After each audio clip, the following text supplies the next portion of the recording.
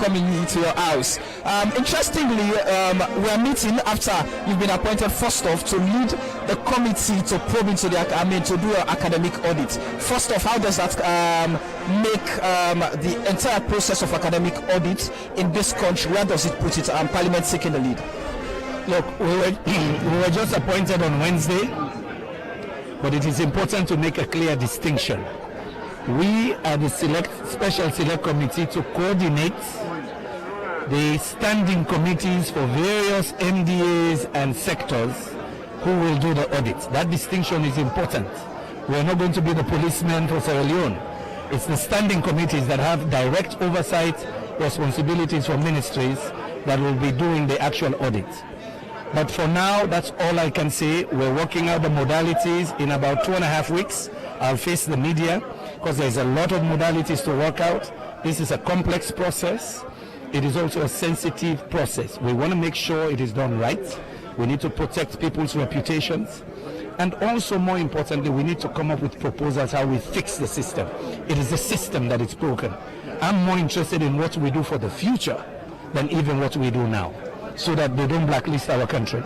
All right, so Honorable, let's look at the last 4 years. The president has been coming here, making statements during the state opening of Parliament, telling Sierra Leoneans what are the areas he's going to prioritize in the last 4 years. And apparently this is the last year, in his tenure as president, except otherwise the results, in 2023 favor him.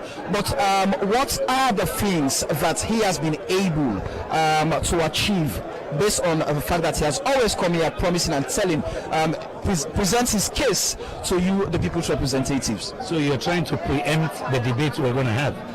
Why don't you wait till you hear what he says and follow the debate in Parliament? Let's wait and hear. Let's not prejudge yet.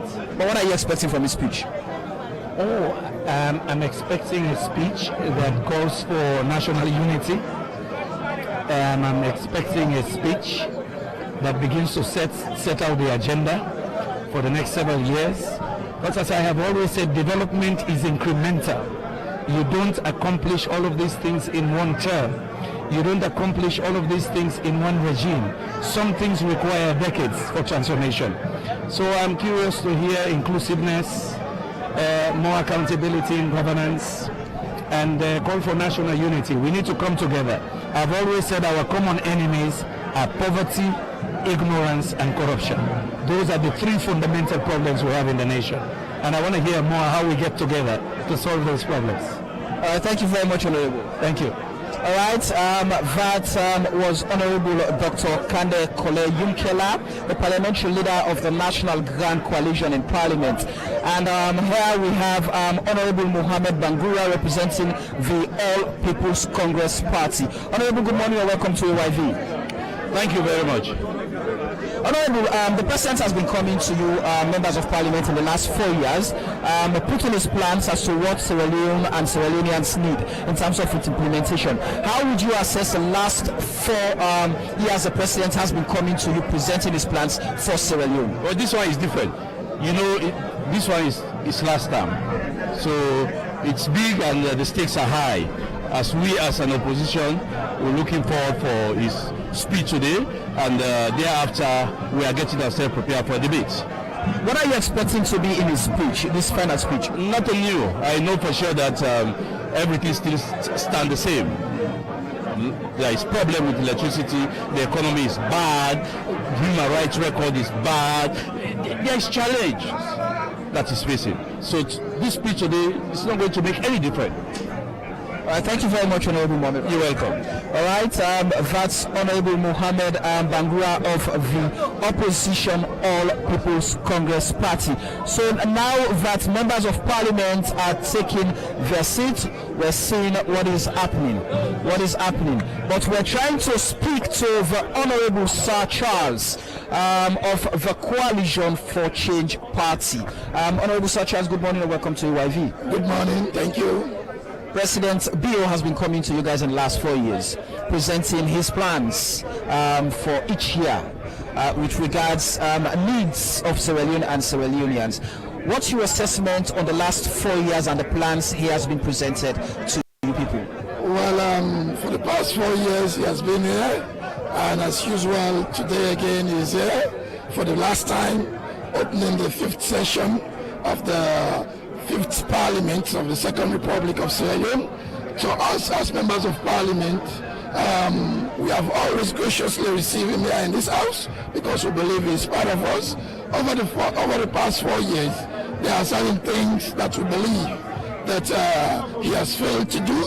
We just expect him to be honest, coming here for the last time for the 5th and final session of Parliament. We expect him to be honest with himself, tell the people his plans, things that he can achieve in the next 12 months. He cannot tell us things again and he will achieve in the next 2 or 4 or 5 years. We just need a realistic plan from His Excellency the President. Let him be realistic, tell us, set the record straight, things that he has failed to do, the challenges, point them out. And as a nation, we believe Parliament, we are part of governance. Being one of the arm of government, we together will see how we can rectify these things, point out the risks. So calling for honesty in this is final speech to you members of Parliament. What are you expecting? What are the things you think should be enshrined in this final state opening? So many things have been said prior to the coming into governance of the current government, and we believe most of these things have not been achieved. The much trumpeted bread and butter issue, you know about it, and up to now, that has not been realized. We want to hear from the President some of the challenges we have been facing as a nation, and how can we surmount these challenges. It's not enough for you to tell us that it's global crisis, Yes, we are in a global crisis, but other nations are still striving. That's what we want to see, going forward. And of course, recently you heard of the actions of teachers. It's a concern. They have been into governance for the past 3 years. They have been talking about what? Free quality education.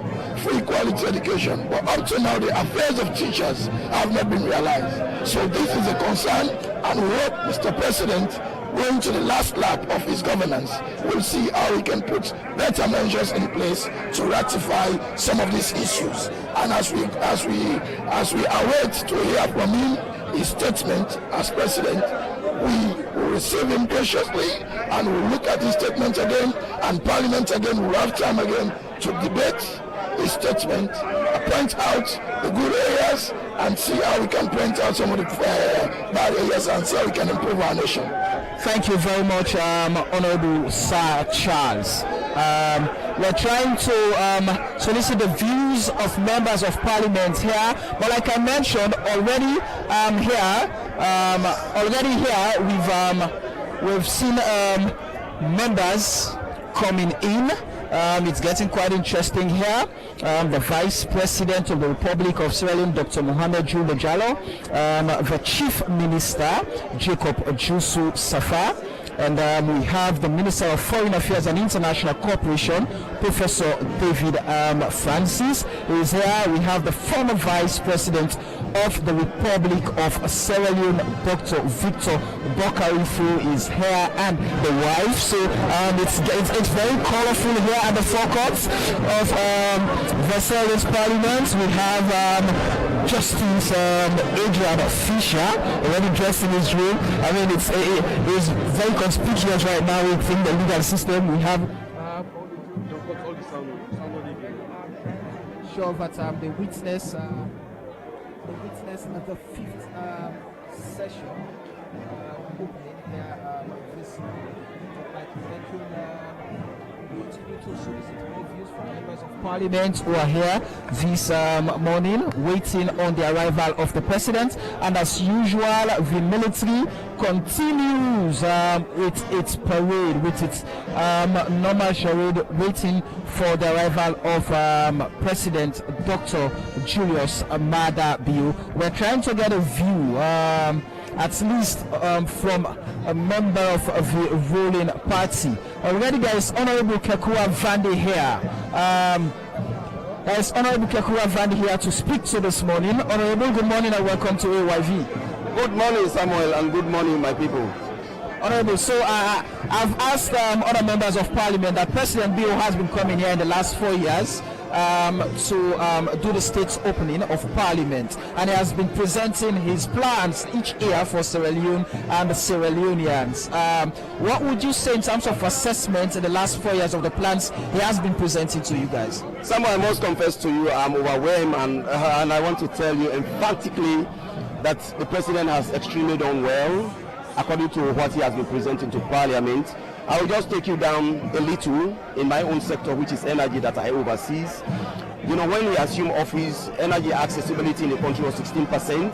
As I speak to you now, it's 31%, and most of the projects he made mention of in the last state opening has been implemented, some not 100%, but to a very large extent. You understand? You look at the educational sector, he has rolled out, you know, what he presented to Parliament. There are a lot of things. If we say we are going to discuss, I will not talk any other thing. But I want to assure you that he has extremely done well. Even though there are more to be done, but he has done well, especially in the midst of a challenging economy. So what are you expecting from him today, especially when this is his last perhaps approach before the 2023 elections, coming to you as a president, presenting his plan for the last year in his tenure? I think this one is going to be the best one, because he will be presenting his plans for this last year, but I quite believe that he's also going to make mention of what he has done. You know, this is a country, the mass illiteracy rate is still on the increase. There are a lot of things the president has done, people are not aware, you know, but it is also our responsibilities as MP to make it known to our constituent that this is what the president has done. But someone don't forget, all those that are in the opposition, no matter what the president does, no matter what the president do, no matter which goodness they will not tell their constituents. I was in Rukupu the other day. I told them, we have electrified Rukupu. That's the community, that's one of their felt it was electricity. I told the people there that Honorable, the NGC Honorable here, he is appreciating us today. But I thought he would have done that before us coming here. So that is a ball game. But we on the winning bench, we on the government bench, it is our responsibility to create the awareness in the people. So I expect the president to make mention of some of the successes, you know, he has called, and what are the last plans for his first term in office. You know, those are the things we are expecting from him today. Thank you very much, Honorable. Thank you. That was Honorable Kikura Vandi of the ruling Salem.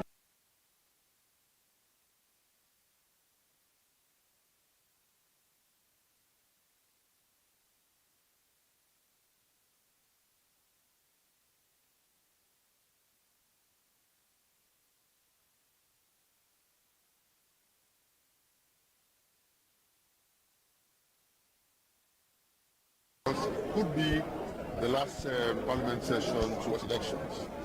Now, tell me actually how it looked, you know, within this period. Of course, this, as you rightly said, that the last session, this, as we all know, say, the lifespan of this government, the lifespan of this particular parliament, they take in last lap today, you know, and we expect more of, you know, anxieties there. People are worried. A lot of people, they think about how they will come back to parliament. You know, people, they think about things that we not do, failed promises, how they work towards or actualize some of them promises, then they're going forward. On the whole, we as parliament, we expect, say, we president, they come open this last session. They don't care for the past 4 years, and this is not the last time they come here. We know they expect nothing from him other than him being honest to Sierra Leoneans. Yes.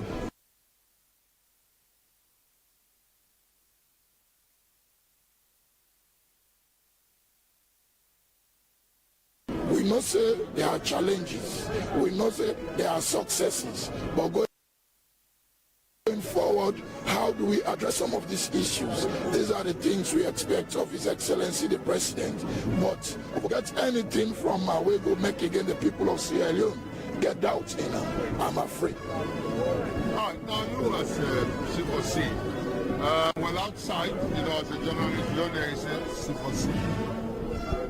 There's some cracks. And I would hope for get it confirmed? Well, yes, and like you always say, anything we not get value, you know, in order to get challenges. We believe C4C now a very strong force for reckon with, and if we back don't begin well, foot inside trust this way, we big one in the way.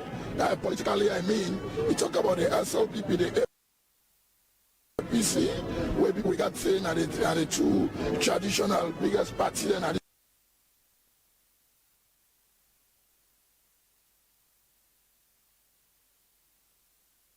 this country. Now all long go through they go through, so you know it's obvious that the law there for correct things there were not correct.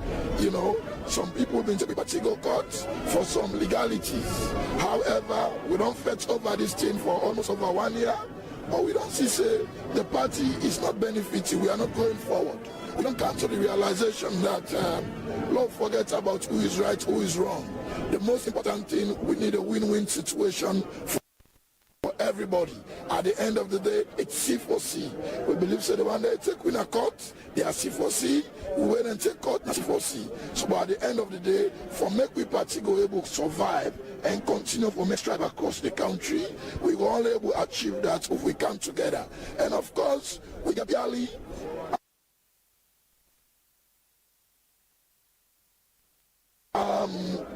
12 months to the next elections. So this is very crucial. And behind the scene, people are working assiduously for see that we get the party out of court so that the party go come back to normality for let we start for organize ourselves as we prepare for the upcoming elections. So I feel so now get the kind cloud to wanna get in the first permission of the second one.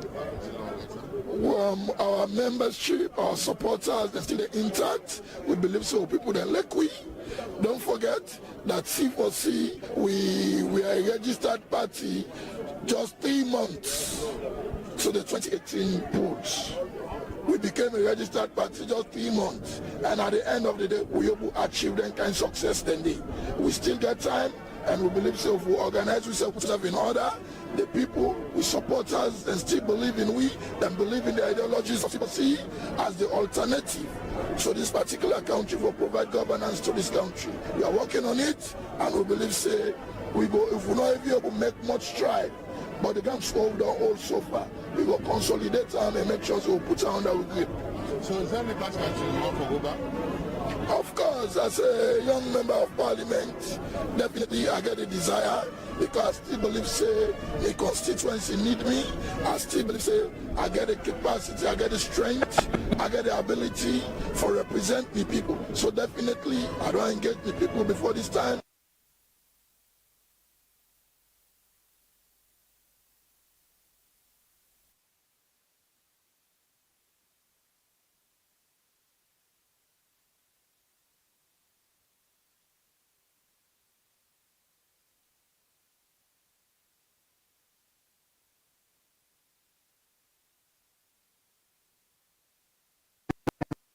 That will be followed by the government during the year, and this is what the president does. He is bringing parliament and government to the people.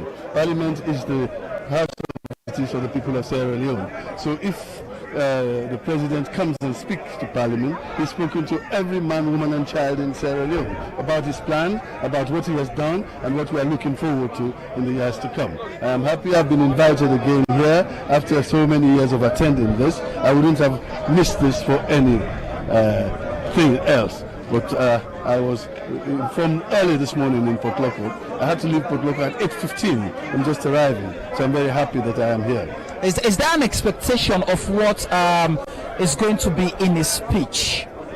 Well, I think the president will start with a compendium of all of his achievements in the last 4 years, which for me I think is really big achievements for so short a time. And most of it is that a lot of the people don't know what has been going on, especially us in the rural areas. Lots of things are happening, like electricity of the villages and small towns and all that, which never saw electricity. The bringing in water, and of course the free education, which is impacting every home in Sierra Leone, every father. And I know as you stand there, Samuel, you are a father, you know that at least your children will complete secondary school, even if, astaghfirullah, you didn't have any money. So we are hoping that this will be another milestone and is going to unveil more plans for the next year. All right, thank you very much. Thank you very much. All right, that's the view of Dr. Alpha Kanu, one of the most controversial politicians currently in Sierra Leone. According to him, he's a member of the SLPP.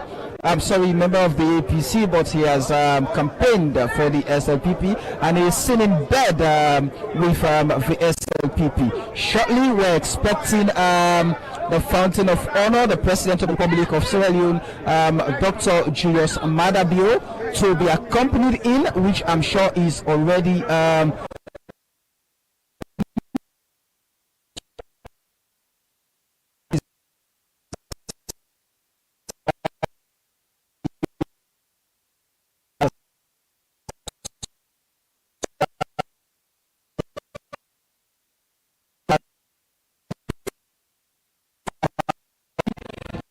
to take his guard of honor here as protocols demand. Of course, you see the Inspector General of the Sierra Leone Police there with him already.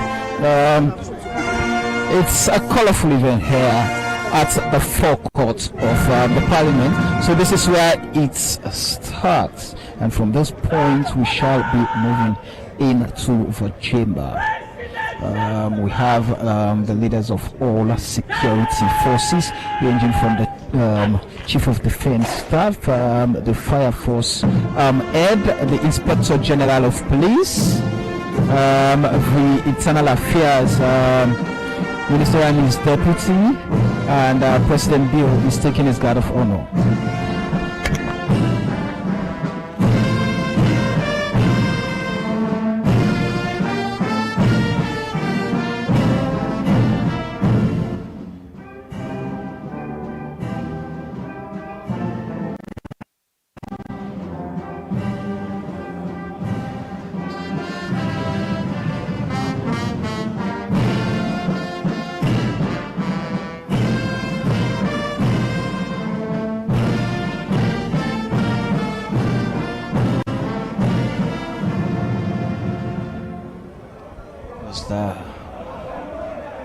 The national anthem. That was the national anthem as demanded for by law. The military doing their normal parade with zest, with power, with enthusiasm, with all that it takes to show and prove to the president that they are a serious force.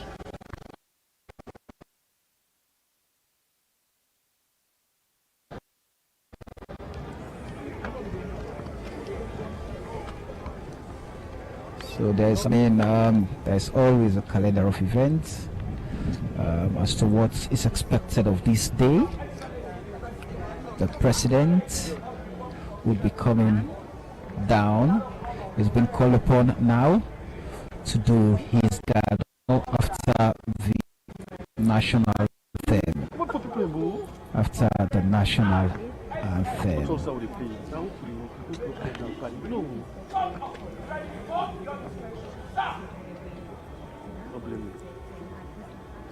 Right, and he walks down to do the guard of honor. Expect the officers who are colorfully dressed in red, black, and white with a gold crown. Via Bire. That's President of the Republic of Sierra Leone, Dr. Julius Madabio, doing the inspection now, followed by his ADC, the Chief of Defense Staff, the Inspector General of Police, and his other security details. It's to behold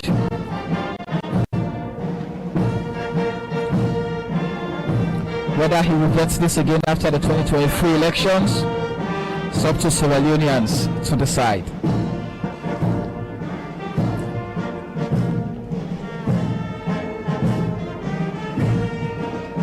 And if you get it again after the 2020,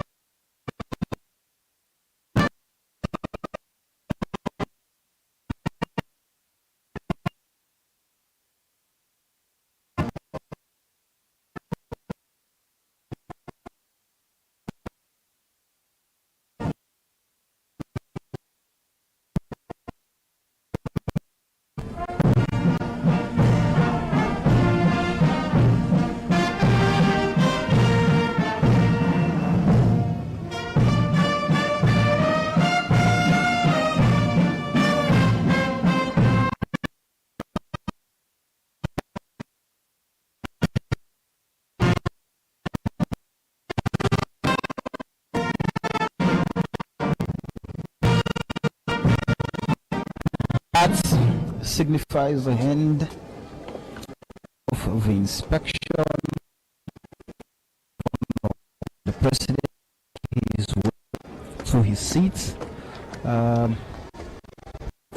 after the inspection.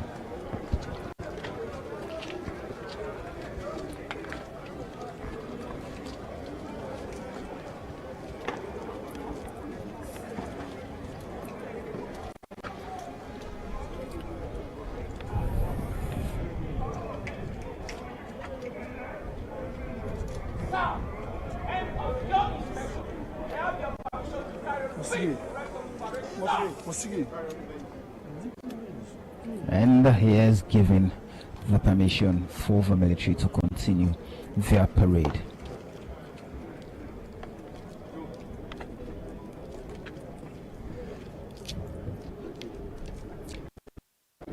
I mean, this is something he's used to. Remember, he's a former military personnel.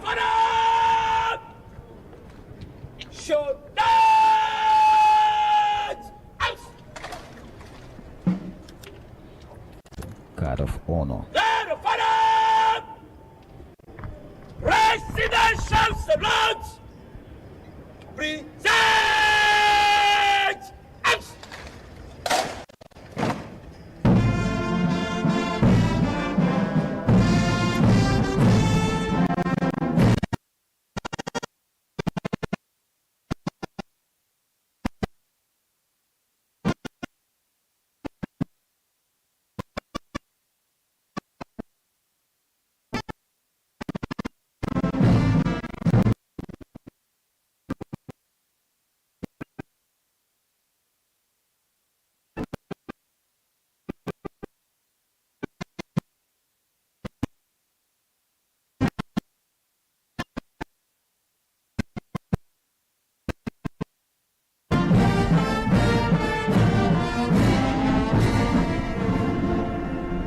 That's the end of the national anthem again for the second time.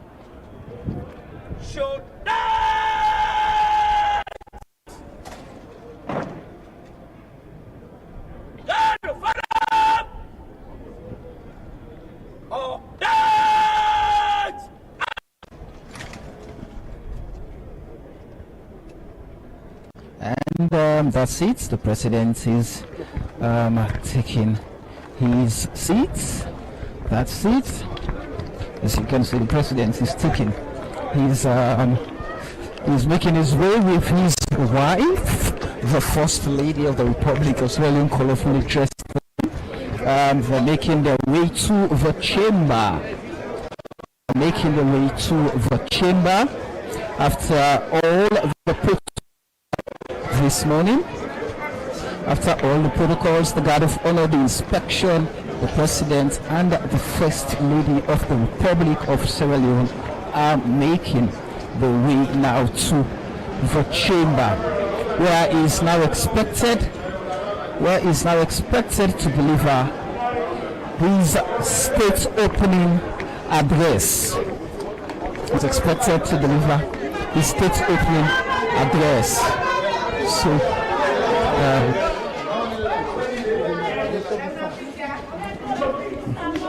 So the president and the first lady making their way now to the wall of Parliament. Yes. Coming, and remember, we're bringing you live proceedings of the state opening of the 5th session of the 5th Parliament of the Second Republic of Sierra Leone here from Parliament. We're on AYV live,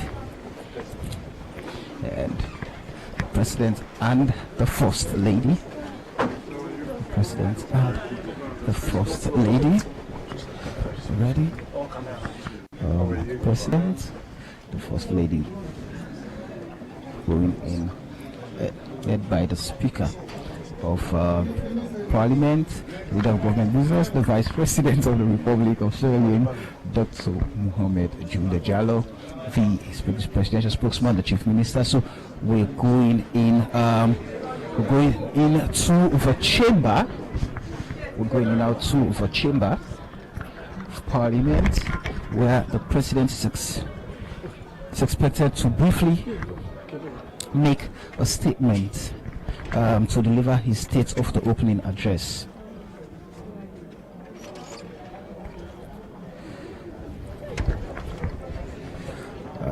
This is the well of Parliament, and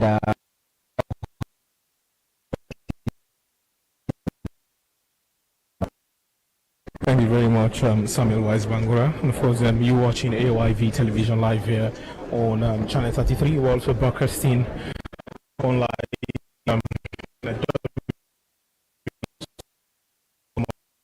Africa Young Voices Media Empire.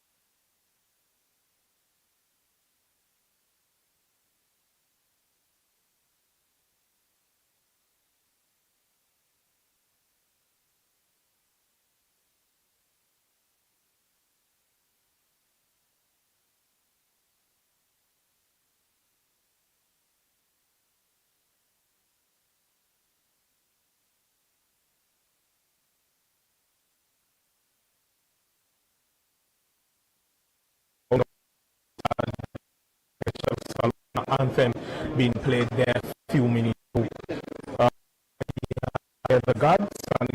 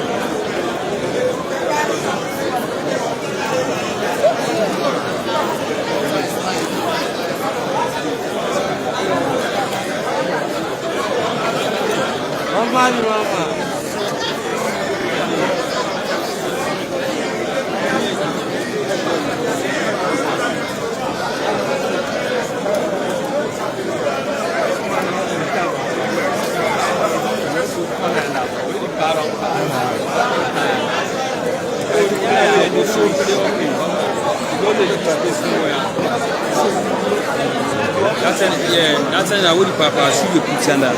You understand? What they can't on about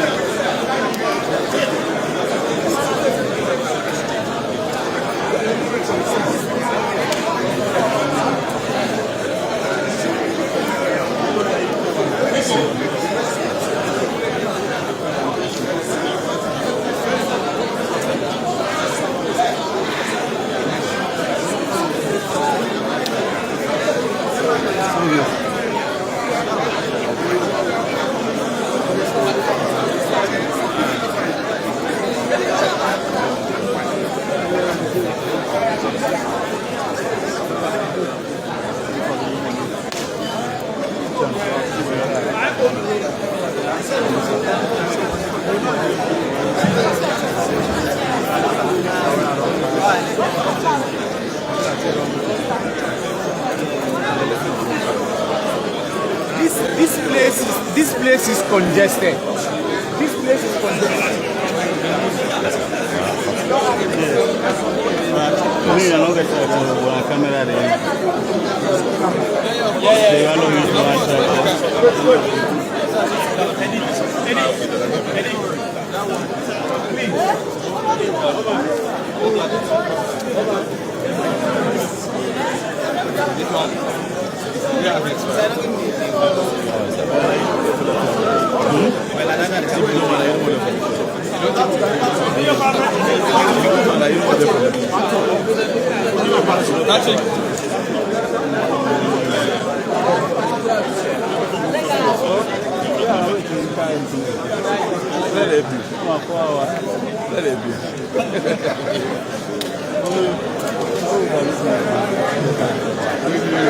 Good morning, everybody.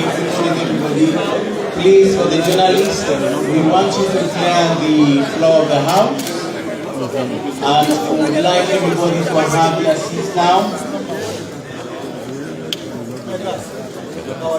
Thank you very much. When I move this way, everybody.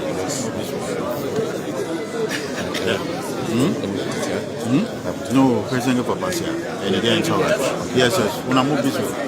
Yeah,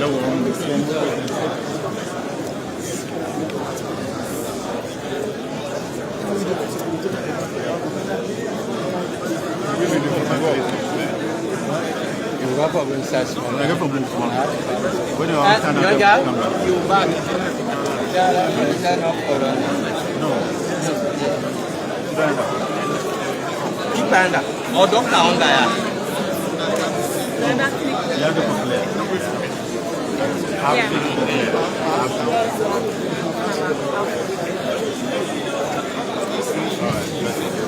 The vice president is using this route. Follow this route.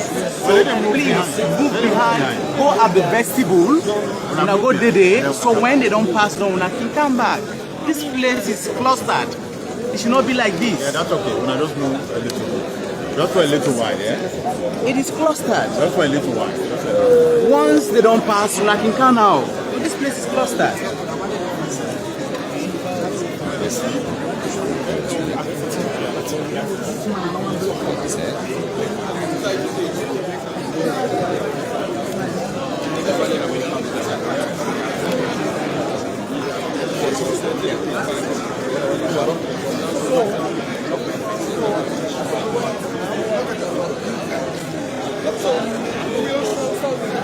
Take small. But I don't put on one way.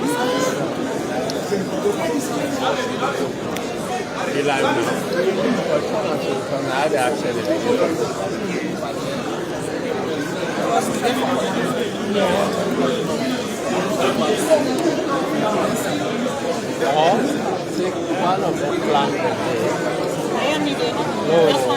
Just plant there. So we then don't pass now the downset. We did it over the survey.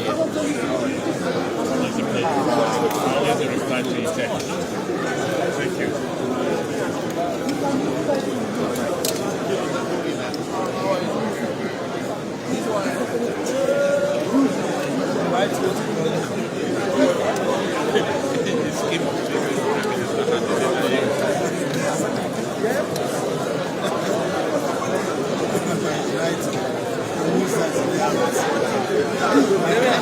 How are you, sir?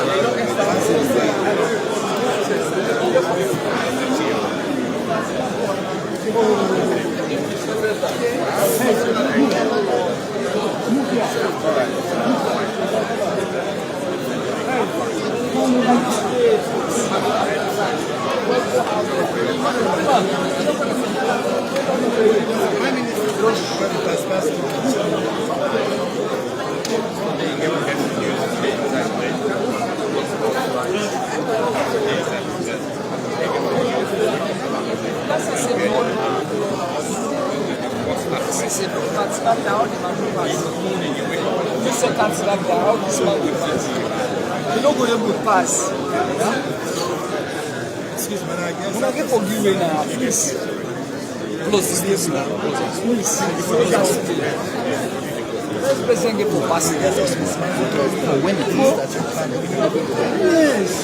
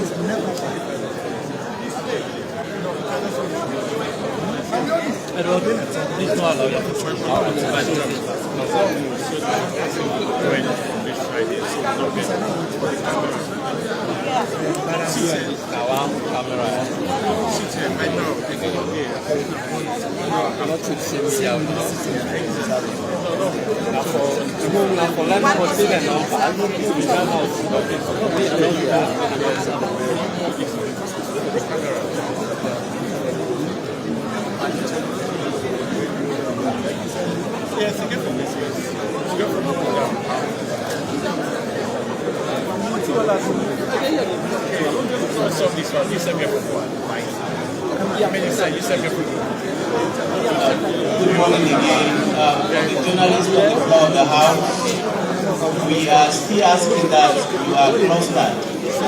Can you please move a little bit away from the floor of the house to use the vestibule of the house? Please. Please. And we'd also like everybody to sit down, honorable members, and strangers of the house to see. In a very short time from now, the proceedings will start. Please have your respective seats. Thank you.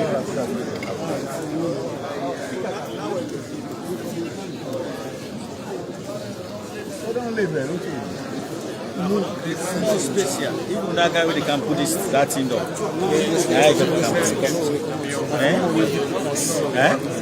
Follow Vice President. Okay, you get for come out. Then this for shift. So space area. Would I get this? If I don't go by we can. We wait to Vice President can now. Apart of that, one the field from here. For the secret thing. Perfect. This is very good. So if it's space right here for me, it's fine. So get for take ministers, get for take president. The only thing I mean is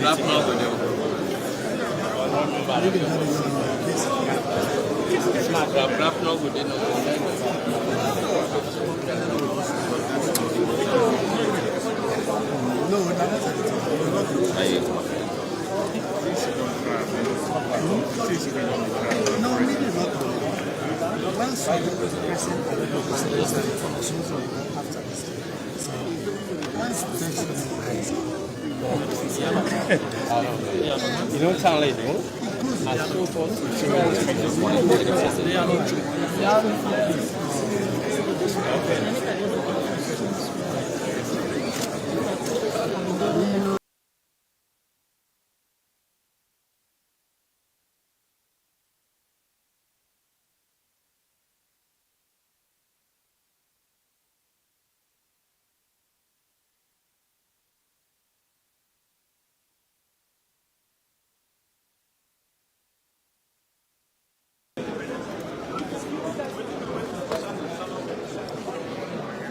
Gando, are you ready? Fully through that spot.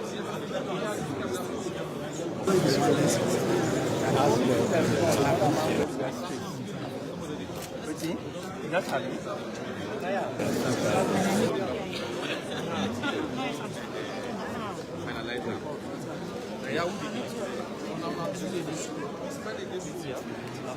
Come on.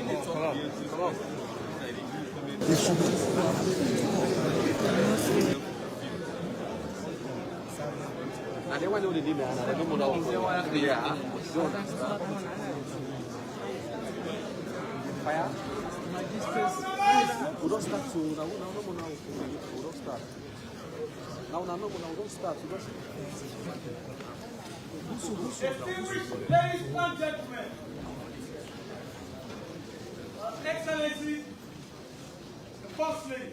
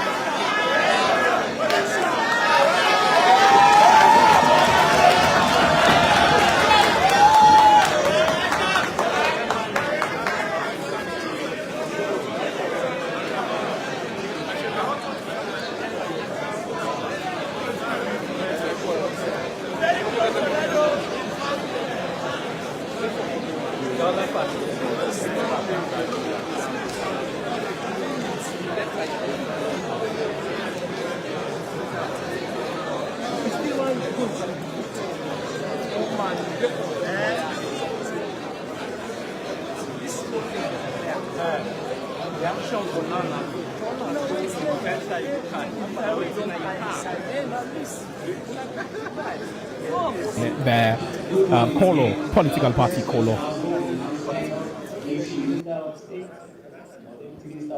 Please don't sit in in that seat that stands for them.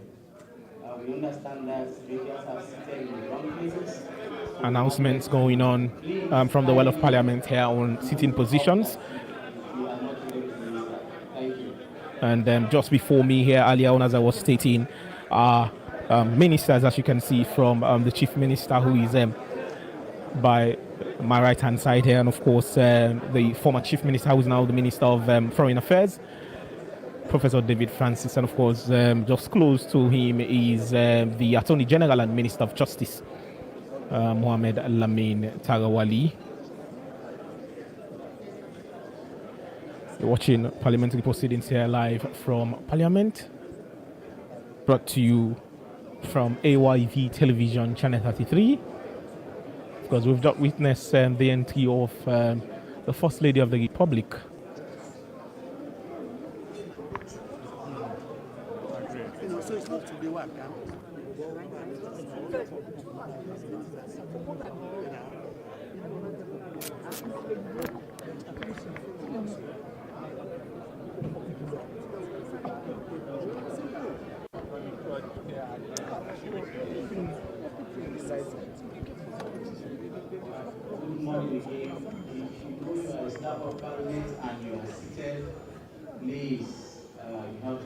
Announcement still going on sitting position from any staff of Parliament here. Please kindly move away from the seat. We're currently awaiting Thank you. all the dignitaries who shall be joining the President, the Clerk of Parliament, the Speaker, the Vice President, are all being waited on here. But of course, we've seen the arrival of the First Lady of the Republic, Madam Fatima Jabibio, and of course, honourable members of Parliament are in the Well of Parliament here, just to, by way of differentiating the members of Parliament dressed in the African green are all members of Parliament representing the Sierra Leone People's Party, dressed in the green attire, signifying their political party colour. And independent members of Parliament are dressed in different attire, also clogged by members of Parliament from the NGC and the C4C party, together with independent members of Parliament. They are sitting just in front of the camera position here, as you're seeing. And just by my left, members of Parliament of the All People's Congress Party, dressed in, well, mostly dark suit, followed by the party colors of red beret with the inscribed of their party logo on the head there of those beret. You're watching AYV television, and now we're seeing the arrival of the Vice President, Dr. Mohamed Julde Jallow.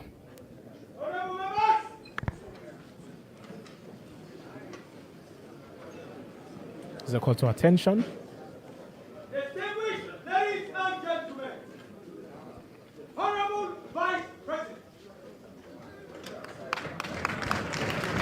The Honorable Vice President of the Republic of Sierra Leone, Dr. Mohamed Julde Jallow, receiving a resounding round of applause there.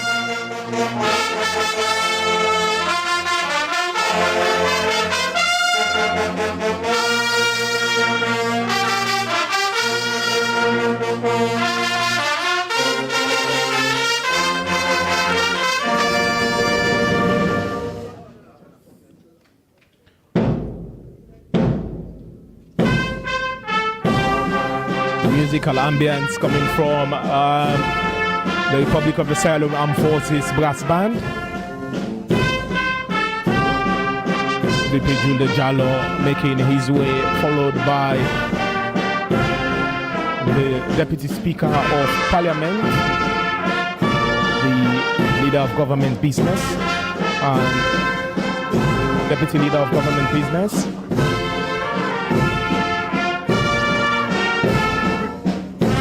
as well as the Whip of Parliament, and followed by the Deputy Opposition Whip of Parliament. All brought to you courtesy of AYV Television. Vice President Jallow making his way to his seats now. And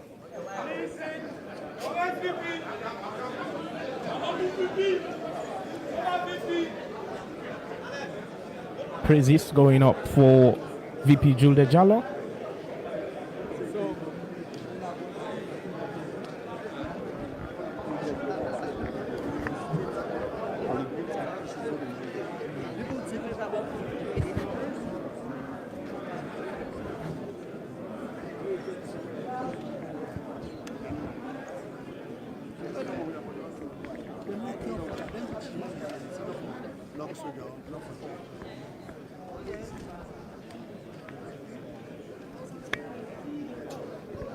We are waiting the arrival of the President of the Republic of Sierra Leone, retired Brigadier Julius Maada Bio, followed by the Honorable Speaker of Parliament.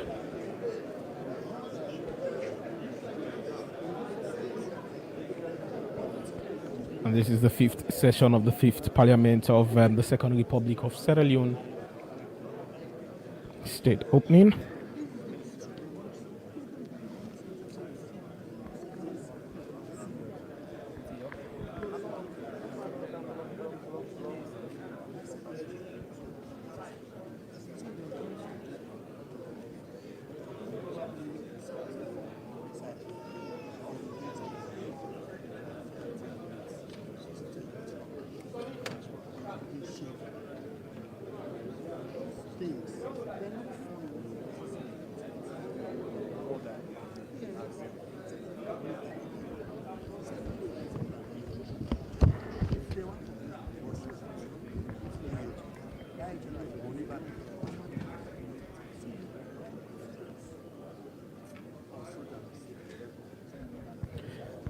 The First Lady, the Vice President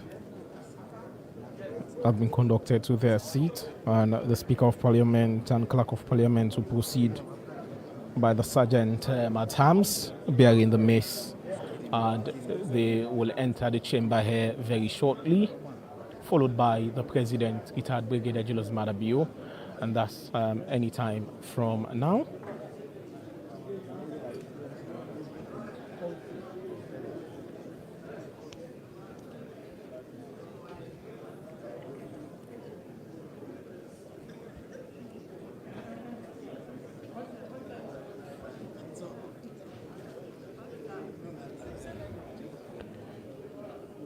The Speaker and the Clerk of Parliament are now proceeding, followed by the Sergeant at Arms bearing the mace. And there's a call to attention here.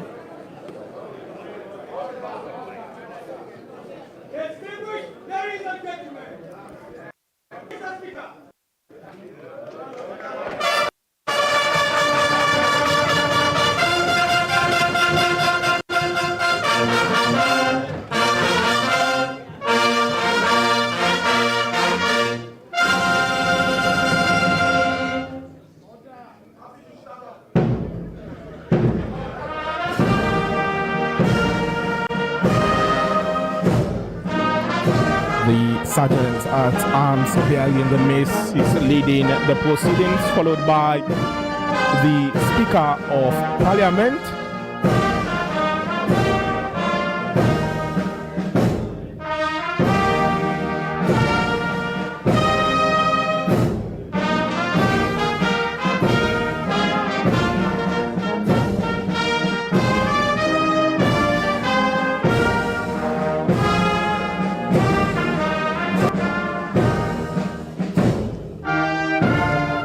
Ambience coming from the Republic of the Sierra Leone Armed Forces brass band here, live from the Well of Parliament. Sergeant at Arms placing the mace.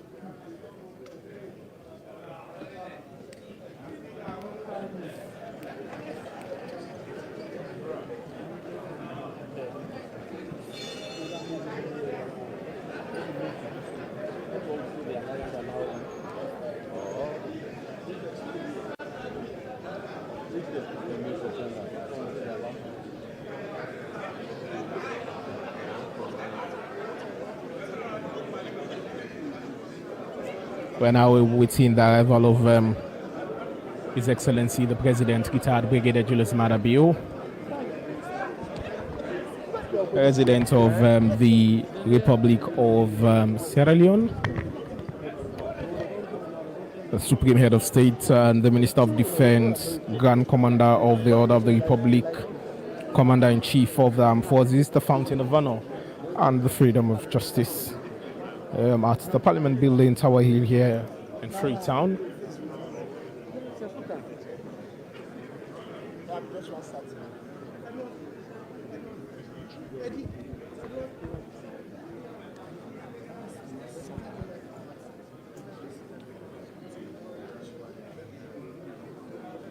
Exactly.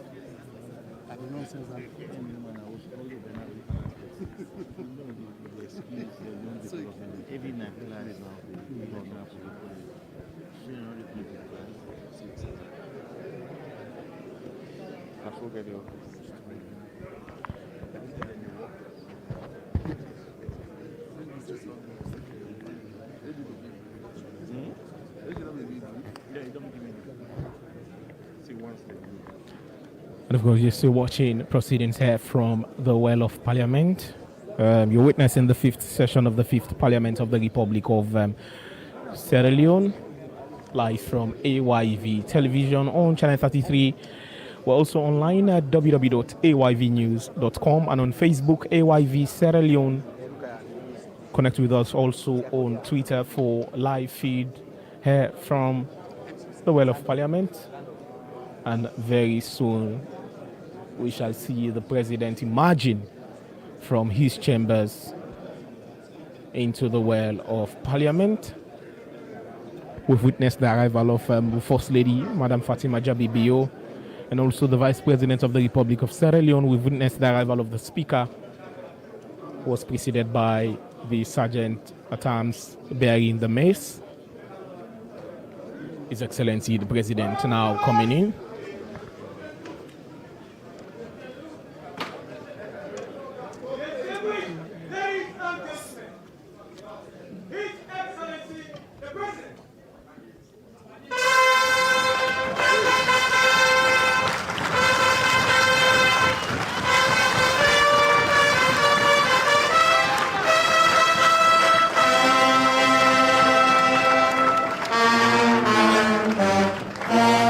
Members of Parliament of the People's Congress Party unfold here. They are not partaking in the applause being rendered by members of Parliament of the Sierra Leone People's Party and some members of Parliament of other political parties and independent parties alike.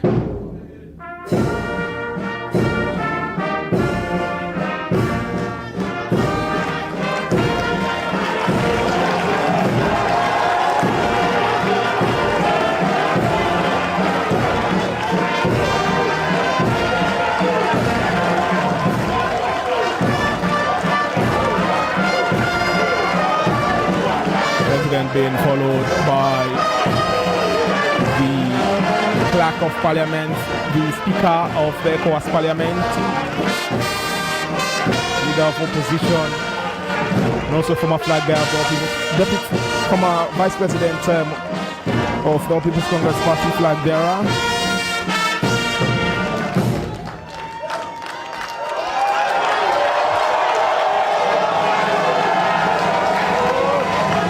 Witnessing the National Anthem here.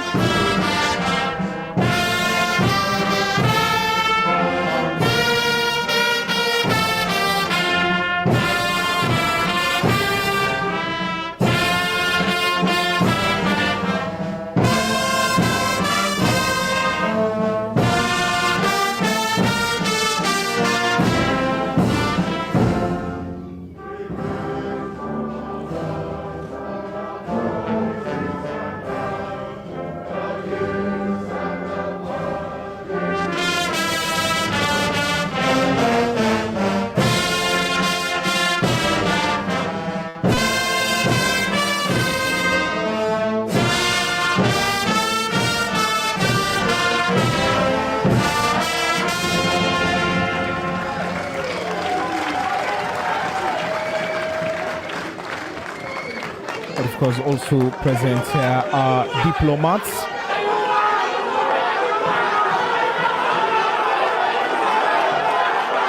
Sitting just above the first gallery. And supporters of the Sierra Leone People's Party raining praises on His Excellency the President, retired Brigadier Jonas Madabio, from the second gallery.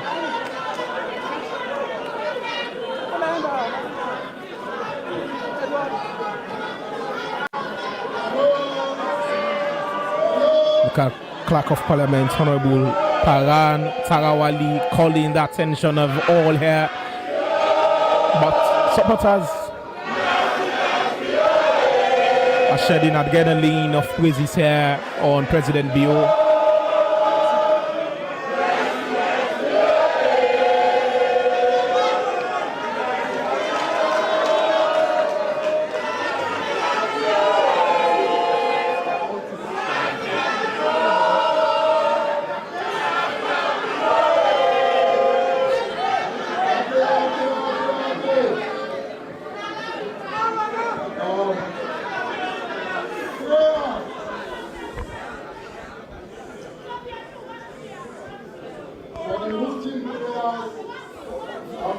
We're now going to witness the opening prayers, both Islamic prayers and Christian prayers.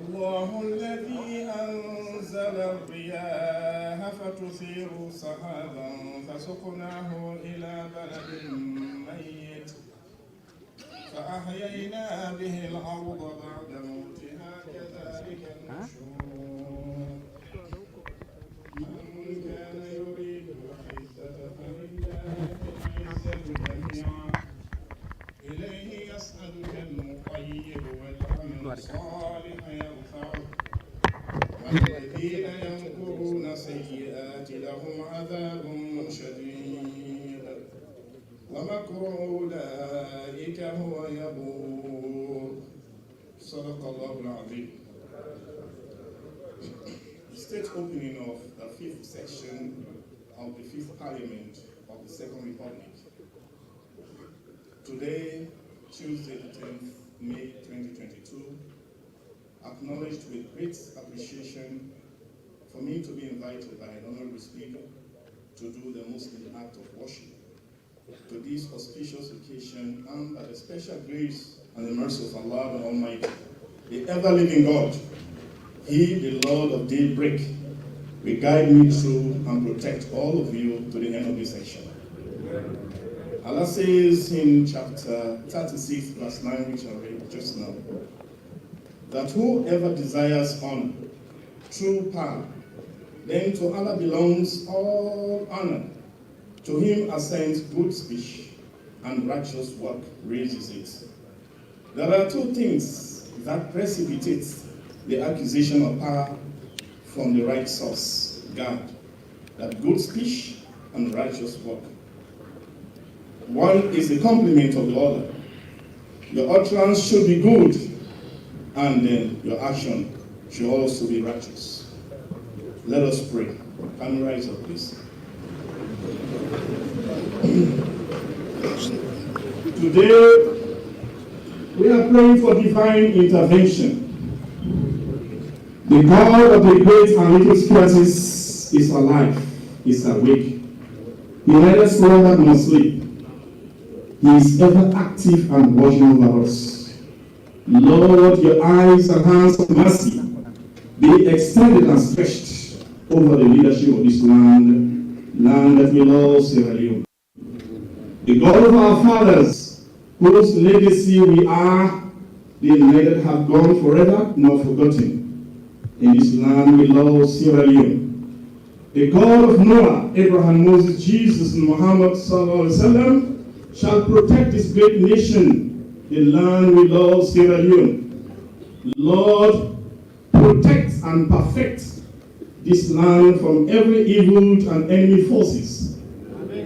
For God loves not one given to perfidy and sin.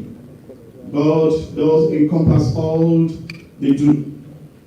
The Lord promised us in the Holy Quran, he says, if anyone does evil or wrongs his own soul, but afterwards seek God's forgiveness, he will find God of forgiving, most merciful. O God, pour out on us patience and constancy. O Allah, for we have sinned against you as a nation, with our mad and mischievous one causing all atrocious and felonious acts, damaging lives and properties of the states, transform them and admit them into the corridor of your mercy. If you have not mercy on us, Lord, and forgive us, we shall indeed be of losers of this land. Our Lord Almighty, destroy us not or seize us not with violent economic aridity and social degradation for the handiwork of the foolish one among us. Ordain us from that which is good in this life and hereafter. We pray for His Excellency's smooth and sound victory.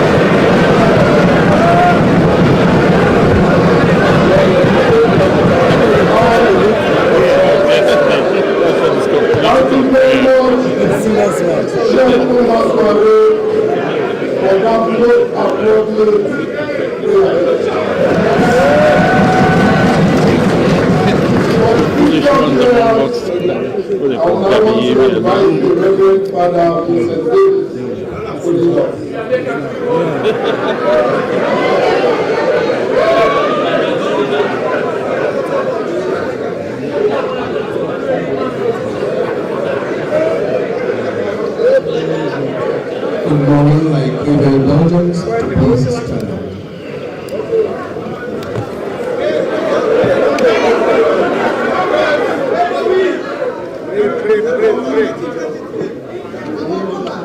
And of the Son and of the Holy Spirit. Amen. Peace be with you. And with your spirit. Let us pray. O God, of whose mercies there is no number, and of whose goodness the treasure is infinite, we render thanks to your most gracious majesty for the gift you have bestowed upon our nation. We stand here beseeching your clemency for whatever wrong we may have done, and ask you, dear Lord, that you give us a new beginning, because we know you love our nation. You love each and every family present under the skies of Sierra Leone. Bless us and never forsake us, but prepare us, Lord, for the rewards to come as your good heart knows how to bless. We thank you, we glorify your name. We ask you to be with us, O dear Lord. We pray, O God, of might, wisdom, and justice, through whom authority is rightly administered, laws are enacted, and judgment decreed. assist with your Holy Spirit of counsel and fortitude the President of our land, Sierra Leone, that his administration may be conducted in righteousness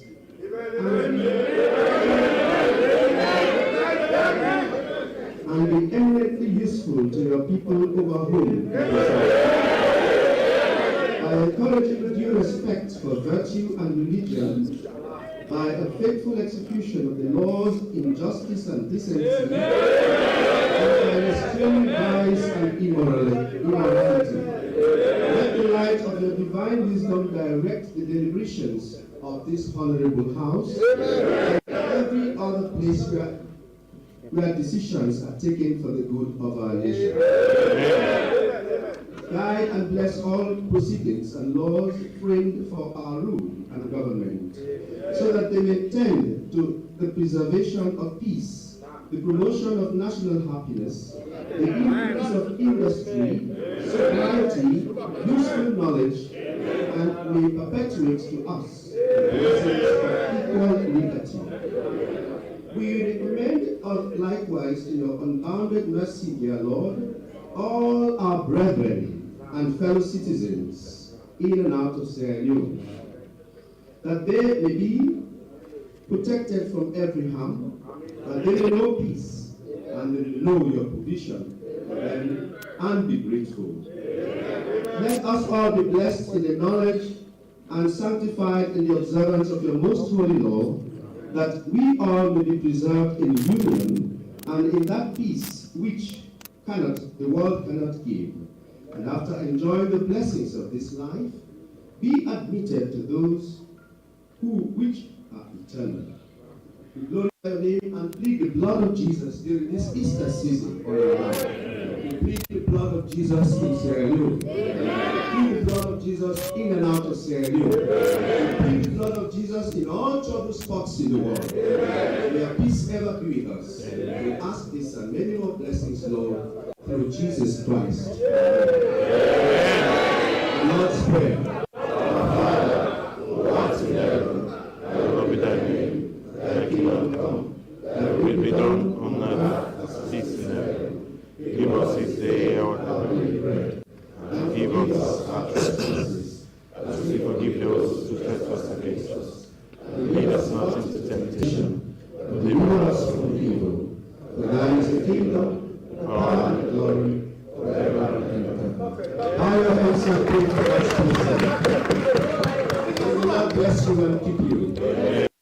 God let his face shine upon you and be gracious. Amen. May the Lord look upon you with kindness and bring you all his peace. Amen. May the mighty God bless our land, the Father, and the Son, and the Holy Spirit.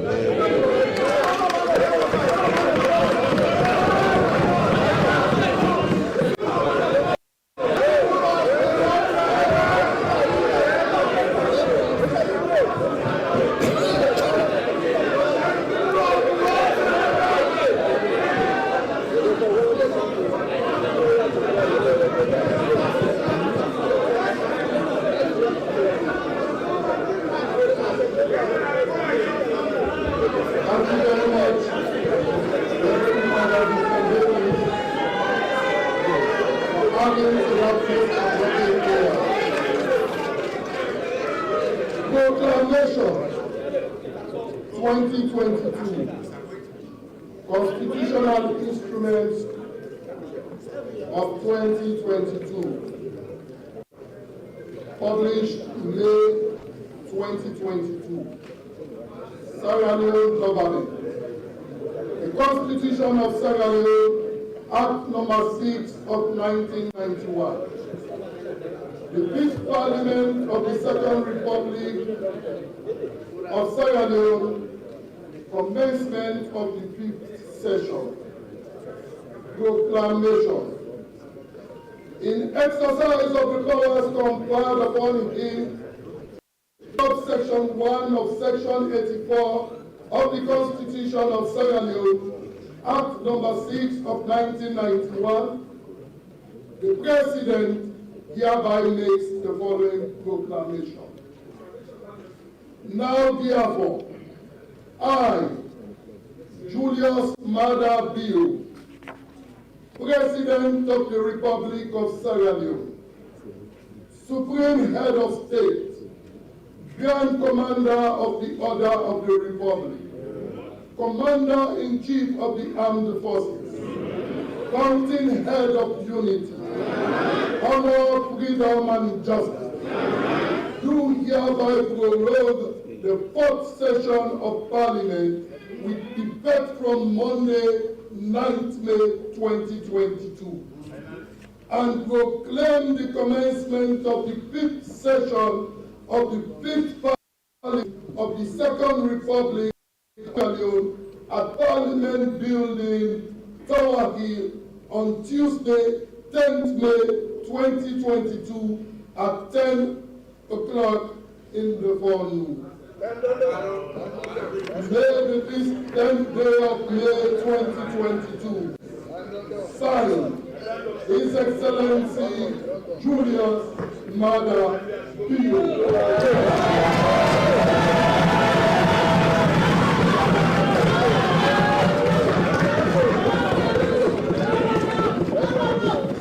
The Honorable Vice President, sir, Madam First Lady, the Honorable Speaker,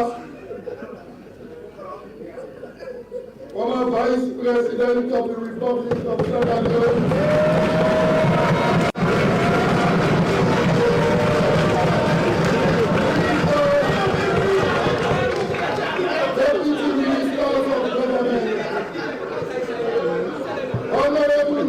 of Parliament, your worship the Mayor of Freetown, your Excellencies, members of the diplomatic corps, distinguished ladies and gentlemen, pray silence for His Excellency, the President.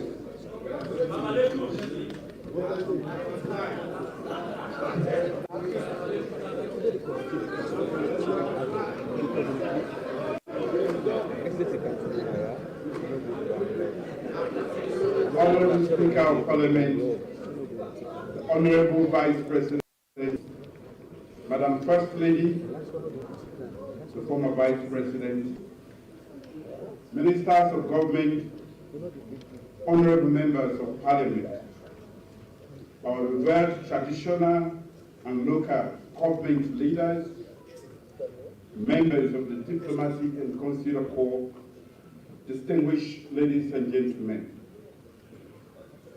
Mr. Speaker, honorable members, when I first addressed this honorable house 4 years ago, the world was in a vastly different place. At the time, I brought to this house plans to translate campaign promises into policy actions, to tackle troubling inflation and low revenue mobilization, to introduce disciplined leadership and efficiency even in the face of dire economic situation we inherited as a government.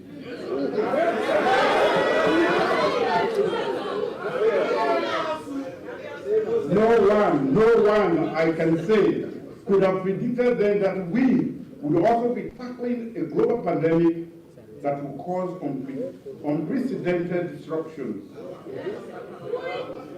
irrational spikes, and uncertainties within the global economy. In the words of Martin Luther King, the ultimate measure of a man is not where he stands in the moment of comfort, but where he stands at times of challenge.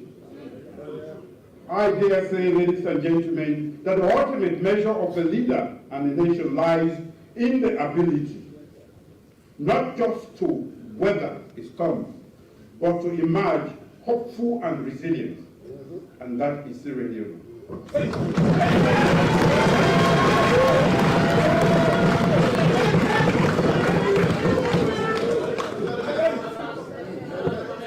And you know, even the APC shares that glory.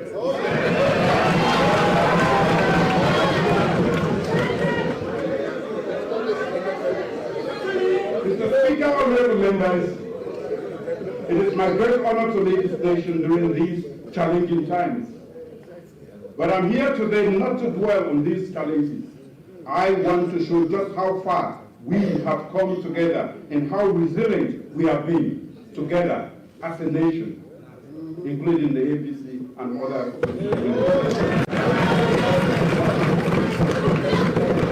To show my government's commitment to political stability and economic prosperity in spite of the times we are living in.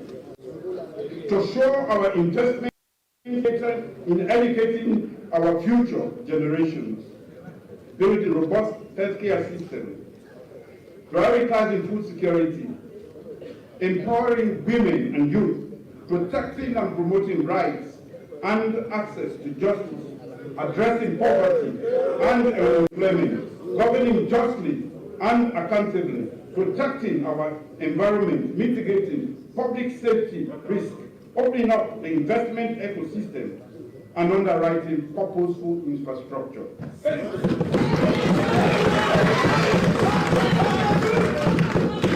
These development gains are a product of the deliberate choices we have made together in the last 4 years. As we continue to face such choices, I would like to highlight a few significant initiatives that my government has instituted and continue to institute to respond to the challenges facing us today as a nation and in the future. I will start with development planning. Mr. Speaker, honorable members, we have transitioned from the UN Peace Building Fund framework, and we are now transforming our nation into a just, peaceful, cohesive, and productive one.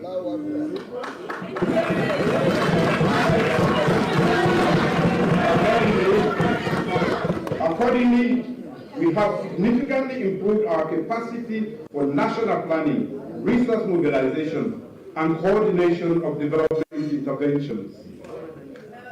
Throughout COVID-19, our development partners have continued working with us to address our development challenges in such areas as human capital development, health, infrastructure, energy, environment, human security, and natural resource management.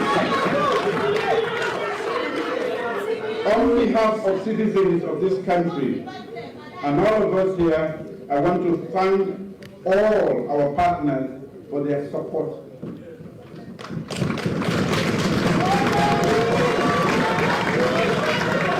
Mr. Speaker, honorable members, with the conduct of the first ever digital national census, the 2021 midterm population and housing census,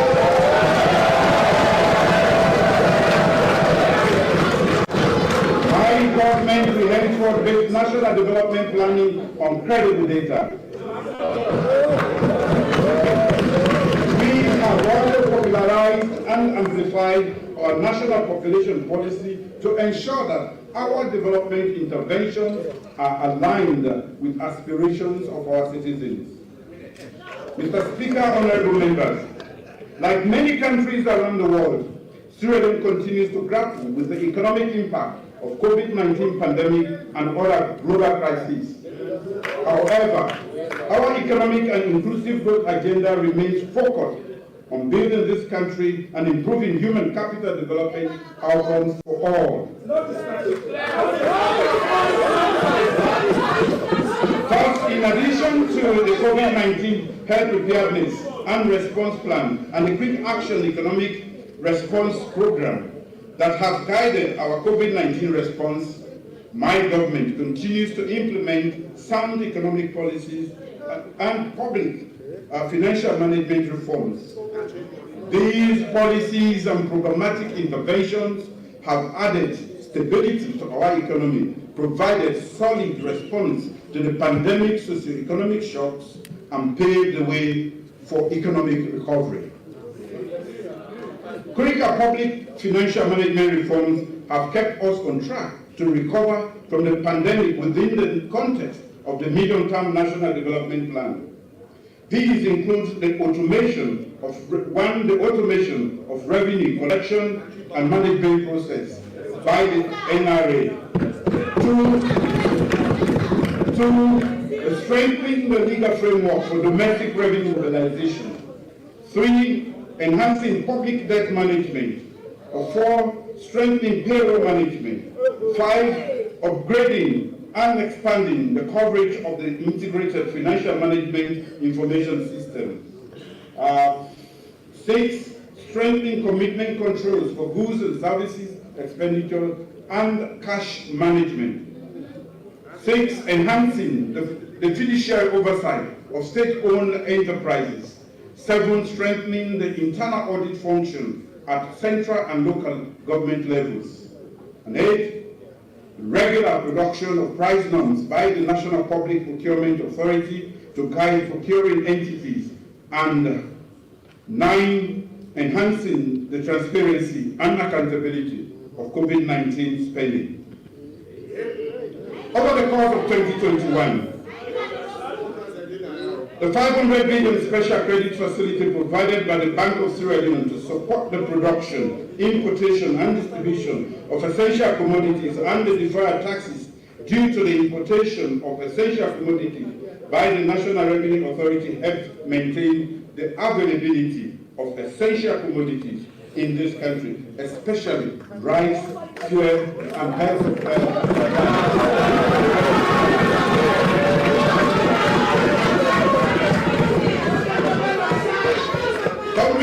Government expenditure continues to focus on priority areas identified in our medium-term National Development Plan 2019-2023. Building on this, my government's investment in human capital development, especially in education and agriculture sectors, continue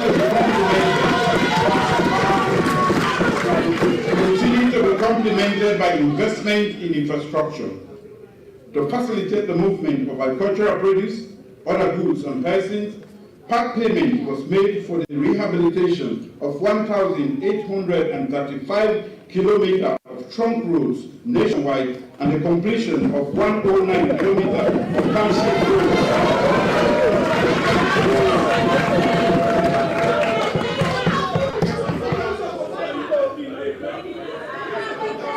Funds were also disbursed to enhance the electricity generation, transmission and distribution, and to expedite the restoration of electricity supply to district headquarter towns and cities.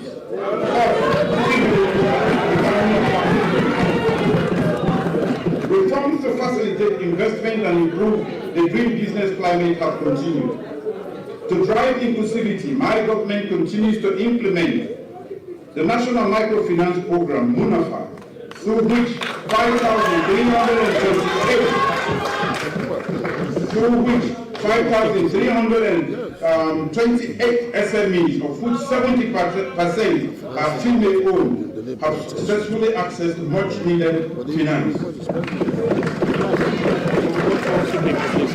Through its business development pillar, the local content agency has improved the capacity of local suppliers in procurement procedures and quality standards for those linked to the supply chain of 6 large companies. Local suppliers showcase their products in the Made in Sierra Leone Trade Fair and exhibition. The agency further commenced a nationwide local content audit of large companies across growth sectors to increase compliance with local content laws. The agency will soon review the Local Content Act of 2016 to address gray areas and take advantage of opportunities embedded in the African Continental Free Trade Area for local private sector. Legislation will be brought forward to this House. Mr. Speaker, honorable members, I'm pleased to announce that in spite of the sharp contraction in 2020, our economy is in recovery and projected to grow by 5% this year, higher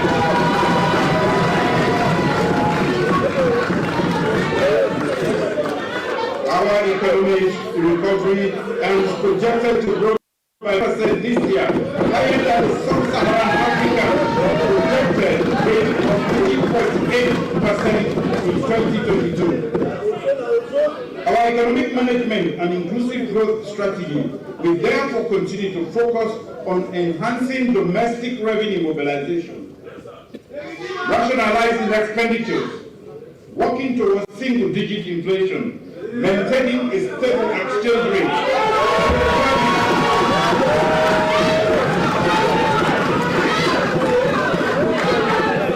safeguarding financial stability, striking careful balance between reducing fiscal and debt sustainability risks while improving spending efficiency and addressing external vulnerabilities.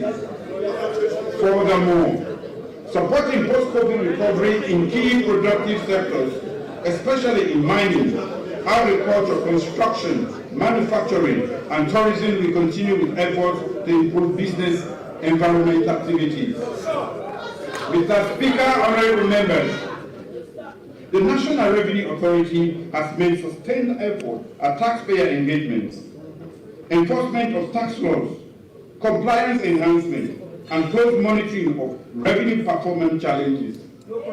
Among other ongoing reforms, the authority introduced the Integrated Tax Administration System, the Electronic Cash Register System to capture sales data from GST-registered businesses, and the Customs Electronic Single Window to automate and make easy the clearance of goods through customs, among other reforms. In the coming year, the authority will introduce additional reforms to help ensure compliance, track enforcement, educate, introduce ICT solutions, and enhance border infrastructure. Measures to be introduced in respect of these reforms.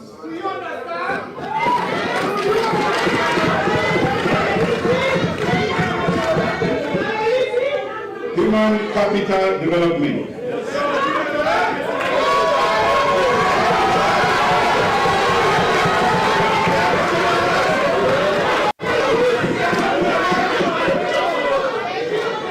Education.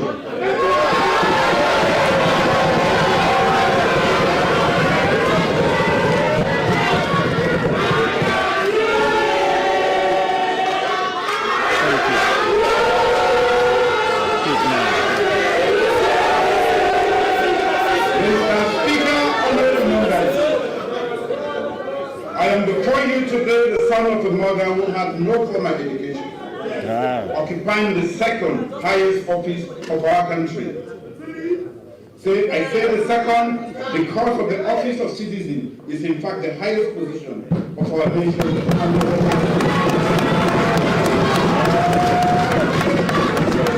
These are citizens that you all so ably represent. My commitment to the citizens of our country drives me and my government to give citizens the strongest tool to occupy that office. Education. It is because of education that I sit before you today. It is because of education that we will debate the citizens.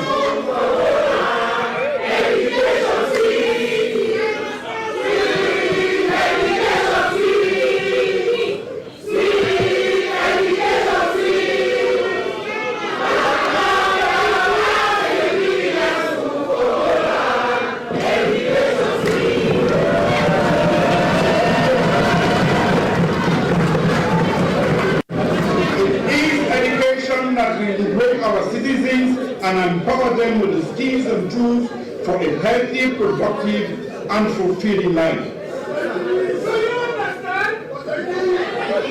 Mr. Speaker, I remember being moved a few days ago, last week actually, hearing about the achievement of a student in Moriado Catholic Secondary School in Lomsa, Maramba, Children.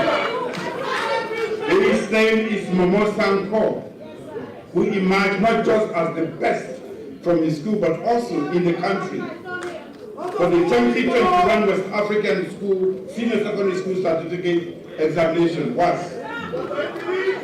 Behind the decision I subsequently made to offer this outstanding student a 5-year university scholarship.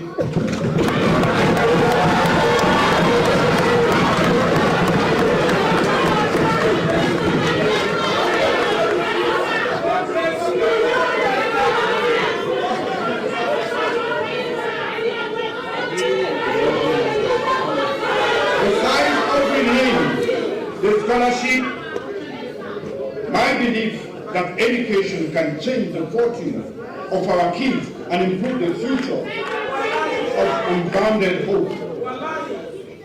The gains of education may not seem immediately apparent to some, and you know some of them.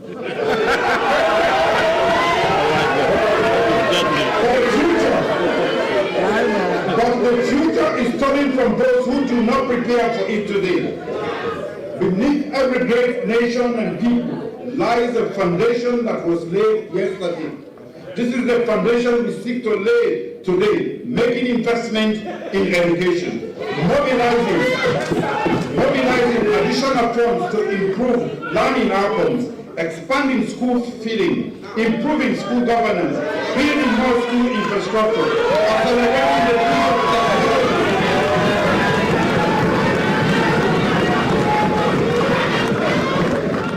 Accelerating the use of smart technology and innovation in education delivery and governance, publishing developmentally appropriate learning resources and materials, and implementing a new school curriculum.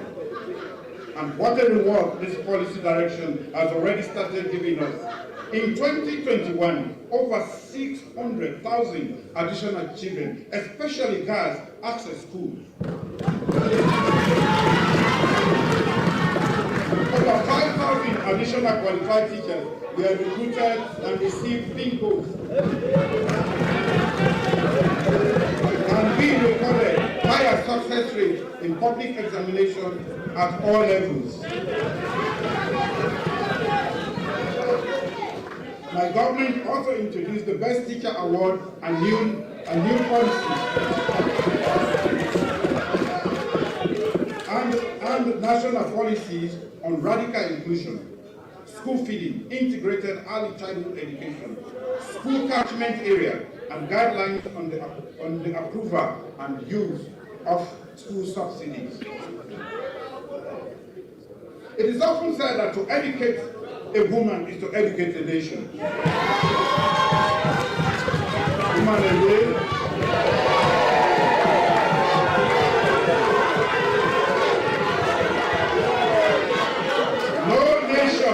No nation that takes its future seriously can afford to ignore the education of its girls and women. For my government, this is non-negotiable. Record number of girls are now enrolled at all levels of education in this country. Groundbreaking numbers of girls are now opting to study STEM disciplines as our policy assures free STEM education for girls from class 1 to the completion of university. Parents no longer resist sending their daughters to school. All across the country, they now believe that with tuition paid by government, teaching and learning materials provided by my government, school feeding in most parts of the country provided by my government, healthcare and good school infrastructure provided by my government. Parents now ask why not. Other national initiatives by our First Lady, hands off our girls.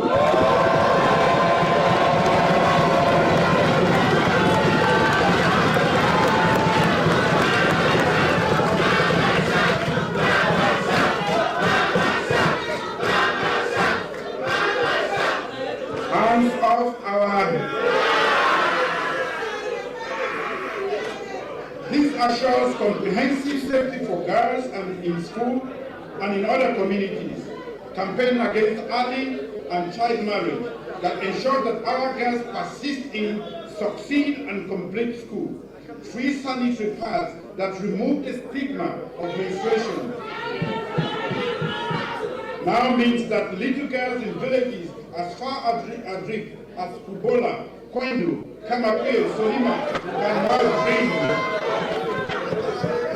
Girls can now dream of being and will be doctors, nurses, engineers, lawyers, entrepreneurs, and will be all they can be in the new Sierra Leone.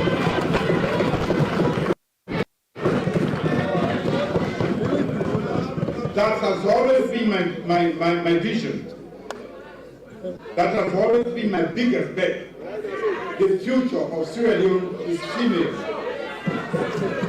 Mr. Speaker, honorable members of Parliament, my government has also expanded access to technical and vocational education and training by establishing and operationalizing 10 government technical institutes in 9 districts.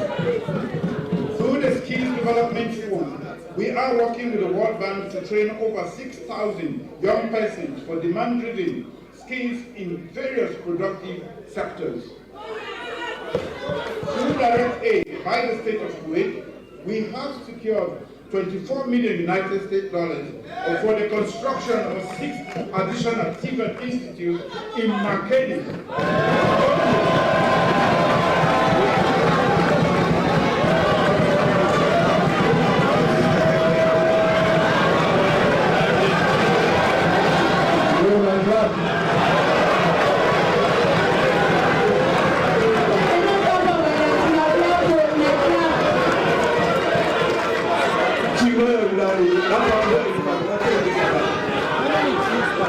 Thank you. Through the Skills Development Fund, we are working through the direct aid by the state of Kuwait. We have succeeded in securing 24 million United States dollars for the construction of 6 TVET institutes in Makeni.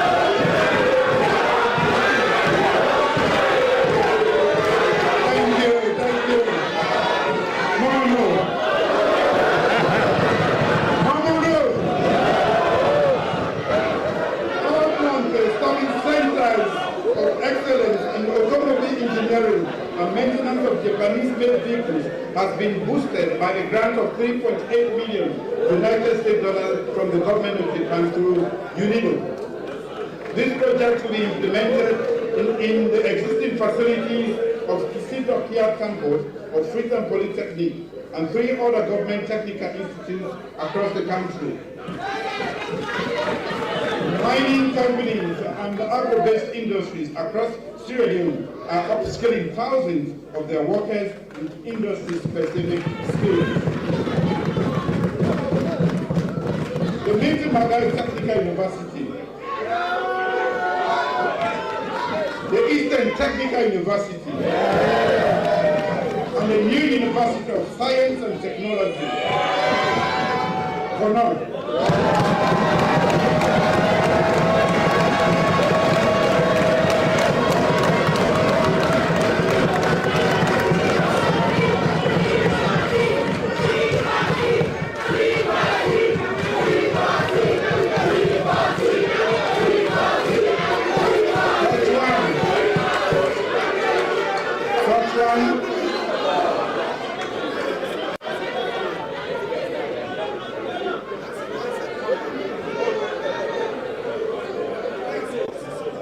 the Milton Magai Technical University, the Eastern Technical University, and the new Kono University of Science and Technology will also have the rich curriculum of industry-focused skills from hospitality, fishing, mining, artisanal works to entrepreneurship.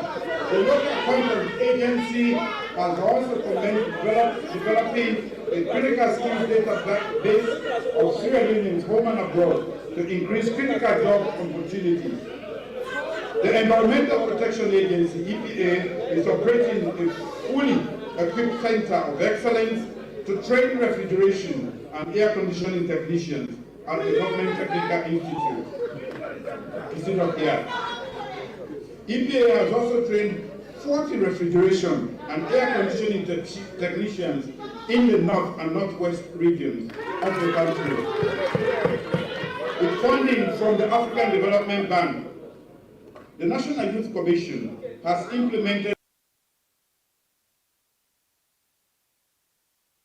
the Youth Entrepreneurship and Employment Project for training and certifying young persons in sustainable construction, hotel management and tourism, and sustainable agriculture, including agriculture and fisheries management. The Commission has also invested in alternative livelihood opportunities, including training in digital skills for youth, for young men, for young women, including skills in the media industry, including photography, training, stone crushers, plant and other construction-related jobs. NACOM has also trained Tibet instructors and equipped them with Tibet institutions across the country.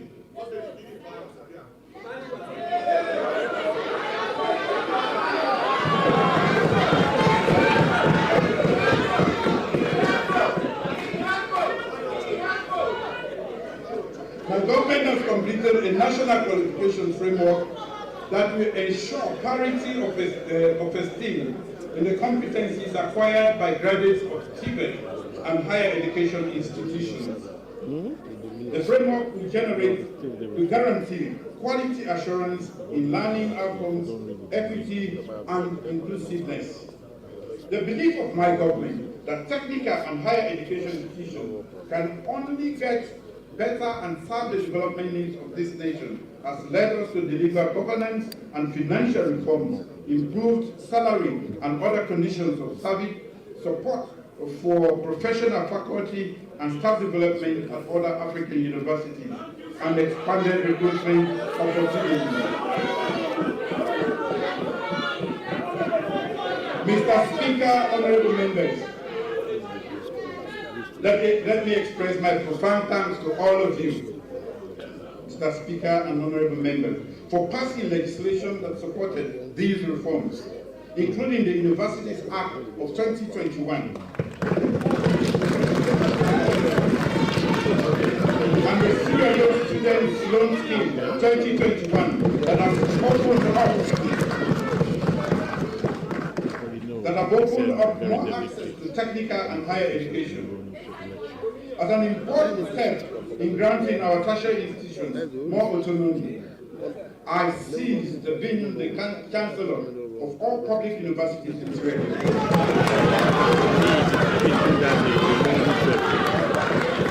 It is my belief that public universities need to be given a free hand in running the institutions that provide us with the much needed skills, research and knowledge for the development of our dear nation.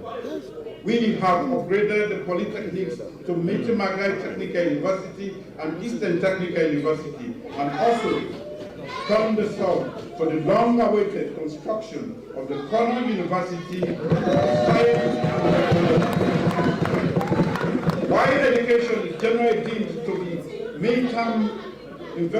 a midterm investment in development, we are already seeing the dividends of our work in the tertiary and higher education.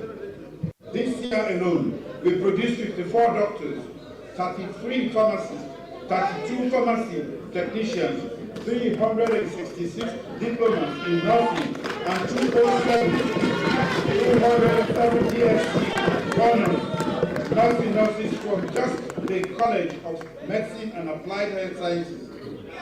This is in addition to record numbers of nurses, midwives, and community health workers who have graduated from various other accredited institutions around the country. Our investment in postgraduate medical education has also seen early results. Only 3 weeks ago, our first 2 surgeons specialists from the University of Sierra Leone Teaching Hospital Complex passed their membership examination and became members of the West African College of Surgeons.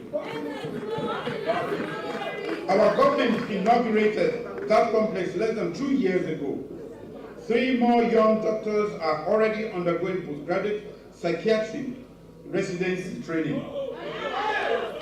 It fills me with great pride that we are training our own surgeons and specialists, and that for the first time in our nation's history, we are training our own psychiatrists.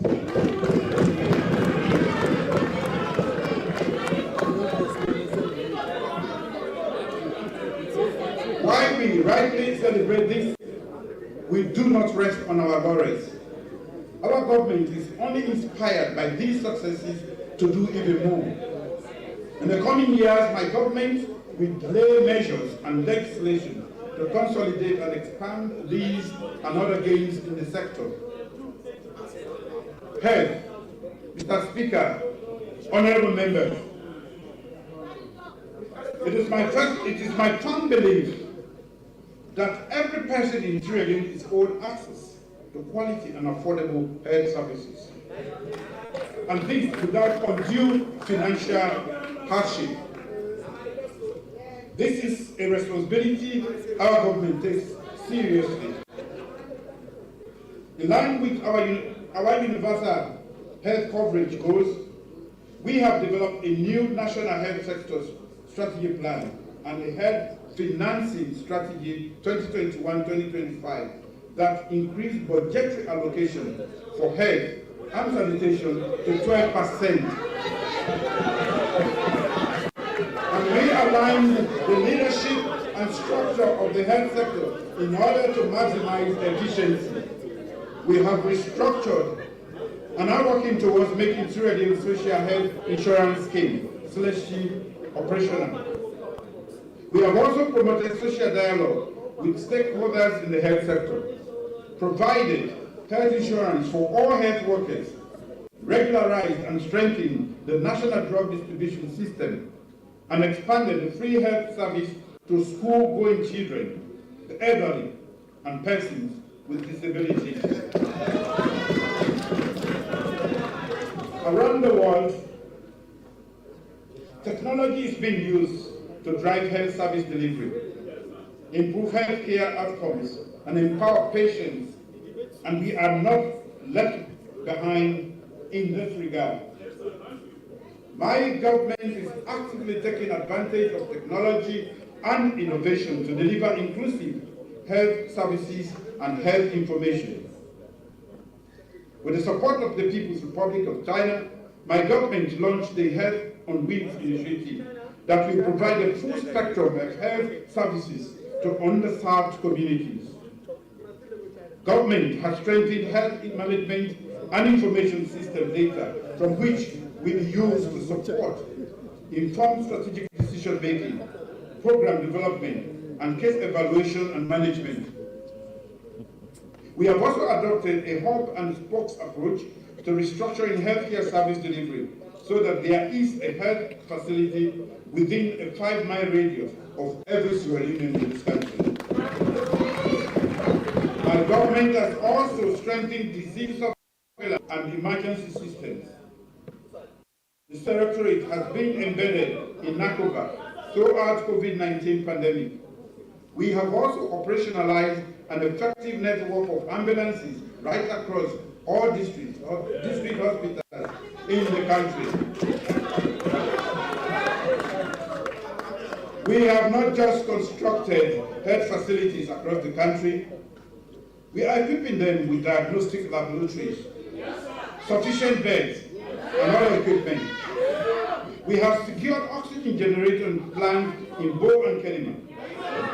In addition, my government has allocated over 75 billion euros to refurbishing, improving, or rebuilding health infrastructure across the country.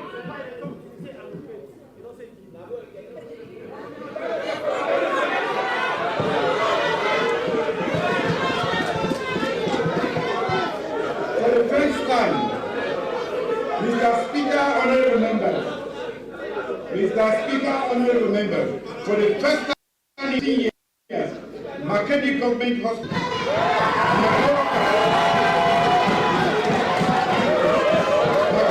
Government Hospital, with lot of government, and other regional hospitals in the country will be renovated and made cheaper.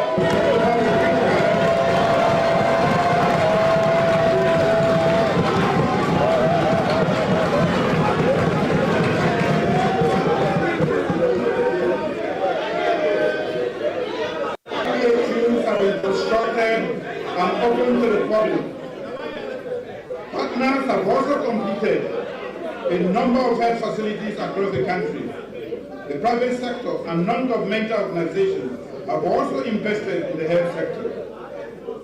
The interventions have or will increase bed capacity and provide advanced diagnostic services. With the expansion and upgrading of health infrastructure, we have trained and hired more nurses, doctors, midwives, pharmacists, lab technicians, and community health workers than ever before. We have also reduced compensation packages for all classes of health staff. It is heartening to see that as a consequence of these far-reaching investments, maternal and child mortality rates have been considerably lowered. We have also reduced malaria-related deaths by over 47%, lowered the disease burden for other common illnesses, and the number of people living with HIV who receive life-saving treatment has doubled. I am particularly pleased, Mr. Speaker, honorable members, that our COVID-19 vaccination rates are higher than the average for African countries. I thank the workers, healthcare personnel, and citizens who have volunteered themselves to receive these life-saving vaccines. It is my hope that citizens who have not yet done so will avail themselves of the opportunity to access these vaccines and join the world in fighting this disease. Our partners, including the Global Fund, the World Bank, the FCDO, USAID, have significantly increased funding to the health sector to hundreds of millions of dollars due to their confidence in our management of funds and the focus and clarity of our strategies to achieve universal health coverage. Looking ahead, my government is focused on strengthening primary health care services, disease diagnosis, and also establishing pharmaceutical production in this country. My ministers will bring to this House measures and legislation to achieve these outcomes. Mr. Speaker, honorable members, now I move on to food security.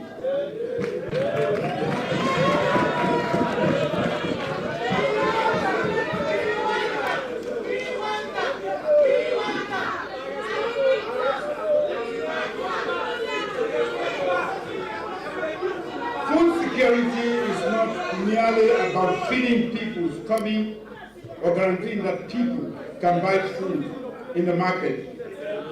Affordable, safe, and sufficient food supply is also a matter of national security. Alongside essential like water, energy, and energy. This is why the third component of my flagship human capital priorities and this factor in building national resilience is food security. In March, I met the president of Vietnam, a country that has comparable arable land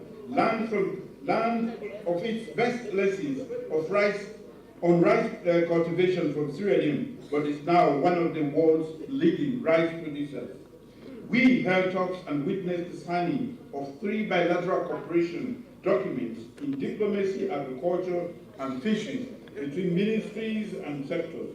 Our government is firm in its resolve to pursue food security and establish and develop cooperation ties with Asia-Pacific nations, including Vietnam, to achieve this goal. One of the well-known ways of improving food security is through climate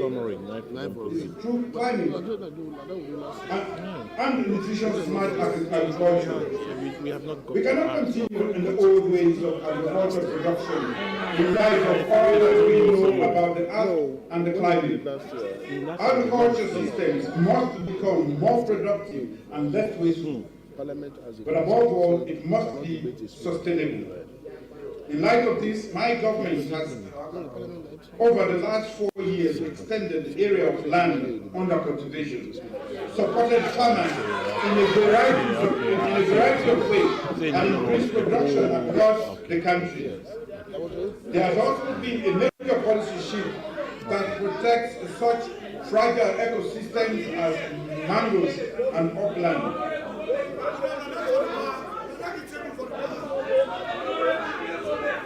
Extend mechanization services in all 16 districts and to put more new lowland areas under cultivation and attract the private sector in providing mechanization services. Establish an agricultural credit facility for distributing agricultural inputs like seeds and fertilizers. Introduce a transparent e-wallet system and a complement extension staff to reach millions of farmers with information to help in decision making and post-production and income. The Ministry of Youth has also partnered with the Ministry of Agriculture to establish youth funds and cultivated 19,200 acres of farmland for rice production. We have also developed a new agro-business model that will create children, youth enterprises, and provide for children, including mini rice mill, mini rice cutter, thresher, winnower, and an electronic scale for rice production.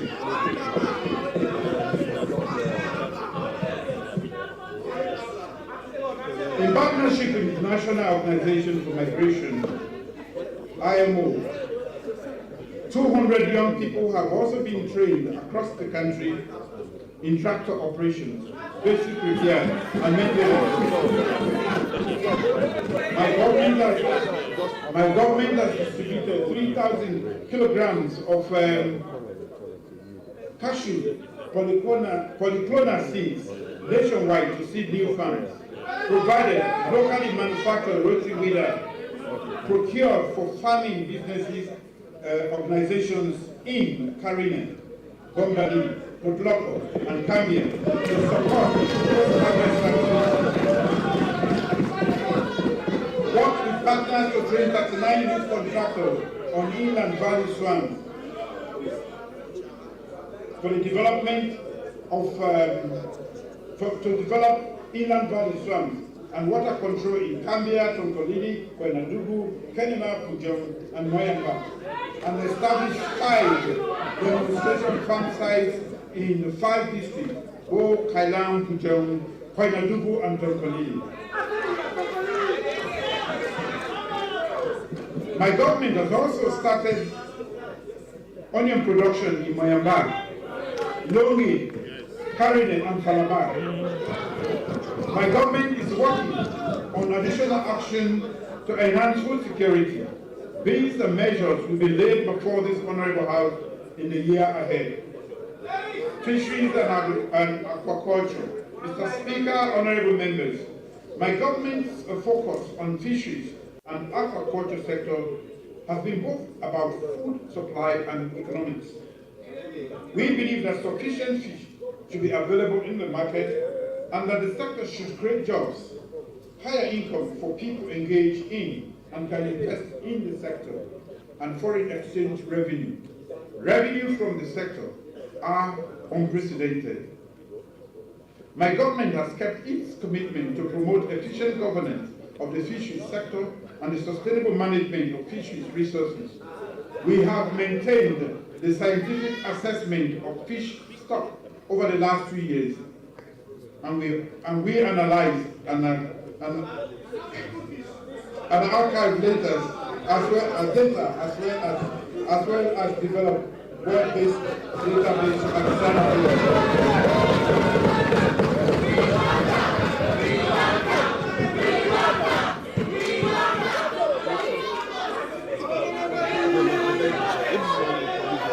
My government has created thousands of jobs for youth and women in the sector. A business startup finance kit has been provided for women in fisheries group in Zombo, for instance. My government has collaborated with the UNDP to procure and commission artisanal fishing boats for youth groups involved in sand mining at Laka, Hamilton, Godrich, and Conakry.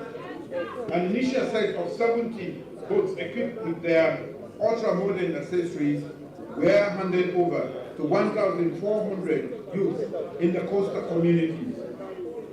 The government has also procured and distributed life-saving and data collection equipment. Working with partners, government has constructed solar-powered fish processing buildings, solar-powered freezers and fish processing equipment, and provided improved smokables in various locations around the country. The construction of a new fishing outstation in Solima and the purchase of 80 shore patrol craft by the government of Sierra Leone and the World Bank have empowered the coastal fisheries outstation to engage in both extension services and to conduct community fisheries surveillance patrols. Additionally, fishers have been trained in sustainable small-scale fisheries guidelines, net mending, fish handling, processing and packaging, and identification and tagging of seabird and sea turtle in order to enumerate bycatch of these species in the fisheries and marine sector. Additionally, competent authority offices have been established for certifying fish and fishery products based on sanitary and hygiene conditions set up at the Fisheries and Marine Training Institute, Kisidok and the other parts of the country. A fish feed machine received from FAO has been installed in Bo, and the production of fish feed has commenced to boost aquaculture production.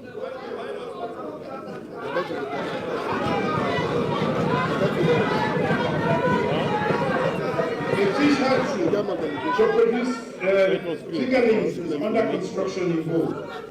The Ministry of Youth has piloted 4 innovative polythene fish farms, and 100 youth have been trained and certified in aquaculture techniques.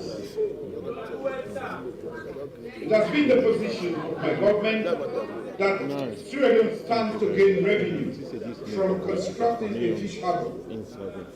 Following ratification of the agreement and the survey plan by this August body, I signed the warrant for the acquisition of 252 acres of land at Black Johnson.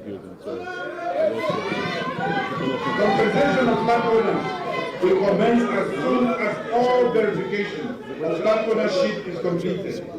Environmental, social, health impact assessment studies at Black Johnson are ongoing.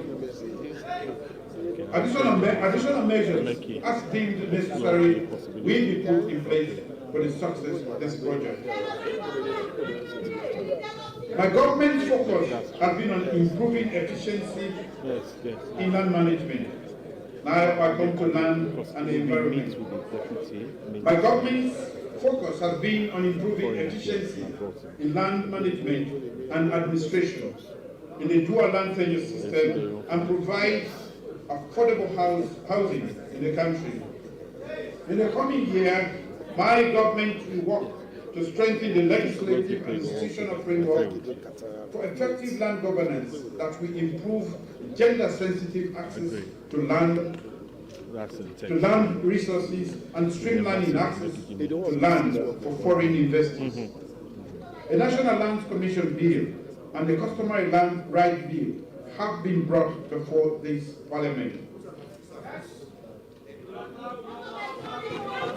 My government has also secured a commitment of 40 million grants from the World Bank to finance the development of an integrated GIS-based land management information system that will allow the transition from registration of instruments to land title registration system.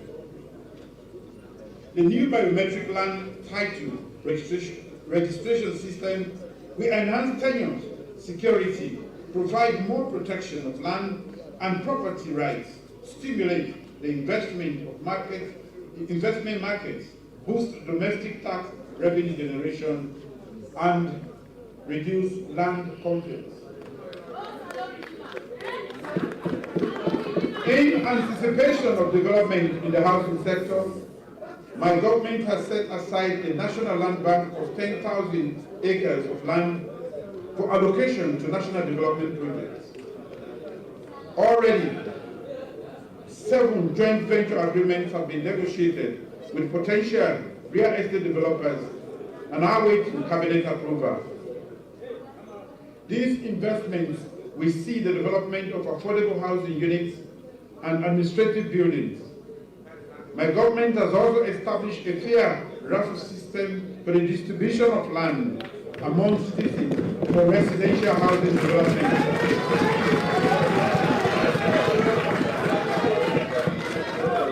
My government has secured funding under the Sierra Leone Economic Diversification Project to develop a national building code. An implementation and enforcement of a national building code will ensure national uniformity in the control of building development. Measures and legislation will be brought to this parliament. My government's vision for our cities and towns is to have a coherent policy that guides sustainable urban planning and management. The Lincoln to Regent Road already indicates that we can achieve what we can achieve with well-lit and tree planted roads. We could improve and regenerate urban spaces, make our cities greener with trees, plan for more open space, public spaces, and encourage greater use of renewable solar technologies to light up our public spaces. Spatial maps are being developed for 8 cities, and land is being acquired in Longe to facilitate sustainable urban planning and the development of a financial city for international trade and investment.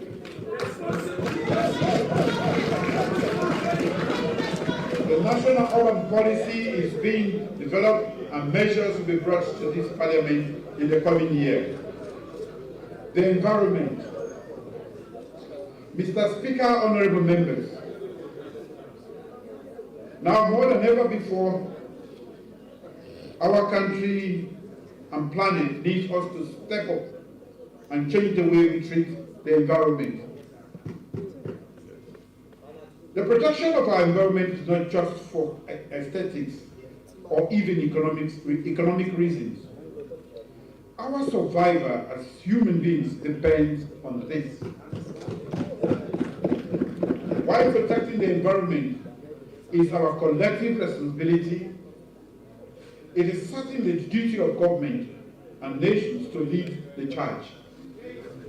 My government remains committed to the sustainable management of forest resources and promoting sustainable environmental protection. We will plant in excess of 5 million trees in the next 5 years in order to change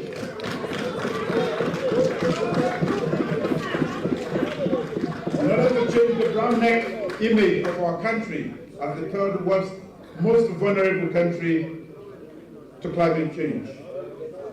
We have strengthened our mitigation and adaptation strategies, and through grants from partners like the Global Environmental Facility, we are strengthening our institutional and technical capacities to implement the Paris Climate Agreement.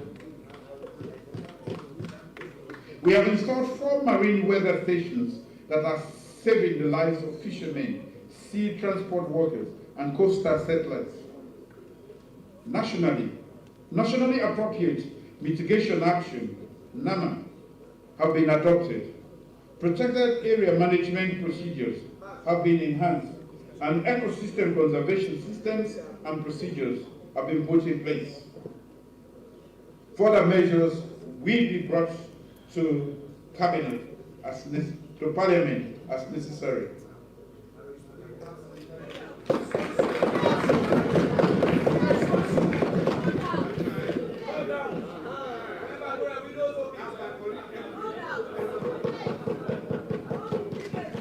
Mr. Speaker, honorable members of this House, my government's vision of infrastructure is situated within the bigger strategic framework of creating a more resilient, inclusive, and sustainable future for Sierra Leone. It is about creating opportunities and generating new and improving existing centers of productivity, supporting new economic investments, improving agriculture, opening up trade and the flow of products to market, creating jobs, making people, places, and services more accessible, prioritizing public safety, and making the lives of Sierra Leoneans better.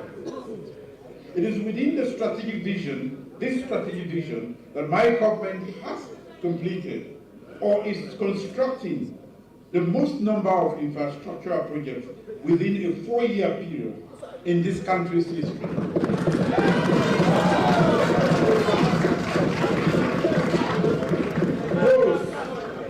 Roads, bridges, and bridges infrastructure. According to my government, actual consultation.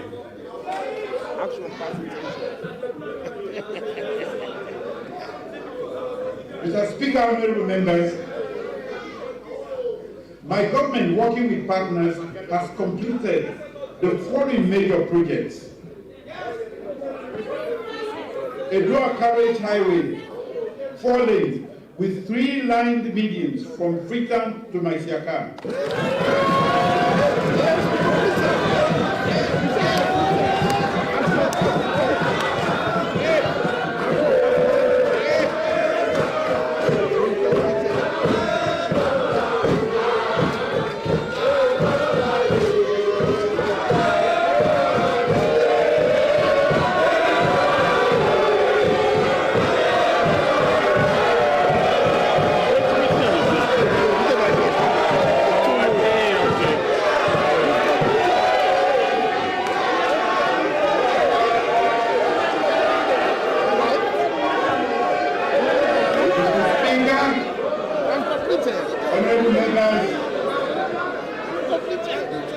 The highway between Bo and Banajuma.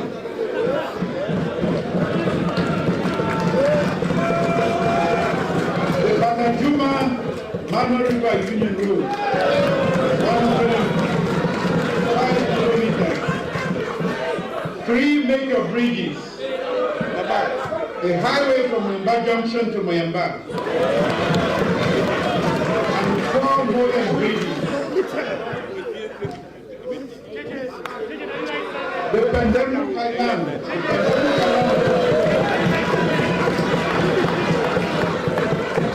These nations regions road more than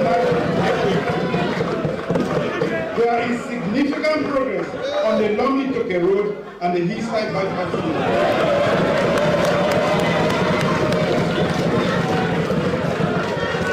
My government is working to commission those major arterial roads before the end of the year.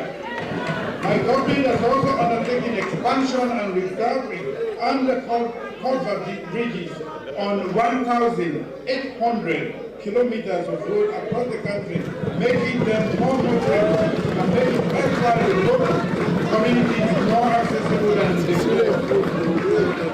My My government has also completed more bridges in 4 years than any government in the history.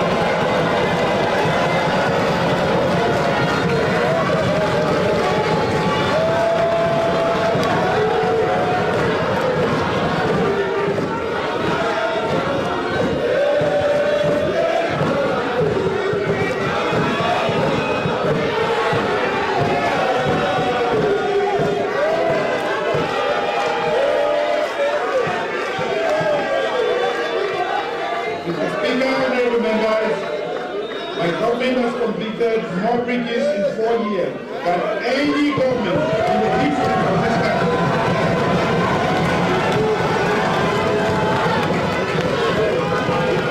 The Center Pier Bridge, Harvard Street Bridge, Gondama Bridge are all completed and have eased up traffic. The collapsed Maban Bridge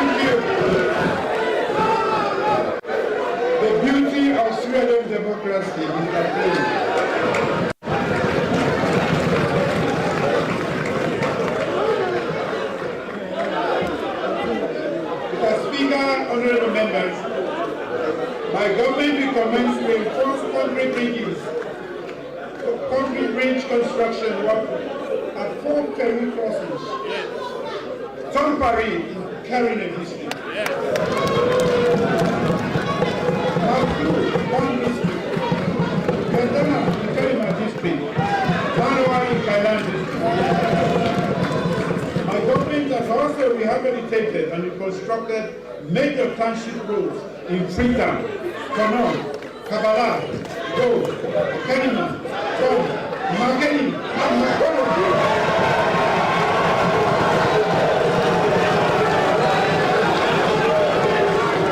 construction work will soon begin in township roads in Kalabria, Cabinet, Calabar and Monroe. Lama, Shebeba, Darus, Benito, Rosaru, Banajuma,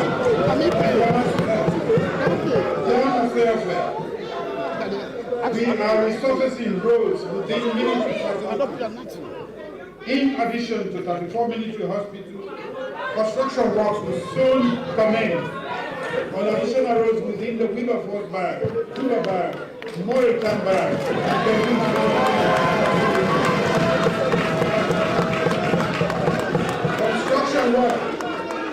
construction work on Matru, Betema Road, funded by Badia, and the government of Sierra Leone have commenced and government is finalizing funding arrangements for the Betema section.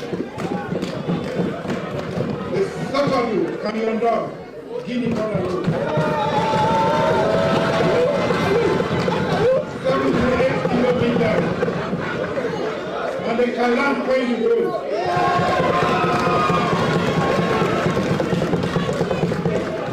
And the Yenga Bridge are also key priorities on which my government is working for the coming year, and measures and instruments will be laid before this August budget. Transportation infrastructure, airports, maritime, and ports. Within the community framework of the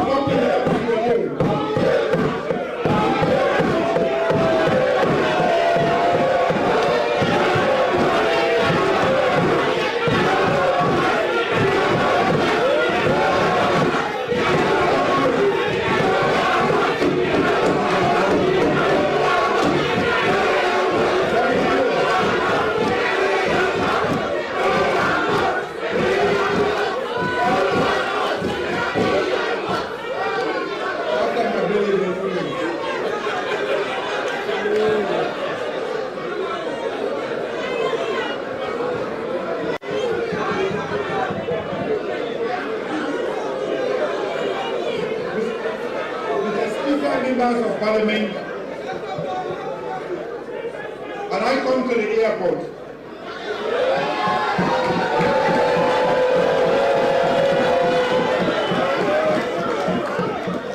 The need for an ultra-modern airport with enhanced facilities cannot be overstated.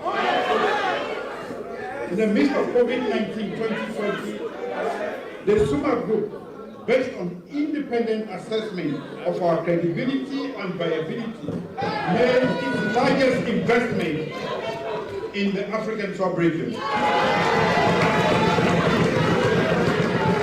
Investment totaling $270 million United States dollars for building a brand new, ultra-modern international airport terminal.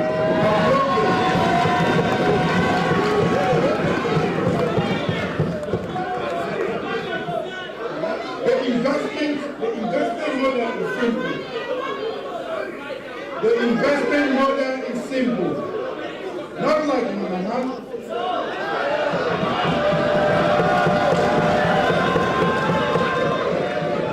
The investment is simple.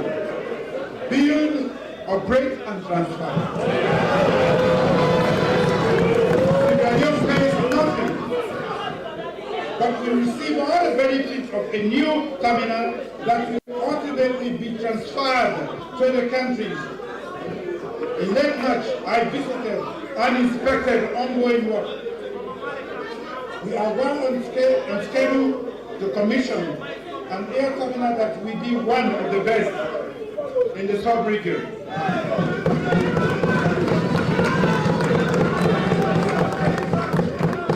Until my government commissions the new airport terminal, we have worked to improve the security and safety at the airport from an ICAO rating of 63.4% to 71%.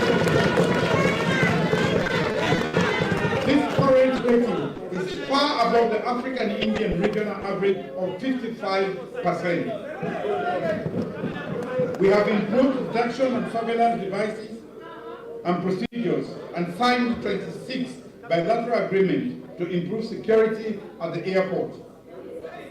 Just 2 weeks ago, I commissioned 2 more fire engines that will enhance the firefighting capabilities at the airport.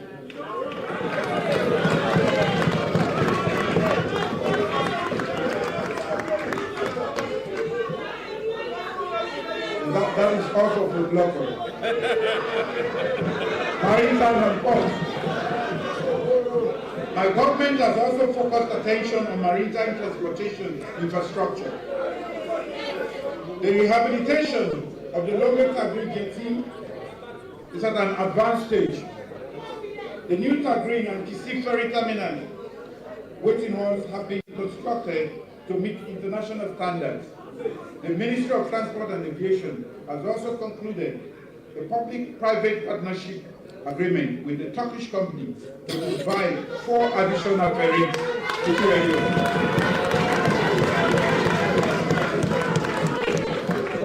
To improve maritime safety, my government has domesticated 9 mandatory instruments of International Maritime Organization, IMO.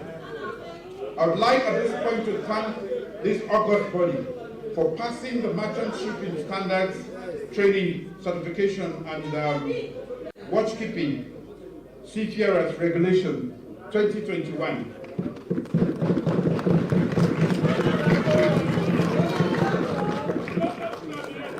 This will not only enhance Sierra Leone's maritime standard rating, it will lead to increased revenues in the sector and create employment for Sierra Leoneans. Within the broader framework of my government Sierra Leone Port Authority Master Plan, we have stretched the port entrance, rehabilitated bath, and concluded a contract to expand a new terminal eastward. ICT development will also enhance coordination in the workflow among departments in order to facilitate trade at the port.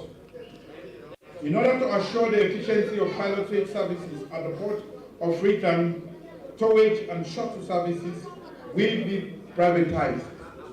I'm pleased to inform this House that the port of Freetown has been fully certified to have passed the International Ship and Port Facility Security Audit by the International Maritime Organization, IMO, and U.S. Coast Guard.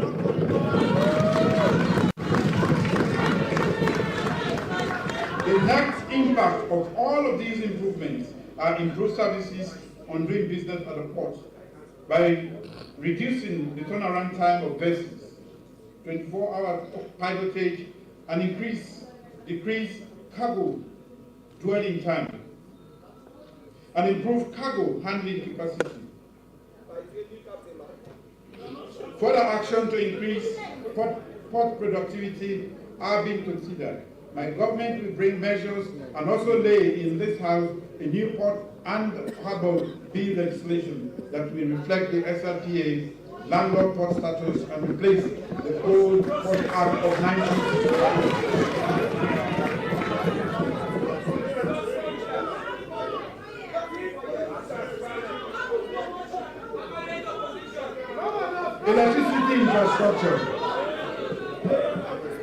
Electricity infrastructure.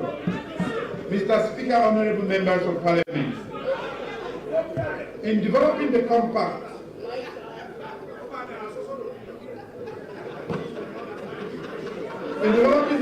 for Millennium Challenge Corporation, after being declared compact eligible, my government identified the lack of adequate energy as a binding constraint on development. We believe that electricity accelerates development and enhances other facets of social life and human capital development. It empowers economic activity and helps create jobs, among other impacts. A key focus of my government has been to double energy access from 16% in 2017 to 32% in 2023. To that end, we have planned to deliberately engage development actors and private sector and taking into account a good energy mix across board. My government has opted for sustainable and long-term solutions rather than procure and install temporary generation plants. Permit me to share some data to illustrate my next point. 16% of Sierra Leoneans had access to electricity in 2018. 31% now have access to electricity.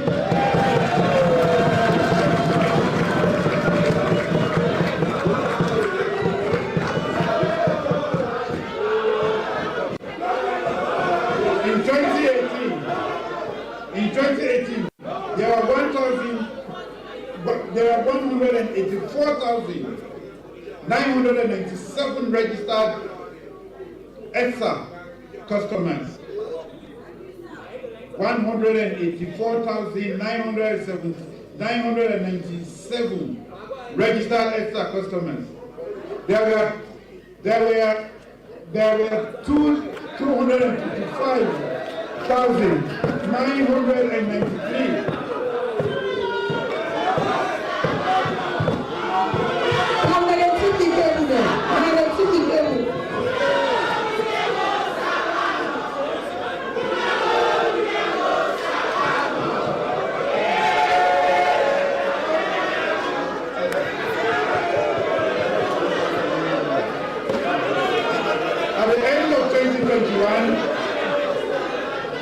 At the end of 2021, an increase of over 70,000 new customers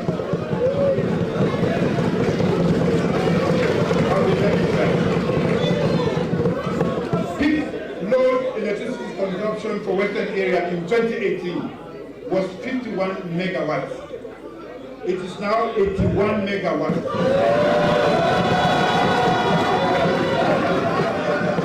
An increase of 34 megawatts.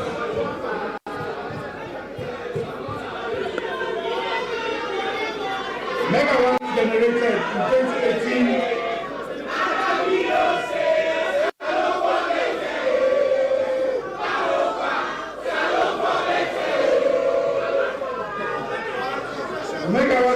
in 2018 was 365,302 megawatts hour.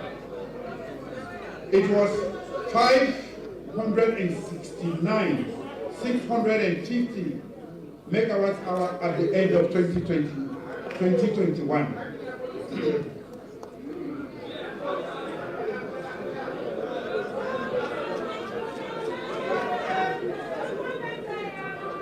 What does this data tell us? For one thing, the demand for electricity has increased, as has the financial cost of generating electricity. ESA tariffs have not kept pace with generating costs. World oil have increased, and with that, an increase in fuel costs. The average buying price of 1 kilowatt hour for the car power ship is higher than the average selling price by ESA to the public. Government has been paying subsidies to take away the real cost of electricity from customers. This has caused severe cash flow problems for government. To complicate matters, we have witnessed the unconscionable vandalization of transformers.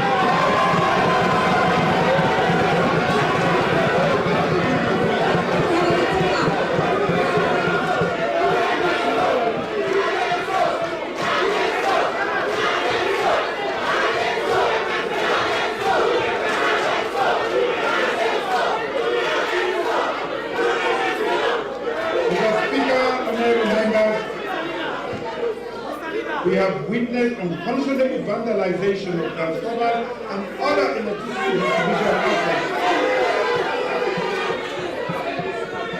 as well as the deliberate theft of electricity by some businesses and private citizens. This has prompted us to establish a presidential task force that we work to put an end to these unpatriotic acts.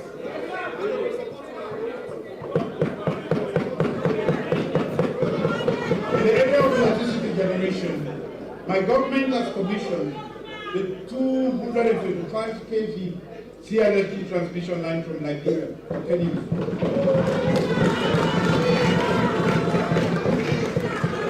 We have executed and commissioned the power purchase agreement for the CLSG work and the once dark city of Bo and Kenima. Dark cities of Bo and Kenima are now receiving regular electricity supply. And this is since 2021. We have completed the construction of substations at Teloma, Big Congo, and Hiben. Nearly completed the construction of substation at Fadugu and Kamakwe. And completed the stringing of transmission lines from Mano Junction to Bumbuna. We have also completed installing electricity infrastructure in 15 out of 39 communities along the CLSG WAP 225 kV transmission network, including Hanga, Penderu, Gelemu, Mano Junction, Lagos, Jemu, Kano, Kaduna, Kangana, Buramu, Jayama Nimikor, Jayama Fairway, Gotan, and Makaki.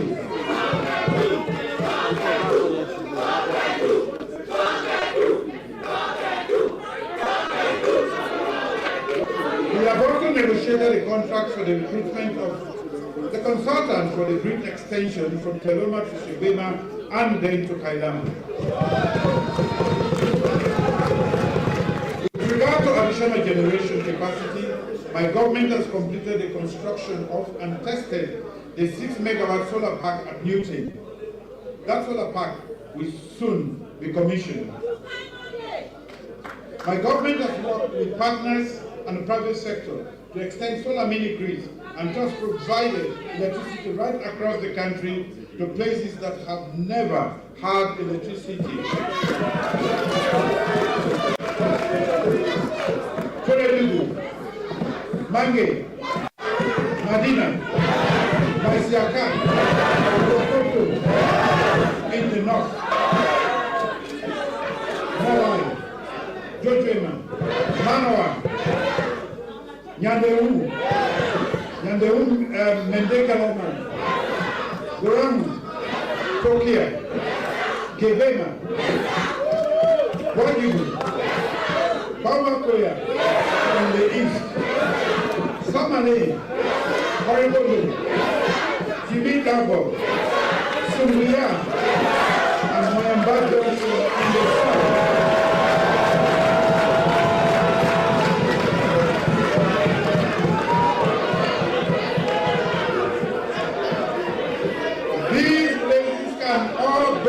Regular electricity now.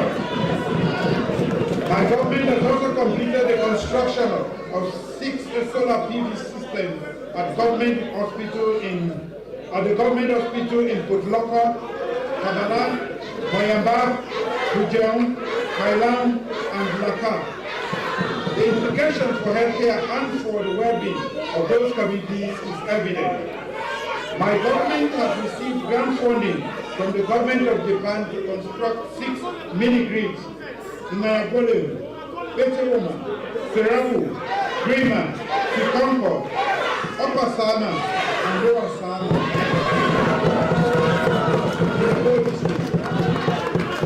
We have also completed feasibility study for 45 additional solar mini-grids for approximately 8,800 households across the country. My government has also developed a framework agreement with the European Union for the construction of 57 additional solar mini-grids across the country. My government believes that additional generation facilities from renewable and other sources will support our strategic goal of increasing secure electricity generation.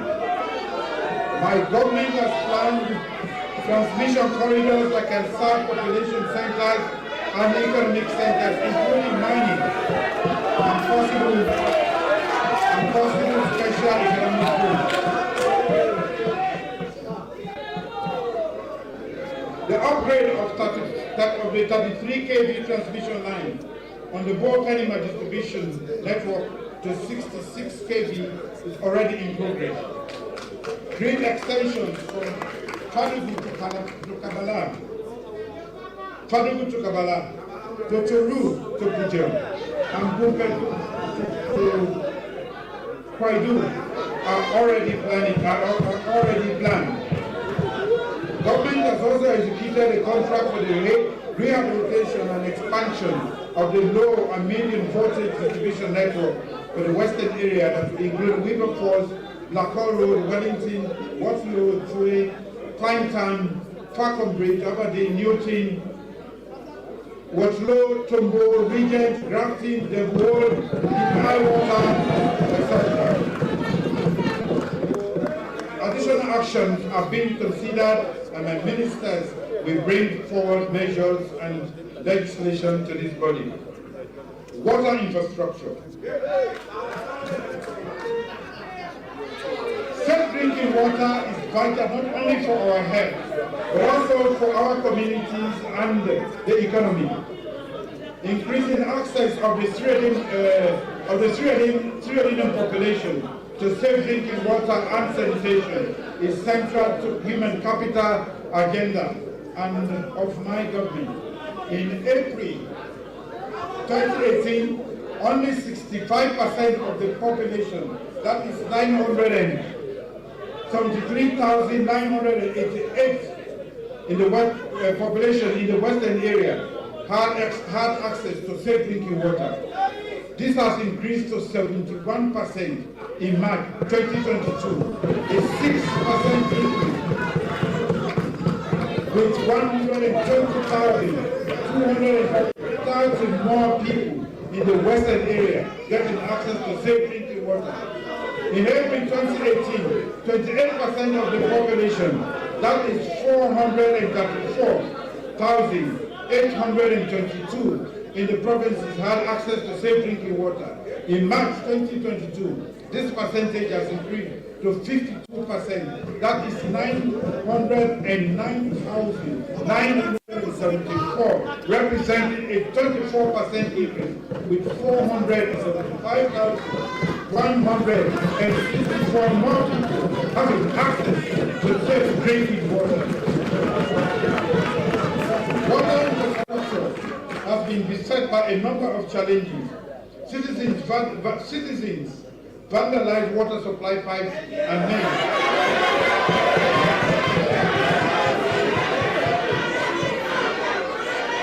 And deliberately build houses around the water area.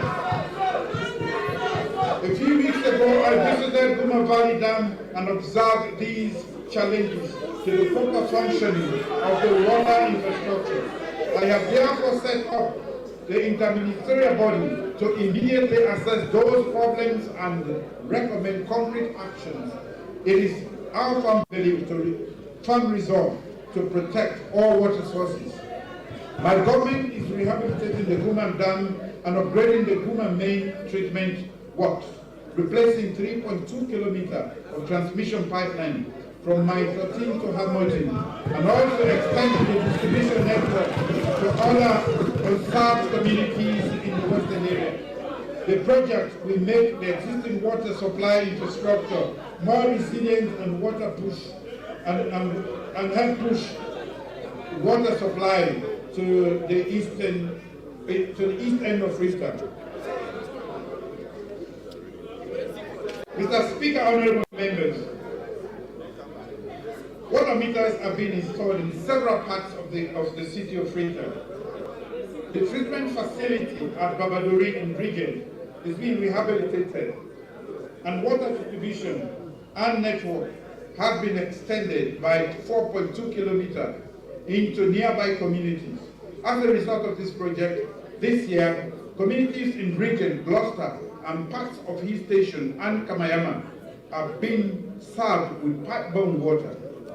In other parts, my government has constructed new gravity water systems in Waterloo and Hamilton. In the provinces, the reconstruction of water supply systems in 6 district headquarters is underway in Moyambak, Pujon, Kailam, Kabbalah, Kambia, and Magoroka. Works are at an advanced stage for 3 lots in Kabbalah, Kambia, and Magoroka, while contracts have been awarded and 6 sites handed to contractors to commence work for 7 other lots. Government has completed the reconstruction and distribution network and the old water supply facility in Bong. And after 40 years, Bong district, Bong Shabu saw water, pipe of water.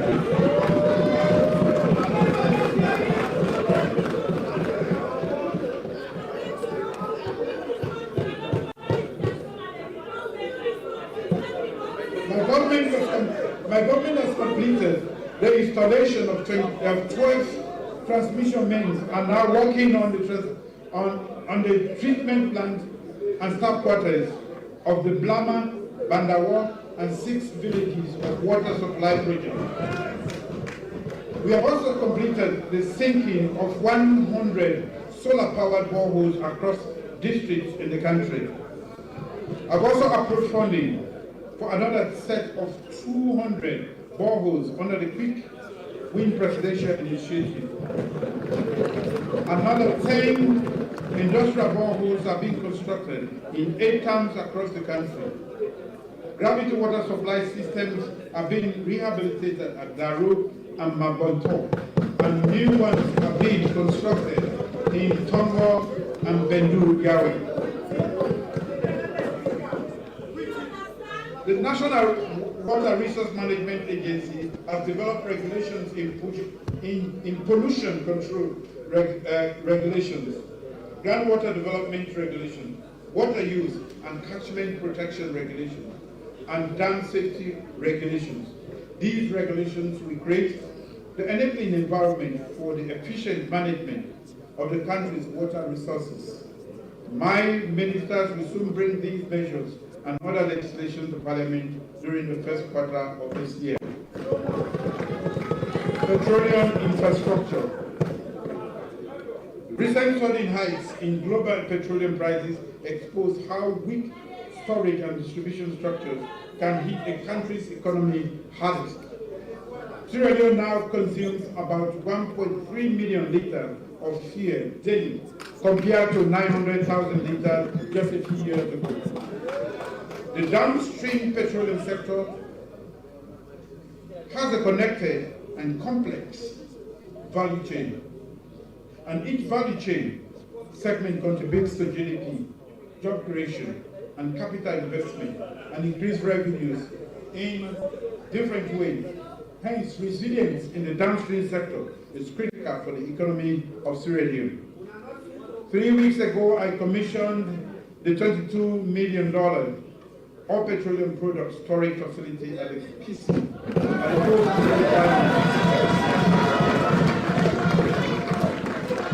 This refinery had laid moribund for decades. The reconstruction of 60,000 metric ton storage facility included a dedicated modern petroleum jetty that will help improve the current replenishment period. Other industry players are investing millions of dollars in storage infrastructure. In the upstream sector, there is a rejuvenation of interest in the Sierra Leone Basin. The Petroleum Directorate is maintaining a functional geoscience data management system, developing new policy measures for an improved operational environment, and reviewing lacuna in the Petroleum Exploration and Production Act 2011. Relevant measures and legislation will be brought to this Parliament in the coming year. Public infrastructure. I start with sports infrastructure. In May 2021, Sierra Leone faced a national embarrassment of near disqualification from the African Nations Cup for the lack of proper sports infrastructure to host international sports competition. Mr. Speaker, honorable members, I'm pleased to inform this House that thanks to the government of the People's Republic of China, work is underway for a $40 million United States remodeling of the National Stadium.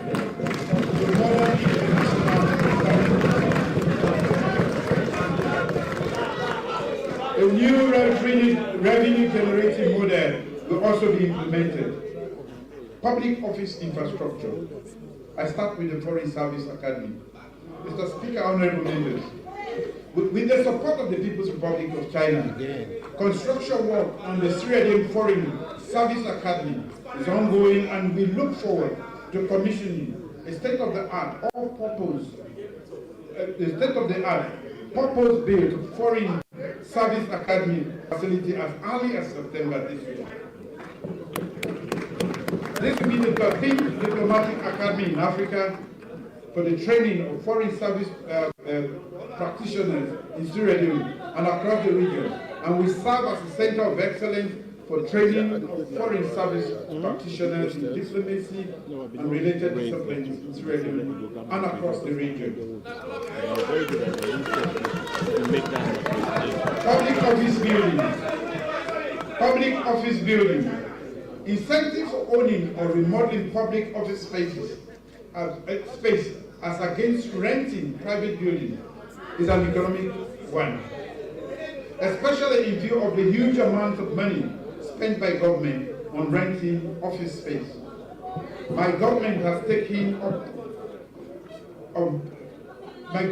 taken up unfinished and virtually abandoned multi-dollar projects to completion and also constructed new ones. The Anti-Corruption Commission headquarters building will be commissioned soon. The headquarters building of the National Telecommunications Commission will be commissioned soon. The newly constructed cargo inspection building at the Queen Elizabeth II has been commissioned already. Construction of the customs built Northwest Headquarters Office of the National Social Insurance Trust, NASI, is ongoing, and plans are underway for several other district headquarters offices. The multi-story petroleum house construction project that was about 65% complete by 2018 is now 100% complete, leading to a cost saving of $600,000 over a 4-year period. The Ministry of Basic and Senior Secondary Education will soon turn soil for a multi-million-dollar, multi-story administrative building. These are just some of the public building projects completed within the last 4 years. Public safety and security buildings. My government believes that investment in defense, public safety, and border infrastructure are critical for attaining resilience and safeguarding citizens against insecurity, disorder, crime, and potential dangers. 3 weeks ago, I commissioned a state-of-the-art Mayon officers' mess and a 104-bedroom single officers complex at the Wilberforce. 3 weeks ago, I commissioned a state-of-the-art Mayon officers' mess and a 104-bedroom single officers' mess at the Wilberforce Barracks. The new edifice provides a vastly improved environment for the officers. At the same time, I also transferred for the reconstruction of the forces, warrant officers and sergeants' mess, and the other ranks canteen at the Wilberforce Barracks. Earlier this year, I also commissioned 6 forward patrol bases for ASLAB forces on border patrol duties. The Immigration Department has set up new offices in Karine, Falabad, and Falabad districts, and also constructing 3 new border posts in Kono district. 4 years ago, I made a promise that I would enhance public safety by building 4 fire stations in Western area, Pujehun, Kailan, and Kabbalah. The Kailan and Western area fire stations have been completed and commissioned. The Pujehun and Kabbalah fire stations have been completed and are waiting commissioning this year.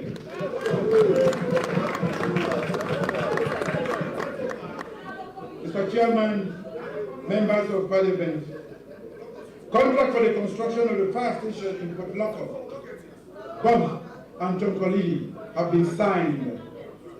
Contracts for the procurement of additional fire engines, spare parts, and firefighting equipment have been signed. For justice-related facilities, my government is constructing correctional facilities in Karine and Falaba districts, and also building a hospital for inmates at the Freetown May Correctional Center. New door and identification security protocols have been introduced at the Freetown May Correctional Center.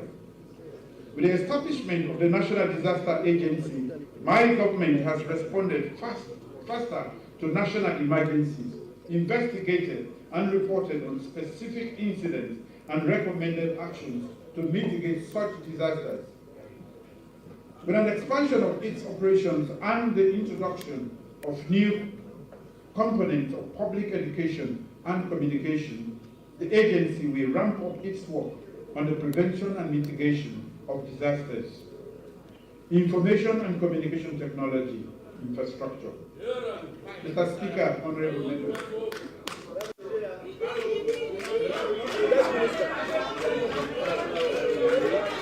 ICT enables national development and citizens can make productive use of technology to create opportunities.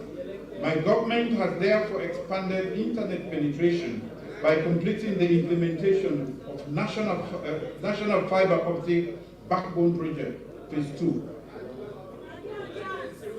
This covers 20 towns in Sierra Leone and also extends fiber infrastructure to all district capitals and important locations. The National Telecommunication Commission has started issuing metro licenses to operators to further enhance the water penetration with the terrestrial fiber cable in major cities and towns.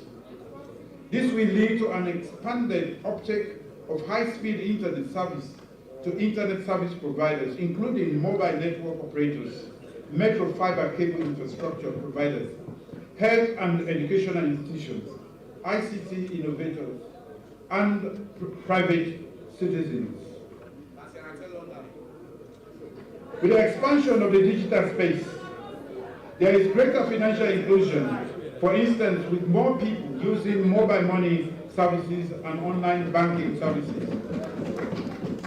After a successful implementation of the Abidjan Free Roaming Protocol that eased communication between Sierra Leone and French West African countries, Sierra Leone will again fully implement the ECOWAS Roaming Protocol, which will enable our citizens to make calls while roaming in the other 15 ECOWAS countries at the local rate without having to change or buy new SIM cards or pay roaming charges for the first 1 month.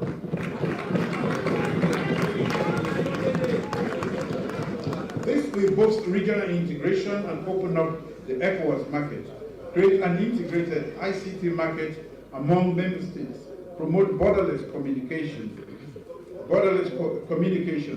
and strengthen cohabitation and the promotion of a common field of telecommunication and ICT services in line with the vision for the Smart Africa Initiative. Mr. Speaker, honorable members,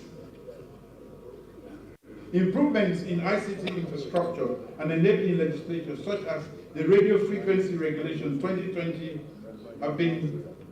have seen an upsurge in the establishment of community frequency modulation and education radios in underserved and unserved communities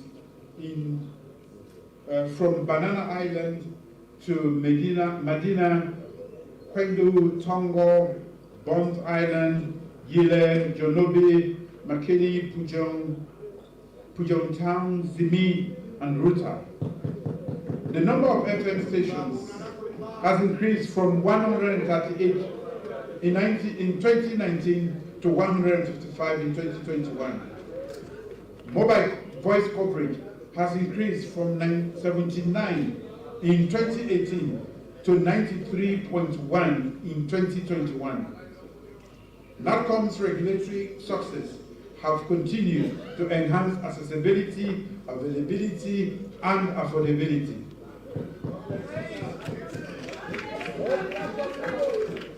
Mr. Speaker, honorable members, NACOM issued short course to academic institutions, health services, financial institutions, the Maritime Administration, and the Road Safety Authority, among others.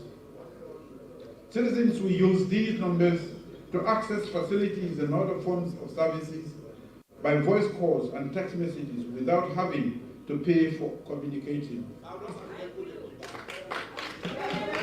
The recently enacted Cybersecurity and Crime Act addresses cybercrime, protects critical national information infrastructure, and provides for the timely and effective collection of electronic evidence for the purpose of investigation and prosecution of cybercrime.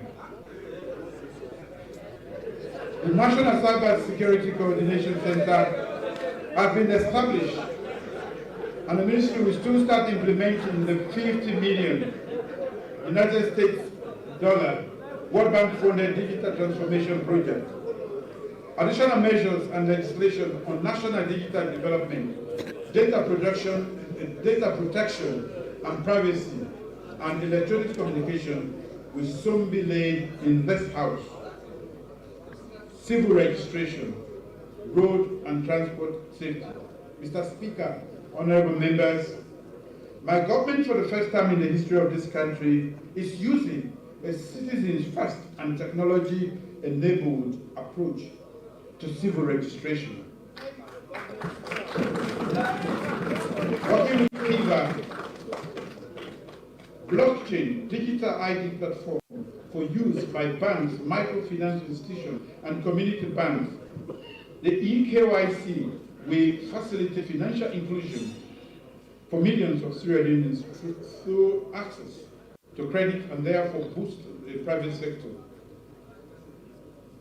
It can be used by the telecommunication sector to solve the problems of SIM registration and data integrity and provide the basis for a national data infrastructure that can be used to cross-reference or validate immigration and Sierra Leone's Road Safety Authority data.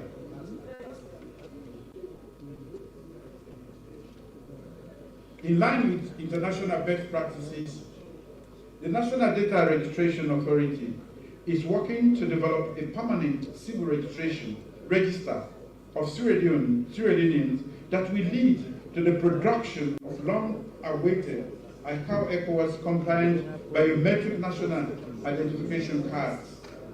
I therefore wish to urge residents in Sierra Leone to cooperate. NACRA is also supporting the work of NACIT, the local government ministry, Anti-Corruption Commission, and the Technical Services Commission, among others. For the first time in the history of this country, my government has started establishing legal identity using singular, securitized, and serially numbered birth and death certificates. With the support of partners, especially the European Union, Embassy of Ireland, the UNDP, NACRA has commenced the digitalization of past records of vital events dating as far back to the 1800s. When completed, this exercise will enable comprehensive electronic archiving, search, and access of vital events record for the first time in this country's history. The Office of the Administrator and Registrar is digitizing the land, business, marriage, intellectual property, estate, gratuity, and legal records.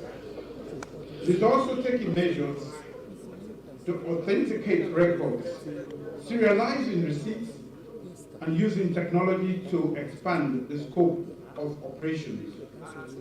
Road safety. For far too long, Mr. Speaker and honorable members, for far too long, Sierra Leone roads have been sites of fatal and road accidents that have cut short promising lives and left hundreds of horrifying injuries.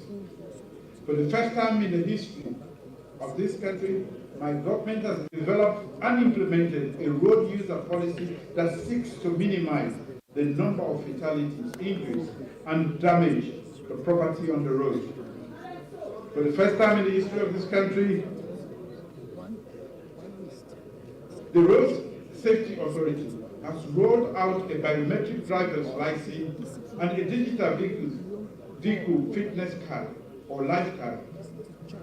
That is to curb the illegal printing of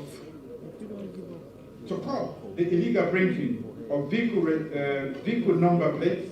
The authority has also, for the first time in the history of this country, installed an electronic vehicle number plate ordering system. The Roads Authority will this year roll out motor vehicle testing and fitness centers that will determine and verify the roadworthiness of vehicles plying the roads of this country and produce advanced RFID vehicle license plate stickers.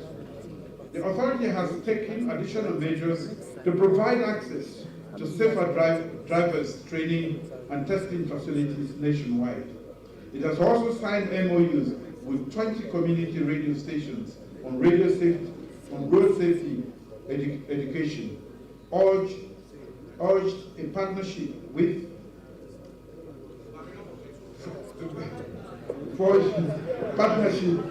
insurance industry on road safety and trained road safety cops on tax ethics and the use of breathalyzers.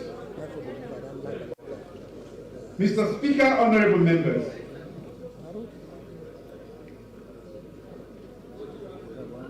and I move on to urban public transportation and safety. My government is working with the World Bank through the integrated resilient urban mobility project to provide an improved and modernized urban public transport system. So far, the Ministry of Transport and Aviation has completed the construction of transit terminals at Wilberforce, awarded the contract for the rehabilitation of the central bus stop, and installed pedestrian guardrails and street lights at Congo Cross, Lumley, and other project locations in the east of Freetown. Legislation will be brought forward regarding the transformation of the current public bus operators to the Sierra Leone Public Transport Authority with a mandate to regulate private sector bus operators. Mining. Mr. Speaker, honorable members, through effective mining management and oversight of the mining sector, we are now witnessing an expansion in mining activities and an increase in the contribution of the mining sector to the national. The ministry granted 3 large mineral rights in 2021. Revenue from all mining revenue streams is increasing. We continue to pay surface rent to local communities and additional funds for implementation of the development projects in local communities under the Community Development Agreement, CDA. Throughout the global crisis, COVID-19 and disruptions in the mining sector, my government has supported the sector in Sierra Leone. Last week, I commissioned the expansion of the operations of the Maramba mines.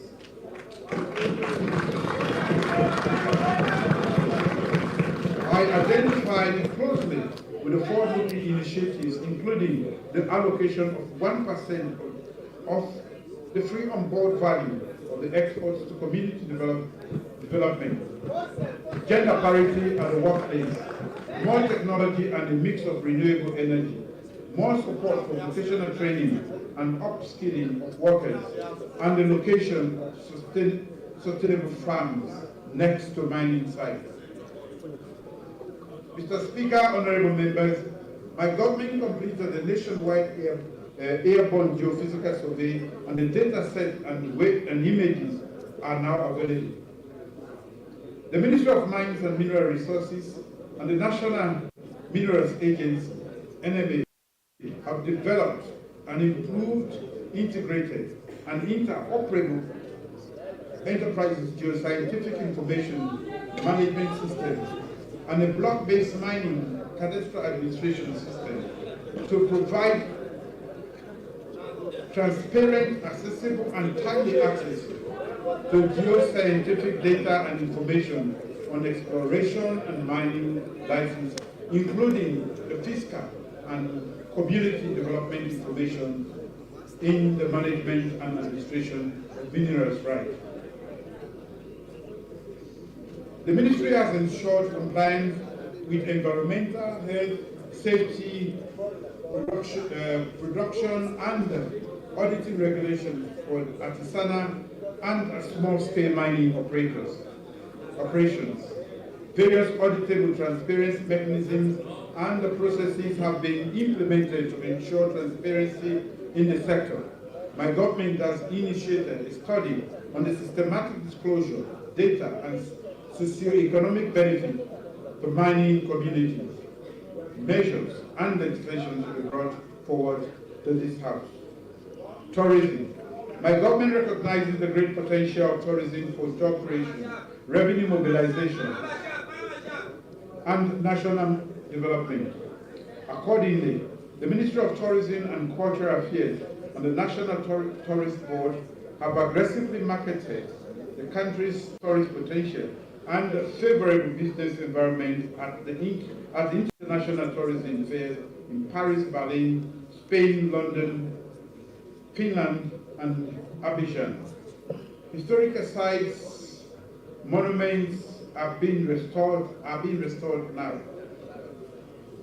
Heritage returns by African Americans, sports, tourism, domestic tourism, and leisure tours, the rehabilitation of monuments and relics, and ecotourism are all part of the bigger and more diversified portfolio being offered in the sector.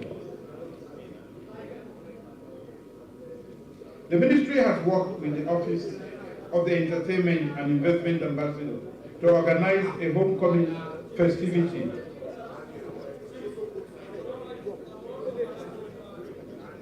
A film festival and a big fiesta.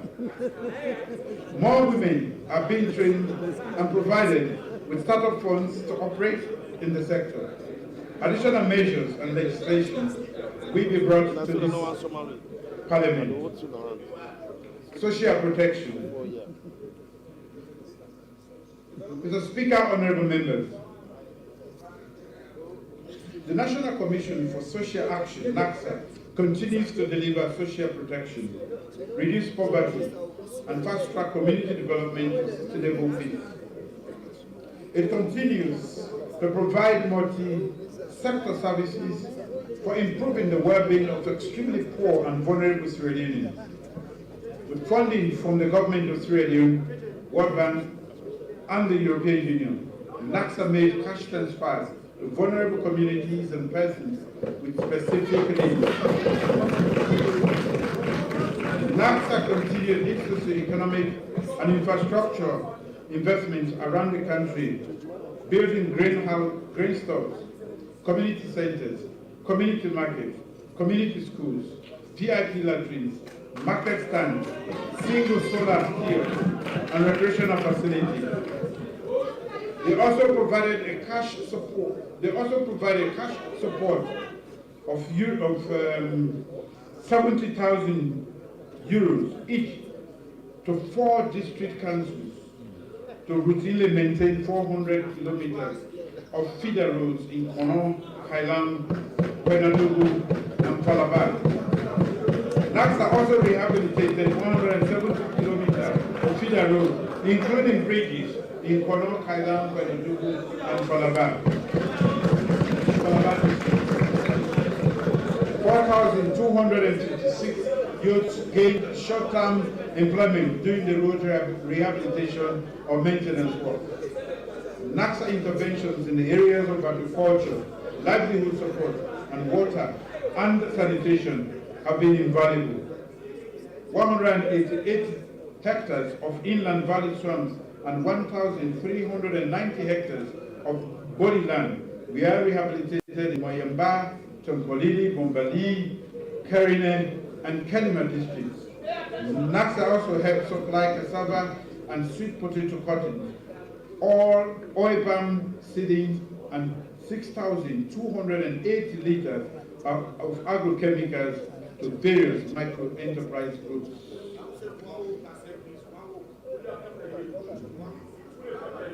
Mr. Speaker, honorable members, we can judge the depth of equity in a nation by how it treats the most vulnerable. We can judge the depth of equity in a nation, equal equity in a nation, by how it treats its most vulnerable citizens. My government remains committed to catering for the social welfare of persons, especially the most vulnerable. The Ministry of Social Welfare, as the Psychosocial Support Services, pillar lead at the National COVID Emergency Center, NACOVAC, continues to coordinate referrals for COVID-19 related psychosocial needs. Frontline social workers have also captured and reported the protection needs of children and their families during the COVID-19 pandemic and beyond. Working with social mobilizers drawn from all categories of persons with disabilities, the ministry is also addressing apparent disproportionate impact of the COVID-19 pandemic on PWDs in 98 pilot districts, in 8 districts. My government also accessed post-Ebola recovery social investment funds supported by the African Development Bank to restore basic services and provided micro business startups in beneficiary communities. My government continues to work to create an inclusive society. We recently submitted to the Global Disability Summit Secretariat the nation's accountability report on progress made in the 6 commitment areas of addressing stigma and discrimination, inclusive education, socio-economic empowerment, innovation and technology, disaggregated data, and women with disabilities.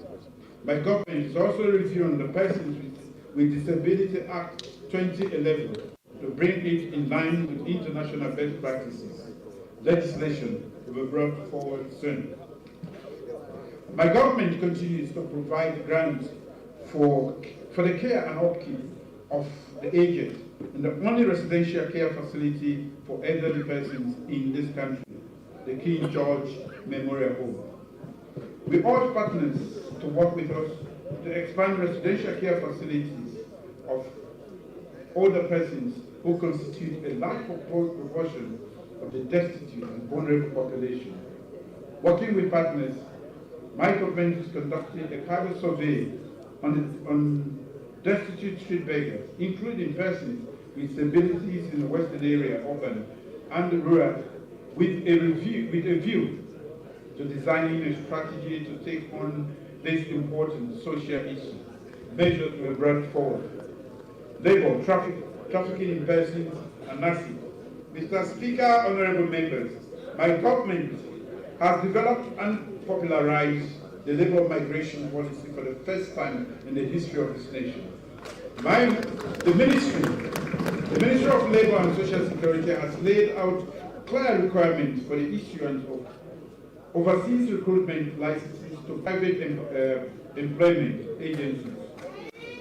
Fraudulent labor recruiters will now be held accountable. In addition, my government has also signed a memorandum of understanding with key destination countries on labor and manpower. As a consequence, our migrant workers are now being placed with reputable companies and welfare is being protected. My government also has received, investigated, and resolved industrial cases, industrial disputes, and strike action by local workers. In collaboration with the Sierra Leone Labour Congress and the Sierra Leone Employers Federation, my government has developed legislation on employment, wages, and industrial relations and workers' compensation. My government has also held national consultation and validation workshops with key stakeholders on the draft national action on the elimination of the worst forms of child labor, measures, and legislation going forward. My government has also escalated efforts to educate, investigate, interdict, prosecute, and convict traffickers. We are working with partners to provide services for victims and their families.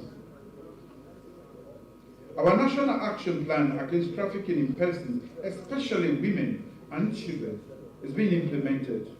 Most significantly, I would like to register my sincere appreciation to this Parliament for recently enacting the Anti-Trafficking and Migration and Migrant Smuggling Act 2022 that provides for one of the safest sentencing regimes in Africa for the offense of trafficking in persons. Human trafficking is odious, unacceptable, and completely incongruent with human capital development priority of my government.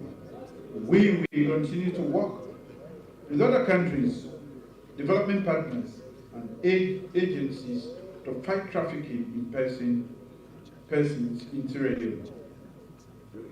NACI's Benefit Social Insurance Scheme now covers 5,375 establishments, 2,607,419 active contributors, and 28,000 pensioners.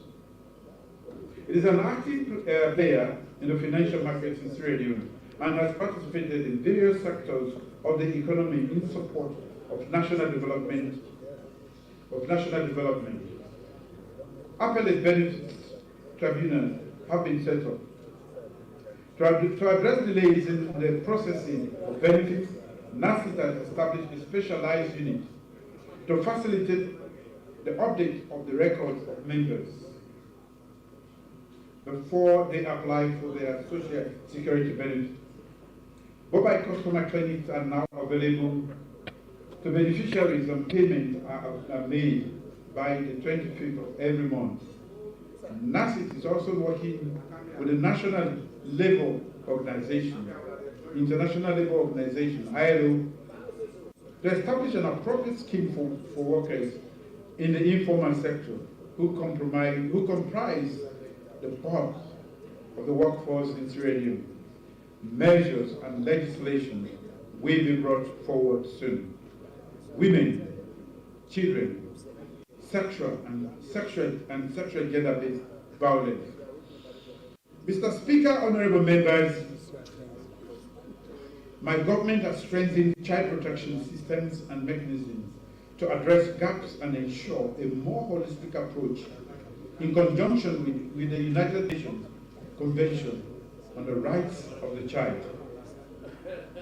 We have finalized a national strategy for street children by adopting a family tracing and reunification approach. This, we think, focuses on building back families and strengthening communities.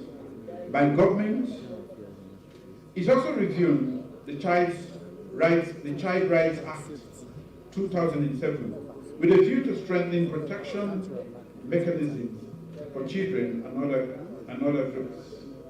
Legislation and other gaps. Legislation will be brought forward soon.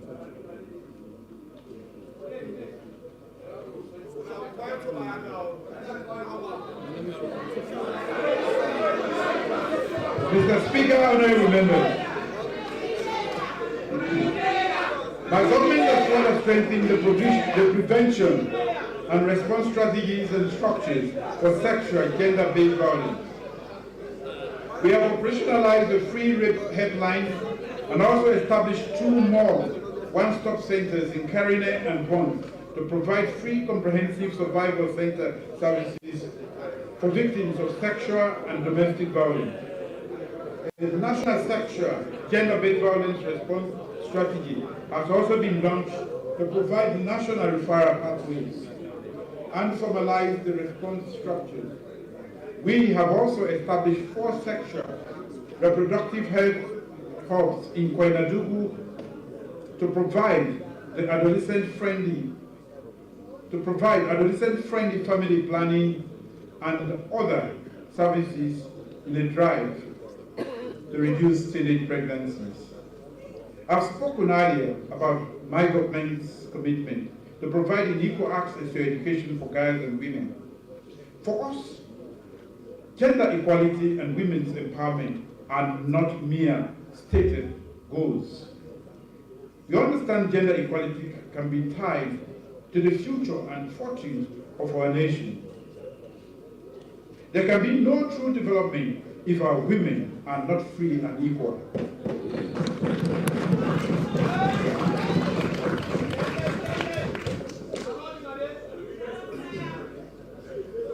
Our goal of promoting development, tackling poverty, and entrenching good governance cannot be met without the full and free participation of the great women of our nation. With gender firmly on the agenda, we have commenced gender mainstreaming in MDAs to facilitate the integration of gender issues within sectorial policies, plans, and programs, and to ensure international gender beneficiary targeting. Most significantly, my government has developed the Gender Equality and Women's Empowerment Bill to improve women's political and economic empowerment. Legislation has been laid. That legislation has been laid in this parliament, and I appeal to all of you who believe in an inclusive and equal future for every Sierra Leonean to make the best decision for the future of this nation and pass the Gender Empowerment Bill.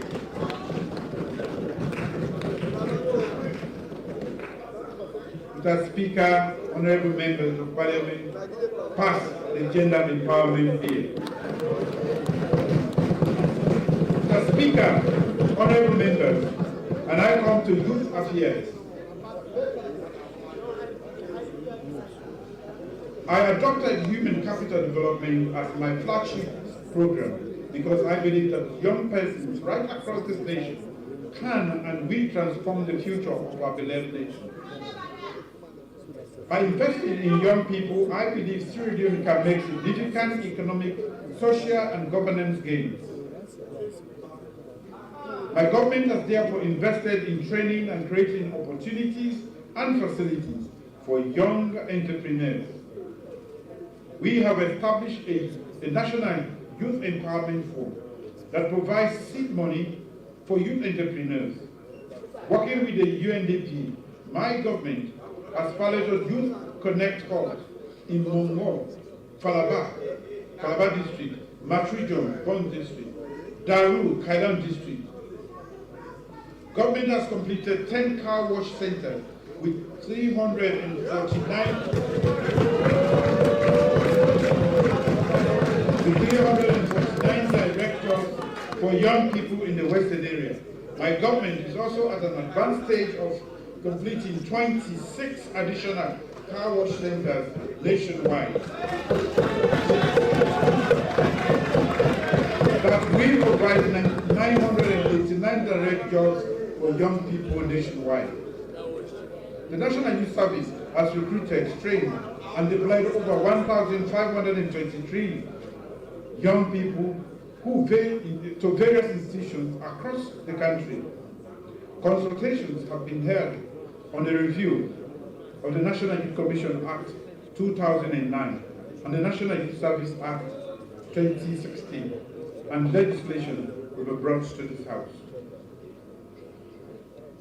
My government has also intensified anti-drug education, trained and equipped staff and community advocates, developed and validated a 5-year strategic plan, 2022-2026, for the fight against substance abuse and illicit drug trafficking in Sierra Leone. I thank honorable members for passing the National Drug Control Regulations 2021. Thank you, Mr. Speaker. Thank you, honorable members. Other measures will be tabled as necessary. Mr. Speaker and honorable members, for us, sport is not mere play. We recognize its role in improving social and community health and productivity, enhancing social cohesion, and in engendering such useful qualities like teamwork, unity, discipline, and determination. This is in addition to sport development as an integral part of national economic strategy planning. With our return to the African Nations Cup in Cameroon, after 25 years,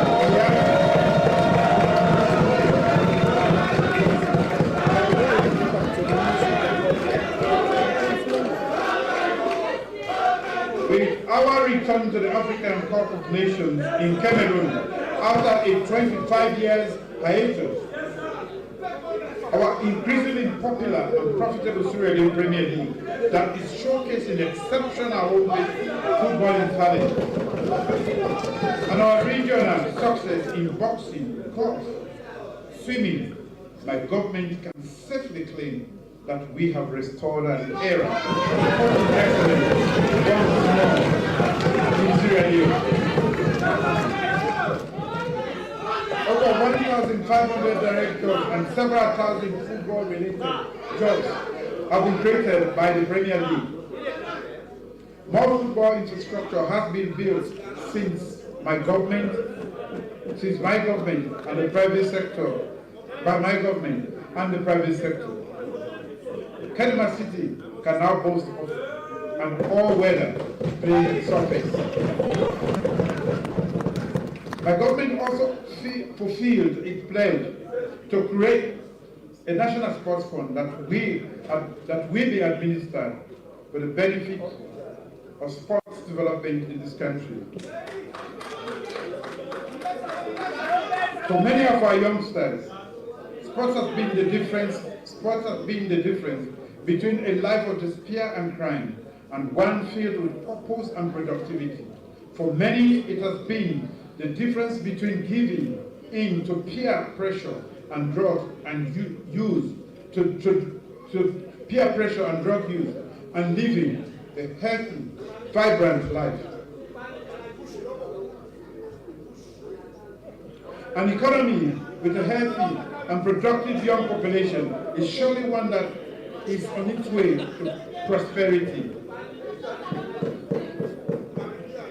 I thus humbly encourage you all, every Sierra Leonean, honorable members of Parliament and friends of this great nation, to support this fund however you can.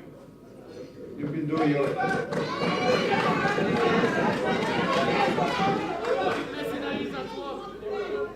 Mr. Speaker, honorable members, justice sector reform.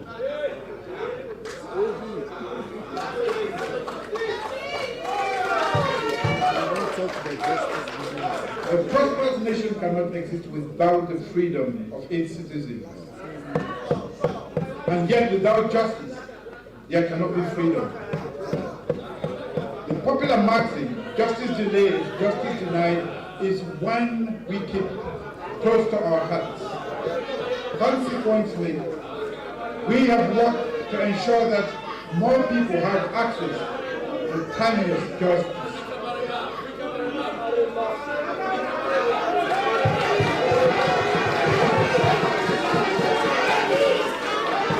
Mr. Speaker, honorable members,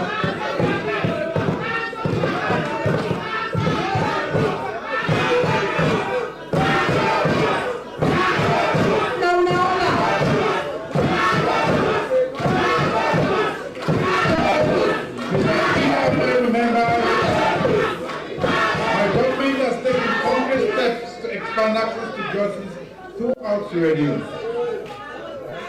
The judiciary has deployed resident judges to Moyamba, Putloko, Kailam, and Koinadugu.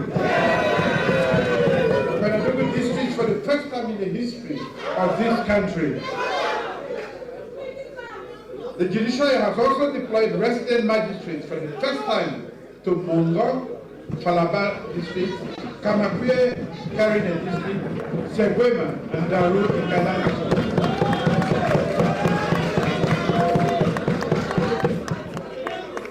Special High Court criminal stations in Njong, Falaba, Kamkolini, and Karine districts have provided over 823,000 persons with access to justice.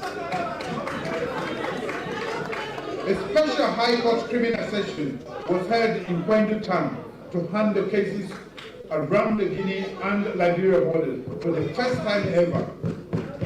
With the deployment of magistrate courts to Mongo in the Falaba district, Kamakwe in Karina district, Chegwema and Daru in the Kalan district, for the first time, regular magistrate court sittings are being held daily in these localities.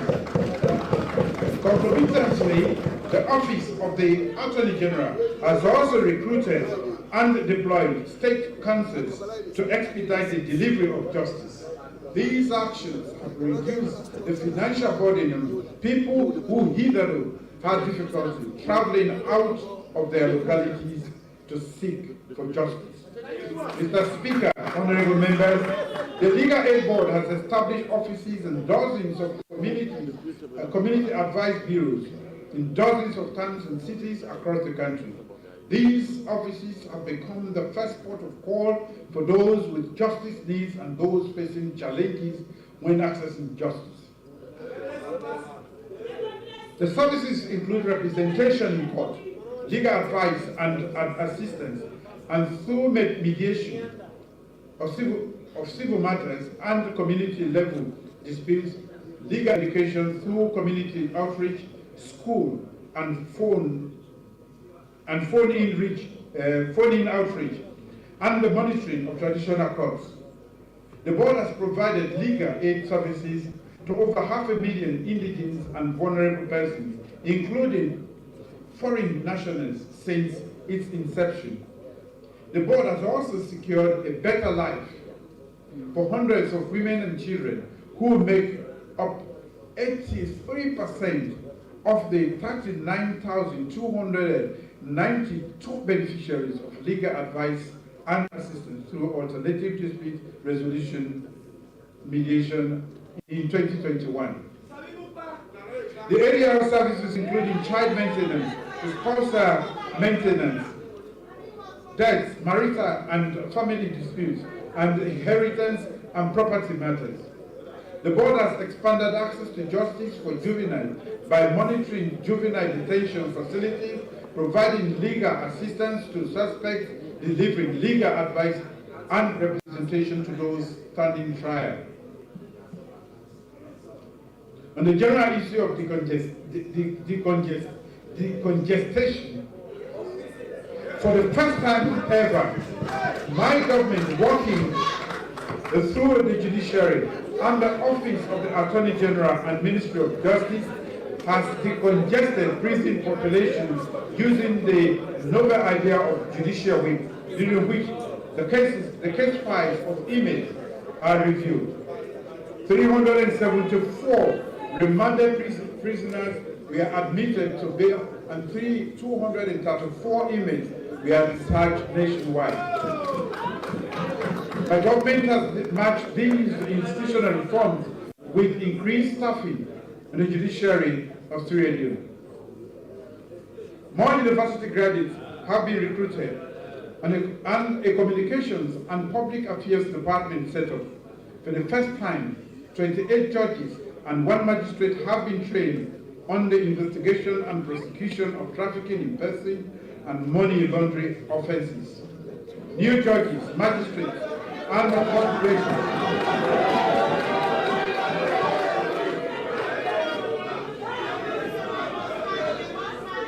New judges, magistrates, court registrars, and bailiffs nationwide have been trained. The judiciary has trained 31 drivers on road safety and traffic regulations, and also trained court reporters for the first time on ethics and professional court reporting. The court records management system has also been much improved. My government's establishment of the Specialized Anti-Corruption Court, Sexual Offences Model Court, and Social Security Court has recorded huge successes in the last 1 year. Conviction rates in the Sexual Offences Model Court jumped from 3% to 22%. Cases are now completed expeditiously as preliminary investigations are now bypassed. The Anti-Corruption Court has recovered over 4 billion leones. Social security cases are now drastically reduced because people prefer to pay up. For the first time, the work of the judiciary is now more visible on national and global platforms. We have established the first virtual court to expedite cases before the court. The new Commercial Court Rules 2020 allow for the evidence to be given on application to the judge from abroad through WhatsApp and Instagram. The court has a functional website, and court records are now better kept and accessed.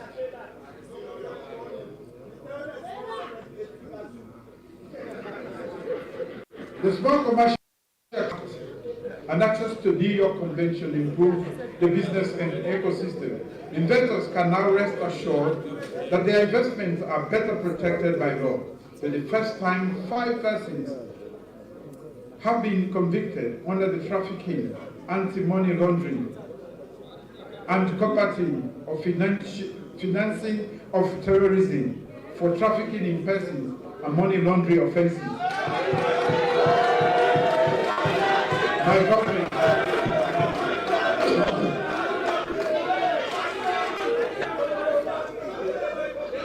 government has also amicably arbitrated commercial disputes. Mr. Speaker, honorable members of Parliament, human and people's rights. Closely tied to our belief in access to justice for all is our unshakable conviction that all human beings are born free and equal in dignity and rights. As a signatory to multiple human rights treaties, we take our obligations seriously. In January of this year, I launched a white paper of the Constitutional Review Committee report that seeks to address gaps, discrepancies, and inconsistencies in our 1991 Constitution. As promised, no entrenched provisions will be rushed through a referendum ahead of the forthcoming general and presidential elections.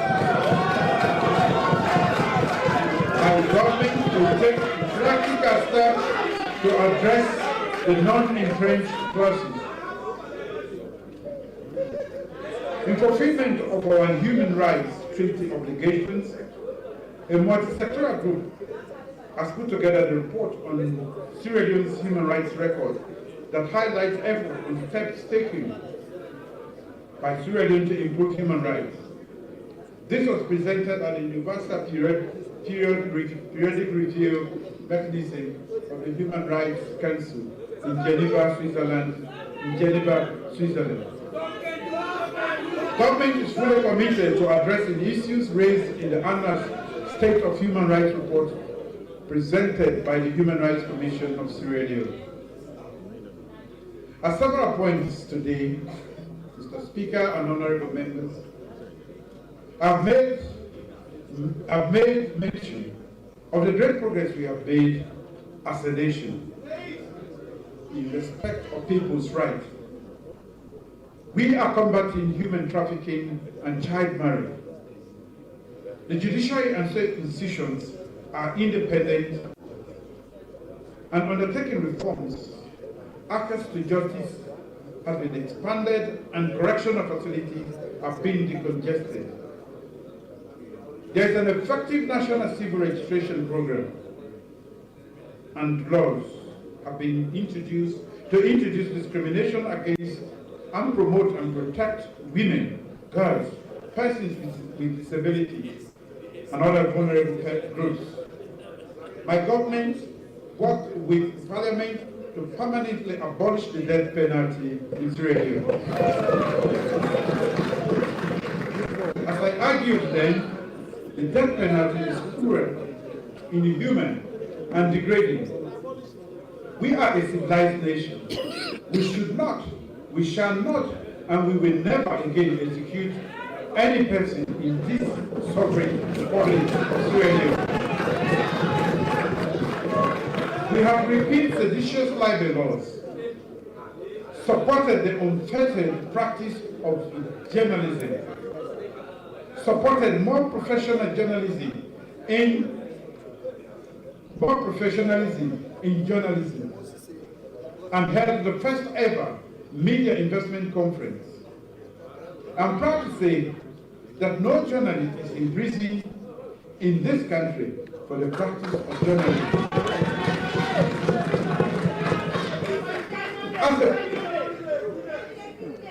As a result of those reforms, I'm pleased to note that Sierra Leone has progressed impressively on the World Press Freedom Index, moving 29 places from its 75th position in 2021 to 46th position in 2022. The 2022 report published by the Reporters Without Borders recognized that Sierra Leone's media sector is pluralist and generally independent, and freedom of the press is guaranteed by law. We remain committed to deepening our ongoing reforms in the media for long-term viability and sustainability. I'm also pleased to share with you the good news.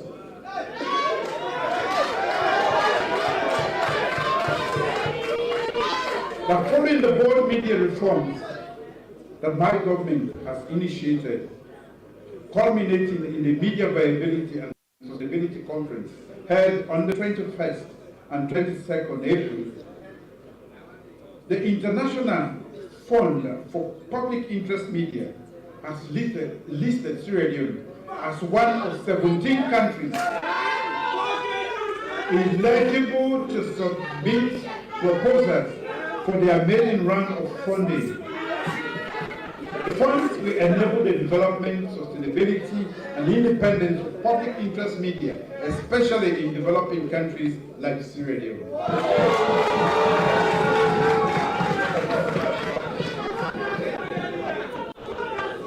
I would like to encourage the media to take full advantage of this opportunity, which will support trustworthy, ethical, fact-based journalism.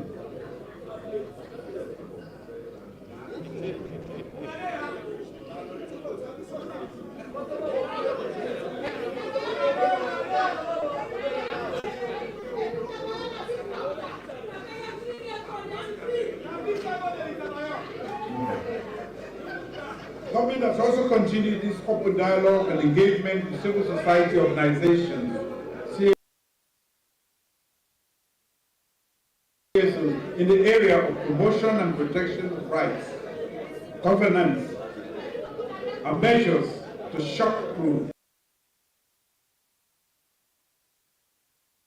refine, and consolidate our democracy.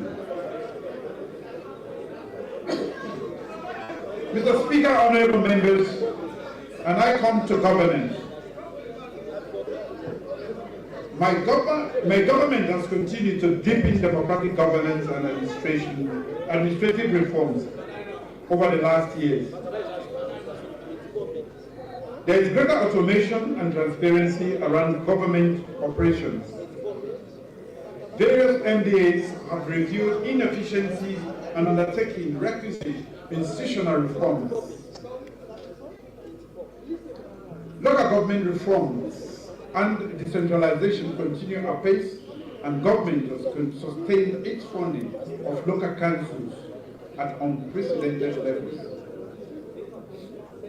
The National Elections Commission, the Political Parties Registration Commission, and the National Commission for Democracy continue to take concrete actions, measures, and programs to foster an informed, open, and inclusive democracy. The Human Resource Office has rationalized the payroll of the Ministry of Health and Sanitation, migrated and upgraded 1,254 staff to assume functional titles through the migration policy, and is working to institutionalize a performance management culture in the Sierra Leone civil service. It has generated approval for a total of 497 civil servants to pursue different courses of study locally and internationally.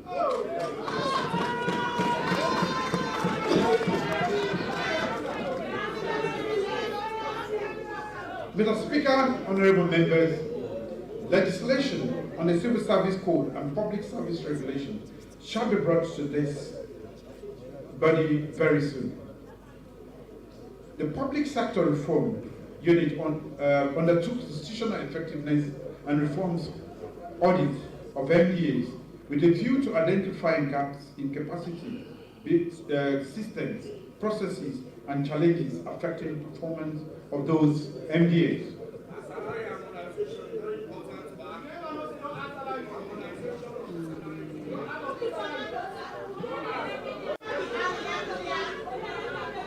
Mr. Speaker, honorable members, fighting against corruption.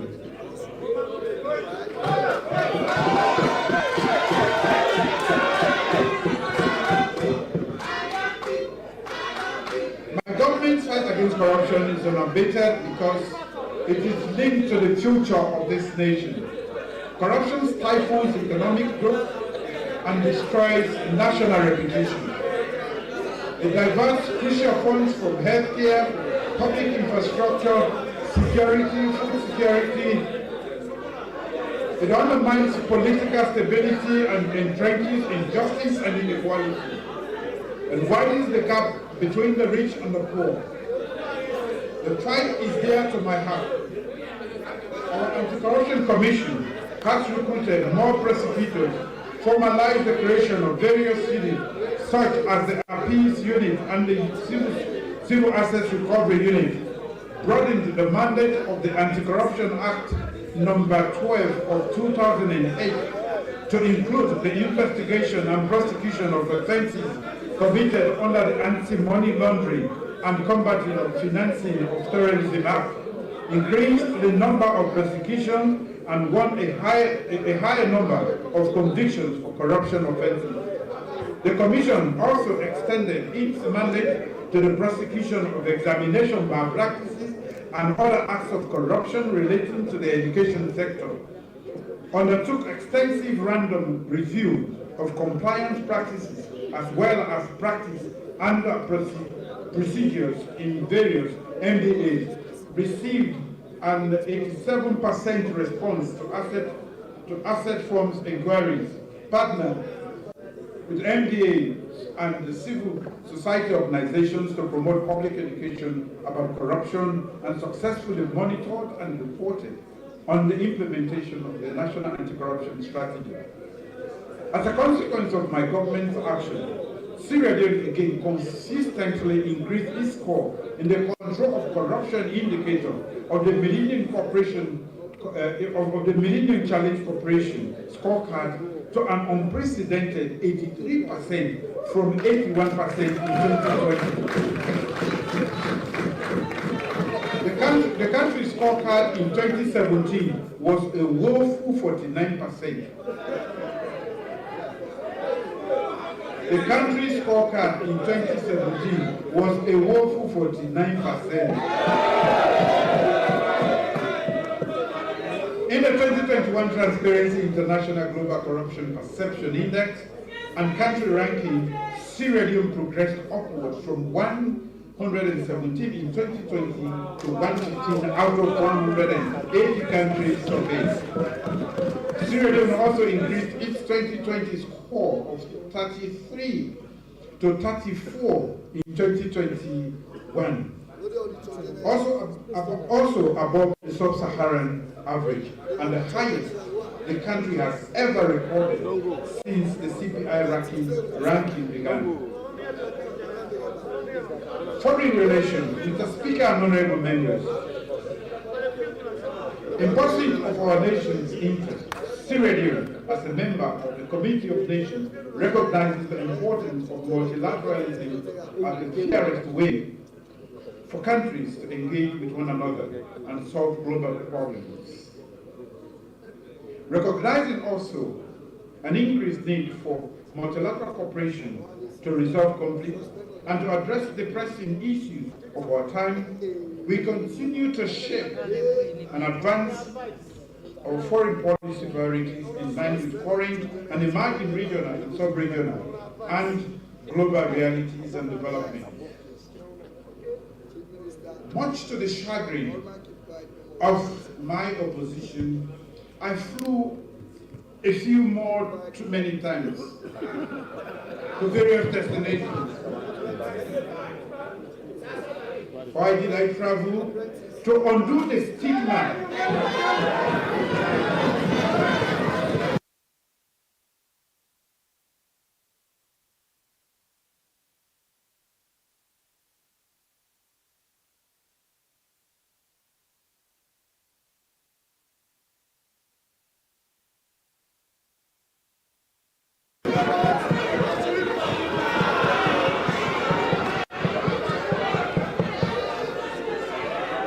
Why did I travel?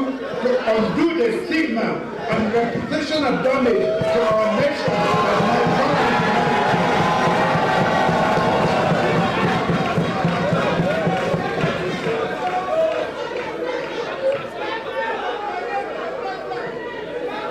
It is directly linked to our economy and our standing in the world. We flew to tell our new story, the story of the new direction, a statement of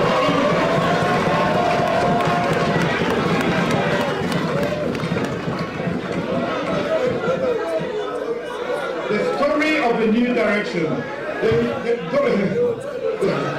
statement of our intent to transform our nation. Those engagements continue to pay off in hundreds of millions of dollars in grants and in technical assistance from our developing partners and friends. Yes, there is reward for good reputation, which we have. There is also the future possibility of hundreds of millions of dollars from direct foreign direct investment and from our compact eligibility as a result of passing the MCC scorecard for 3 consecutive years.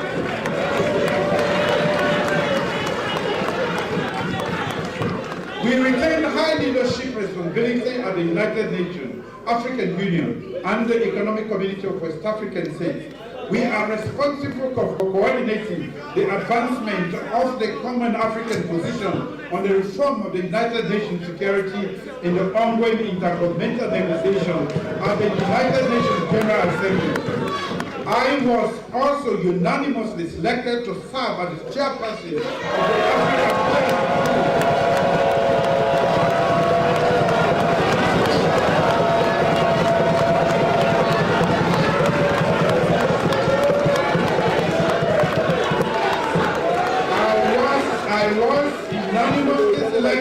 to serve as the chairperson of the African Peer Review Forum of Heads of State and Government. I have also been nominated as the co-chair of the UNESCO High-Level Steering Committee for SDG 4.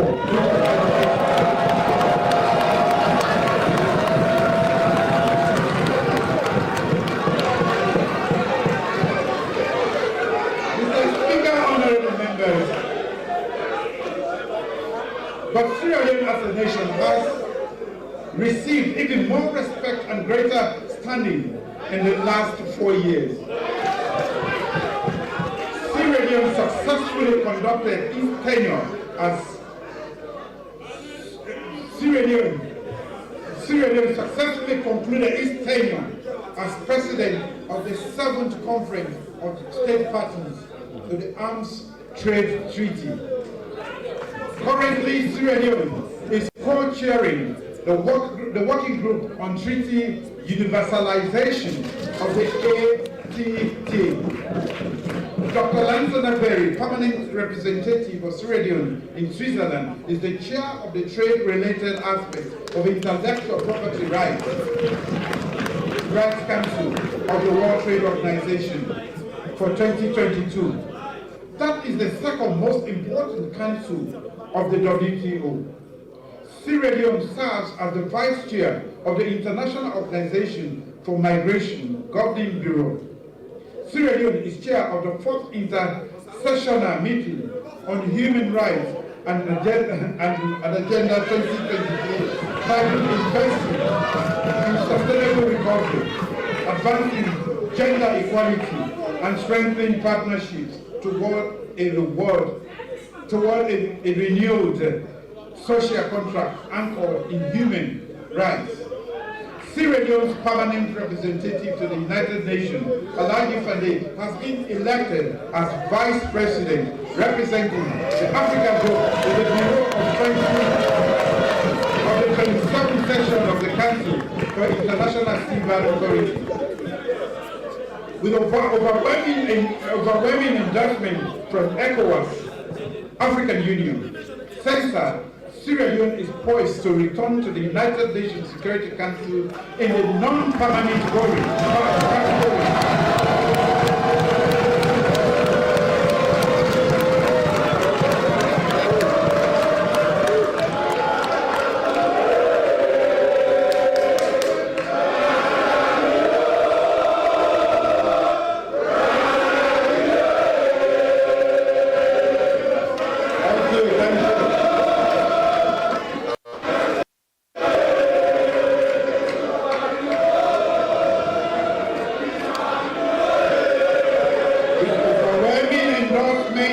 Overwhelming endorsement from ECOWAS, African Union, CENSA, Sierra Leone is poised to return to the United Nations Security Council in the non-permanent category in 2024-2025 for the second time ever, over 50 years of absence and non-selection.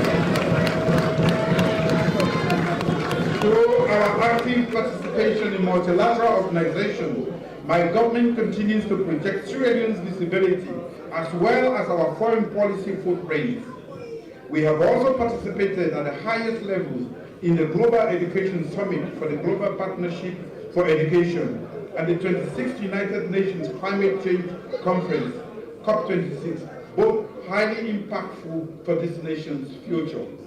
My government undertook high-impact state and official visits to the United Arab Emirates, Turkey, and Vietnam, focusing mainly on strengthening the South-South cooperation and partnerships, and reached a series of far-reaching bilateral cooperation agreements and memoranda of understanding. Mr. Speaker and honorable members of Parliament, thank you for magnanimously ratifying many of those agreements emanating from those partnerships.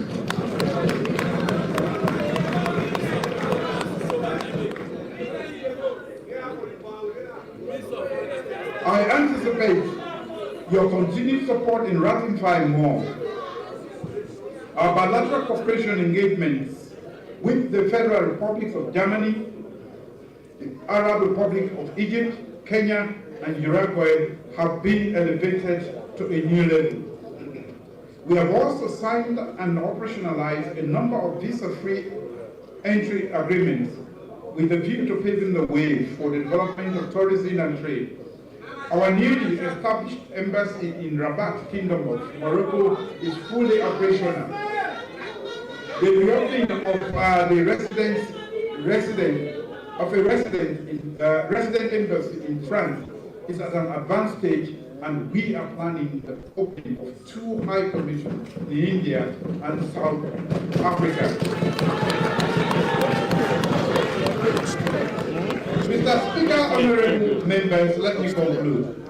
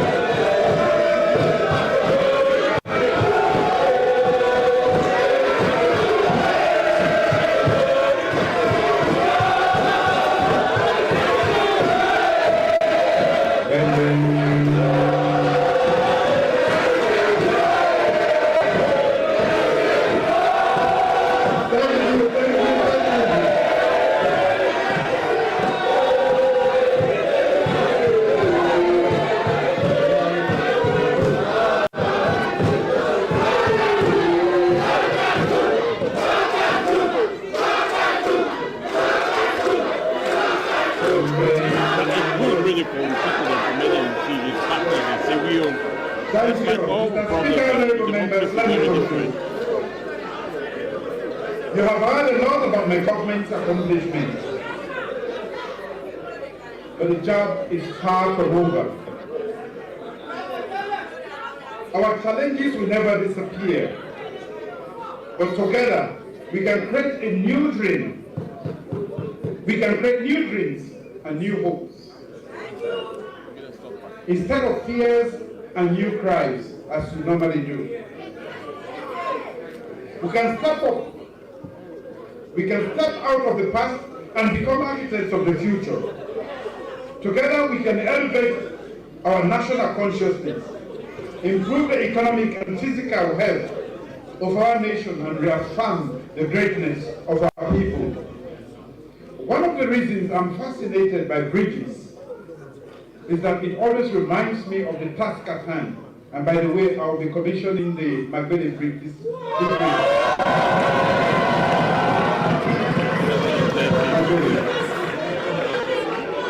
Everyone is invited. Everyone is invited.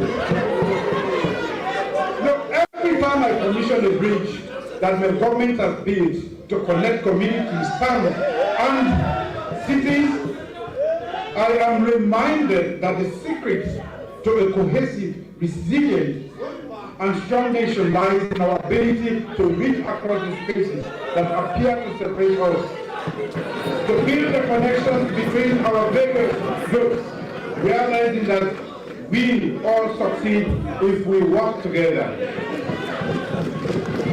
Mr. Speaker, honorable members, we are a tolerant and optimistic nation. We must resist the rhetoric and divisions which drive a wedge between us. We must embrace those with whom we have shared destiny. Let us work together to develop this nation. Let us be on the game for being the first most peaceful country in Africa, a member of the International Religious Freedom of the League Alliance, and one of the few countries in Sub-Saharan Africa with a national commission for peace and a national coalition. It is my desire to continue to work with all of you, even from my left, to make sure that we make this country the best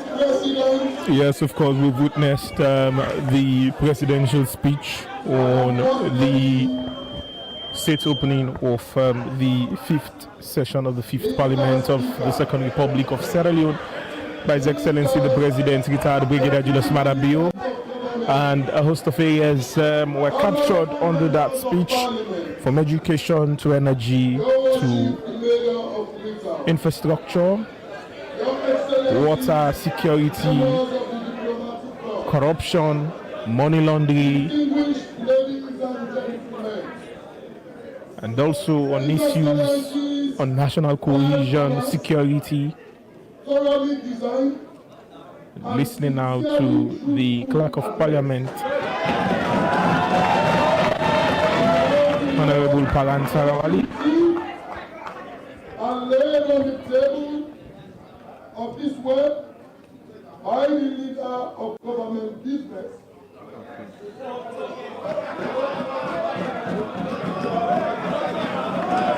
By the leader of government business for a 5-day debate on a motion of thanks for His Excellency the President.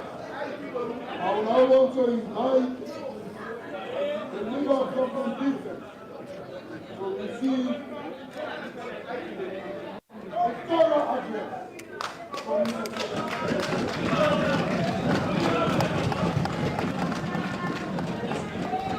The leader of government business now receiving the presidential address, which shall be debated in the Well of Parliament for 5 days, as stated by the Clerk of Parliament.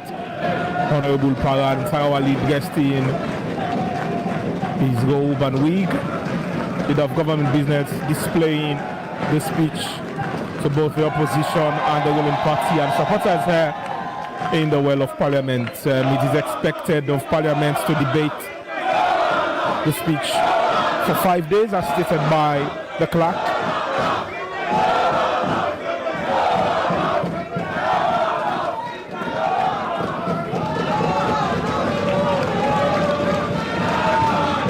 Honorable members of Parliament of the People's Congress Party shouting "Time done done" in the local language Creole, which means time is over. It can be interpreted to mean that residential time for His Excellency the President, Julius Madabio, which is a 5-year term, is finished. And this is the last address of His Excellency the President in this well. If ever he gets the opportunity again, will be after he is re-elected into office for a second mandate. So I think predicating on that, that is why members of Parliament of the People's Congress Party are shouting that indeed time is ended for President Julius Madabio. Your Excellencies, members of the diplomatic corps, distinguished ladies and gentlemen, after the National Anthem, His Excellency the President will leave the chamber. He will be accompanied by the Vice President, the First Lady, and the Speaker of Parliament.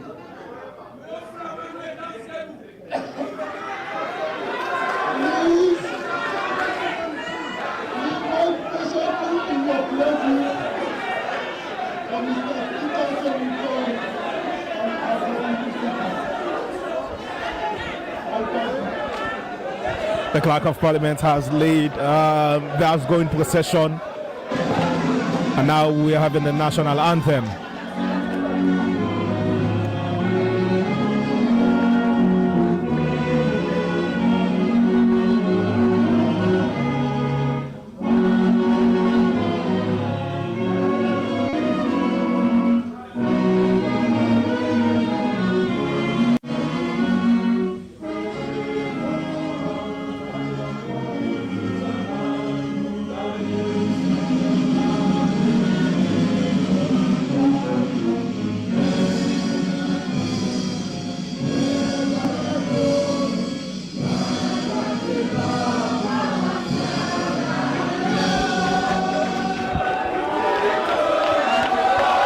You've just listened to the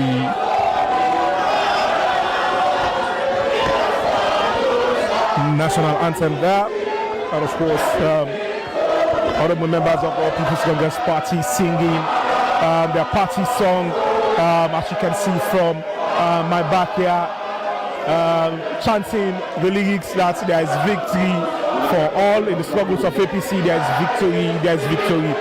But making the procession out of the Well of Parliament is the Sergeant in Arms bearing the mace, being followed by His Excellency the President, accompanied by the First Lady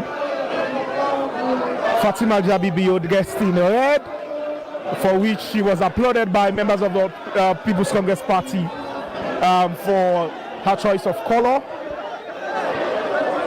And making way is also the Vice President of the Republic of Sierra Leone, VP Mohamed Julde Jallo. But we'll try and get the views of those who were present, especially members of Parliament and also ministers who listened to the speech of His Excellency the President, retired Brigadier Julius Maada on the state opening of the 5th session of the 5th Parliament of the Second Republic of Sierra Leone.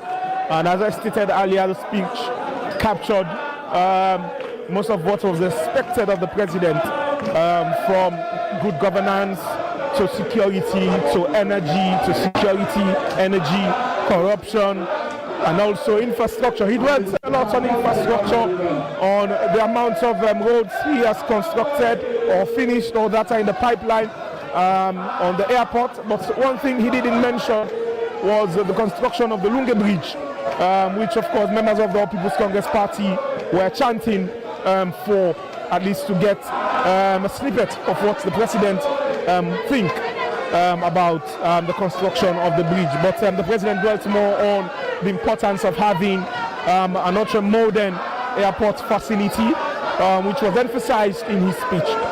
He also spoke extensively on how his government has reached out to reclaiming Sierra Leone's lost victory in the fight against corruption, and Sierra Leone winning the MCC scorecard as a result of the work the Anti-Corruption Commission has put in. And also he spoke extensively on security as well, and also on procurement issue, amongst others. But you're watching AYV television here on Channel 33 from the Well of Parliament. We've just witnessed the end of the presidential speech here at the state opening of Parliament, and still members of the People's Congress Party are chanting, as you can hear the ambience here just at my back. But we're trying as best as possible to make sure that we get MPs or ministers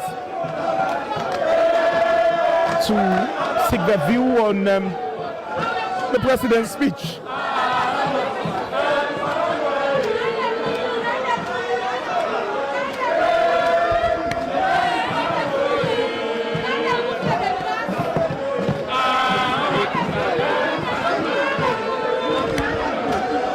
Of course, you're watching AYV television here, and of course we're live here on Channel 33. Honorable, you welcome to AYV. You are live. Firstly, let me start with, what's your take on the President's speech? Firstly, it's very, very long, disjointed and disorganized. The speechwriters did not do justice to the President. You had him, he will talk about one point in paragraph X, and then he goes to paragraph Y and he will repeat the same point again. So it shows that the correlation in the speech itself had many challenges. And one thing I also noticed, all the notes MDA sent, they just put them together and couple them into a speech. When you are writing a speech, you must vet the information before presenting them. He made some sound references and statistics to several issues on corruption, on infrastructure. What's your take on those? You know, it's easier to talk on paper, but you and I know. He talked about the economy. When you go to the market, you know whether people are hungry, you know. Whether people don't have money in their pockets, you know. He talked about stability of the currency. You know it's not true. Because the dollar rate today is over $1,300 for the dollar. You know what that means? The foreign exchange will always expose you. The economy is not stable. And looking at food security, you also mentioned. That's what I said. That's what I'm talking about. People are hungry. The WFP recent index, it's international, it's not local. It said it's very clear, it exposed everything. And you're going to take 5 days to debate this? Oh yes, 5 important days. And we will neither shorten the days nor the hours. We need all the time in the world to debate because there are many gaps and many flaws and we need to bring them out to the public. All right, thank you very much, Honorable. Thank you too. And of course, I'm talking to the Honorable Member of Parliament there from the All People's Congress Party, Honorable Cherry Coco, as he is known. And we're still waiting the procession here of the Speaker of Parliament.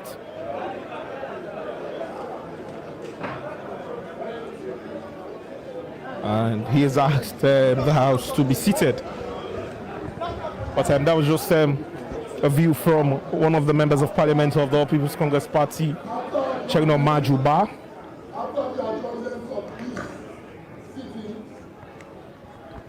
Mr. Speaker will leave the chamber accompanied by judges. Please, they will process in that, or they will recess in that order. Speaker first, the judges, and then the day's guests and all other guests. Thank you. 2, immediately after this official ceremony, there is a speaker's reception. You will realize that most of you have been given cards to that reception. Please stay around and interact with the Honorable Speaker of the Parliament of the Republic of Sierra Leone.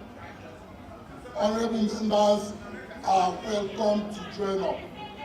For the staff, you will be in Committee Room 1 to complement the efforts of the Speaker. Thank you. Honorable members, the House will now adjourn to Tuesday, the 17th of May, 2022 at 10 a.m.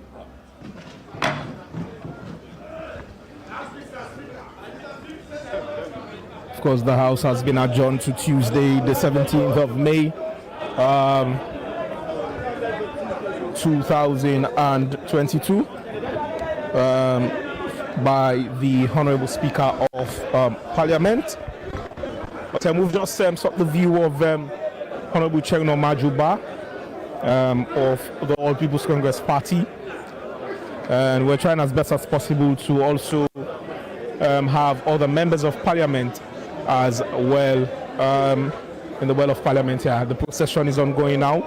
The Speaker is leaving the House of Parliament, followed by judges of the Supreme Court of Judicature.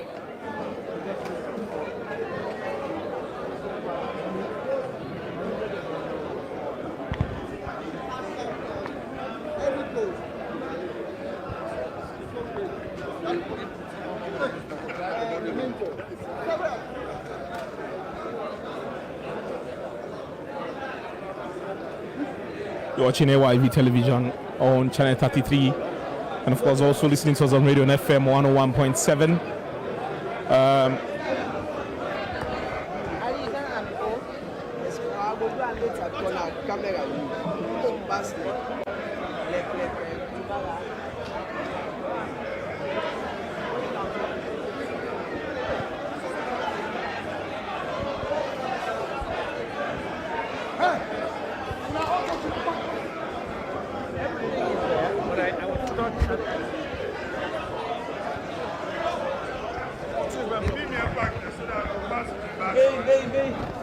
You're watching AYV television live here. We're bringing you live proceedings from the Well of Parliament and trying to have honourable members of Parliament to give their input.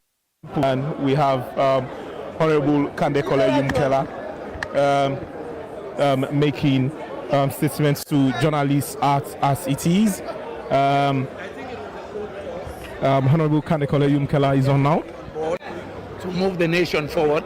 It is good he made that general call to everybody, that he needs everybody on board. So how did you feel about this particular event, this August meeting today? Well, this was very detailed about everything. For me, it was like taking a comprehensive exam when you're doing your PhD. you have to cover everything, every course you've taken. And so he was giving us full blast, good details over 3 hours.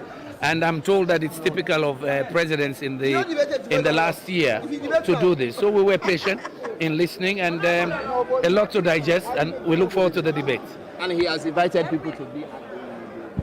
But of course, Honorable Kadekolo Yumkela is looking forward to the debate, as he has stated there, reminiscing to the historicity of how presidents in their final state opening of parliament of any term take long to deliver their speech. The references to Ahmed Tijan Kaba, who took 85 pages. But I'm here with Honorable Member of Parliament.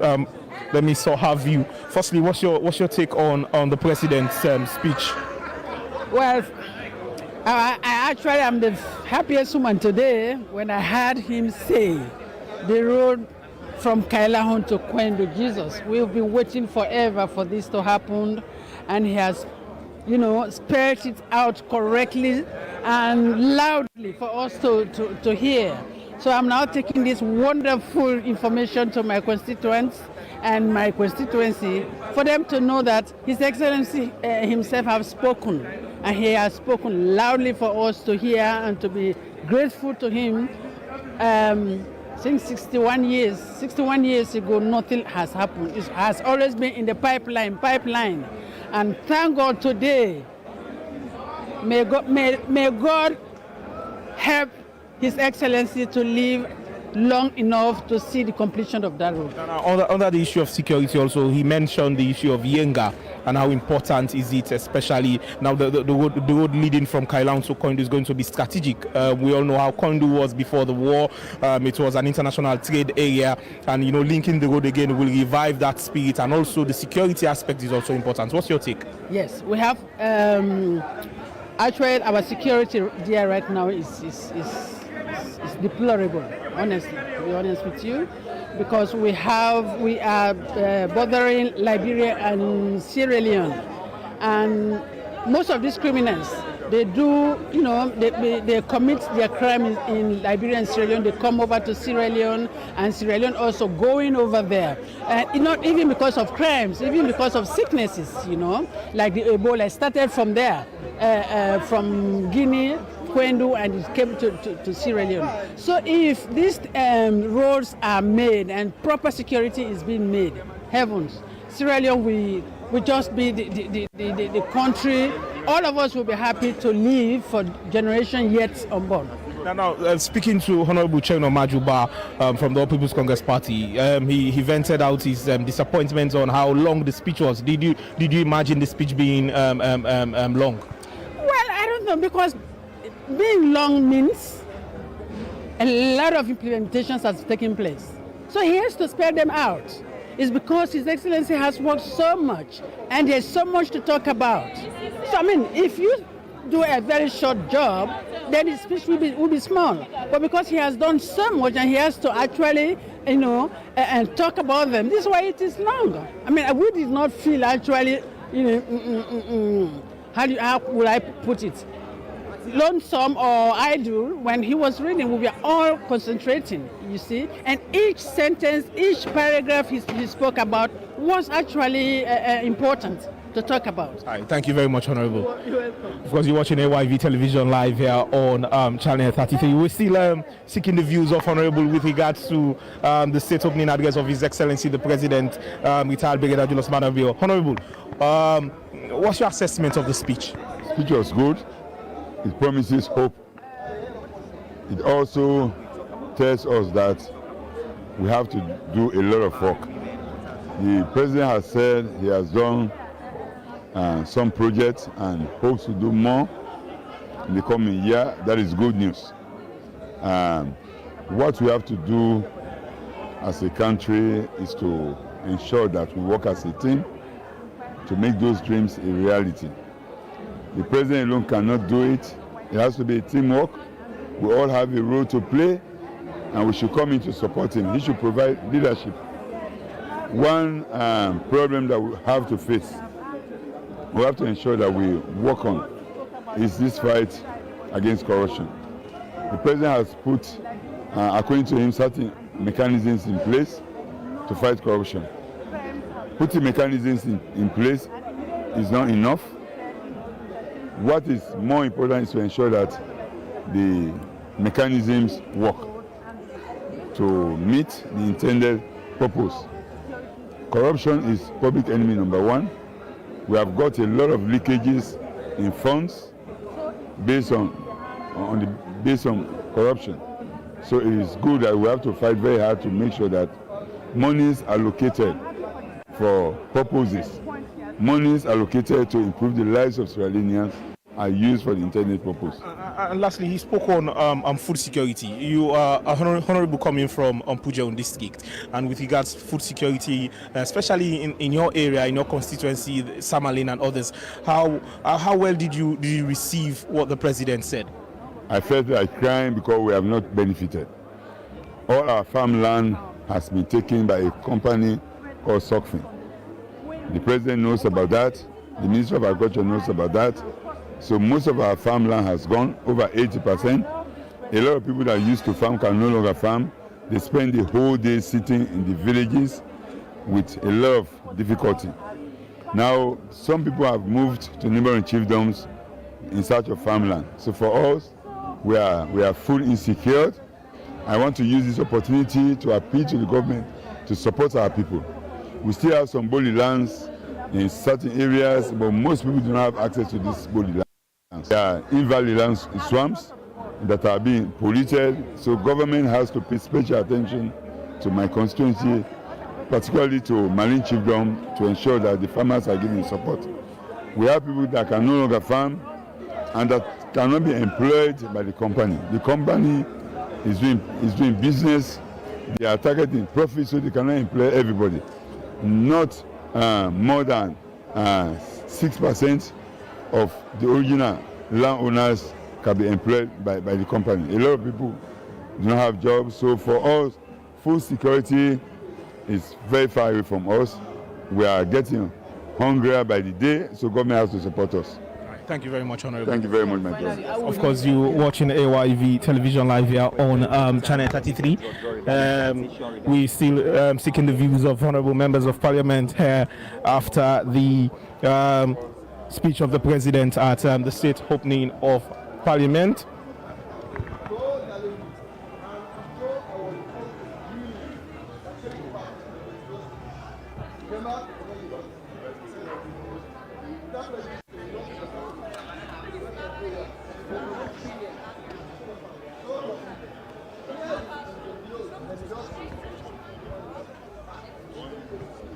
Of course, we're still seeking the views here of honourable members of parliament from the Well of Parliament. As stated earlier, President in his speech mentioned a host of thematic areas where he emphasized infrastructure, security, corruption, of course, education, the flagship program of His Excellency the President. He made stand references, particular references to peoples who have done well in the areas of examination, external examination across the country. And he also spoke extensively on infrastructure and also on the constitutional review process of which government has rendered his recommendation.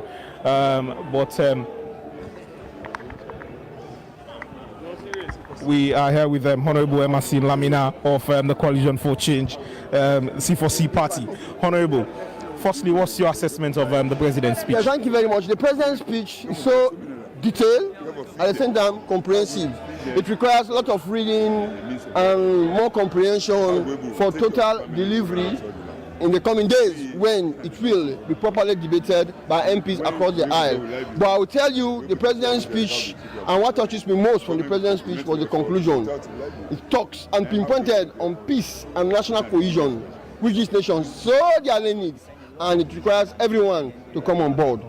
Now, you were animated and happy when President was mentioning area of mining activity. Of course, you are heading that committee in Parliament. What's your take on that? Yes, I can say President Bio spoke lithotes from the mining sector. Lithotes because it actually underestimated the mining. The mining is so huge. If I tell you now, first in history, we got coltan mining. That's a huge, and fine minerals. We got gold.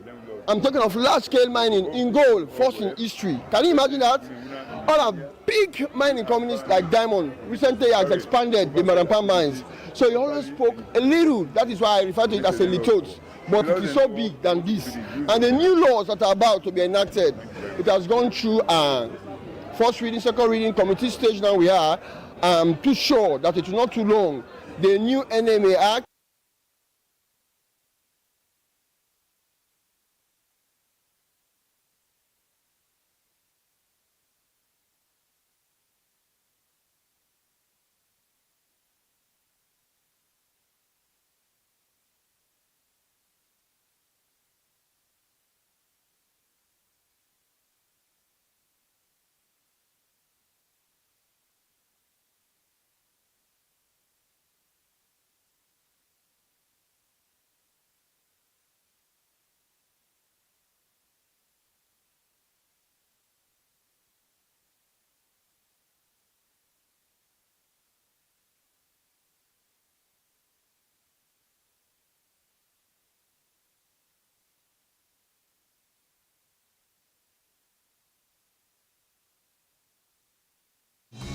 AYV is your home of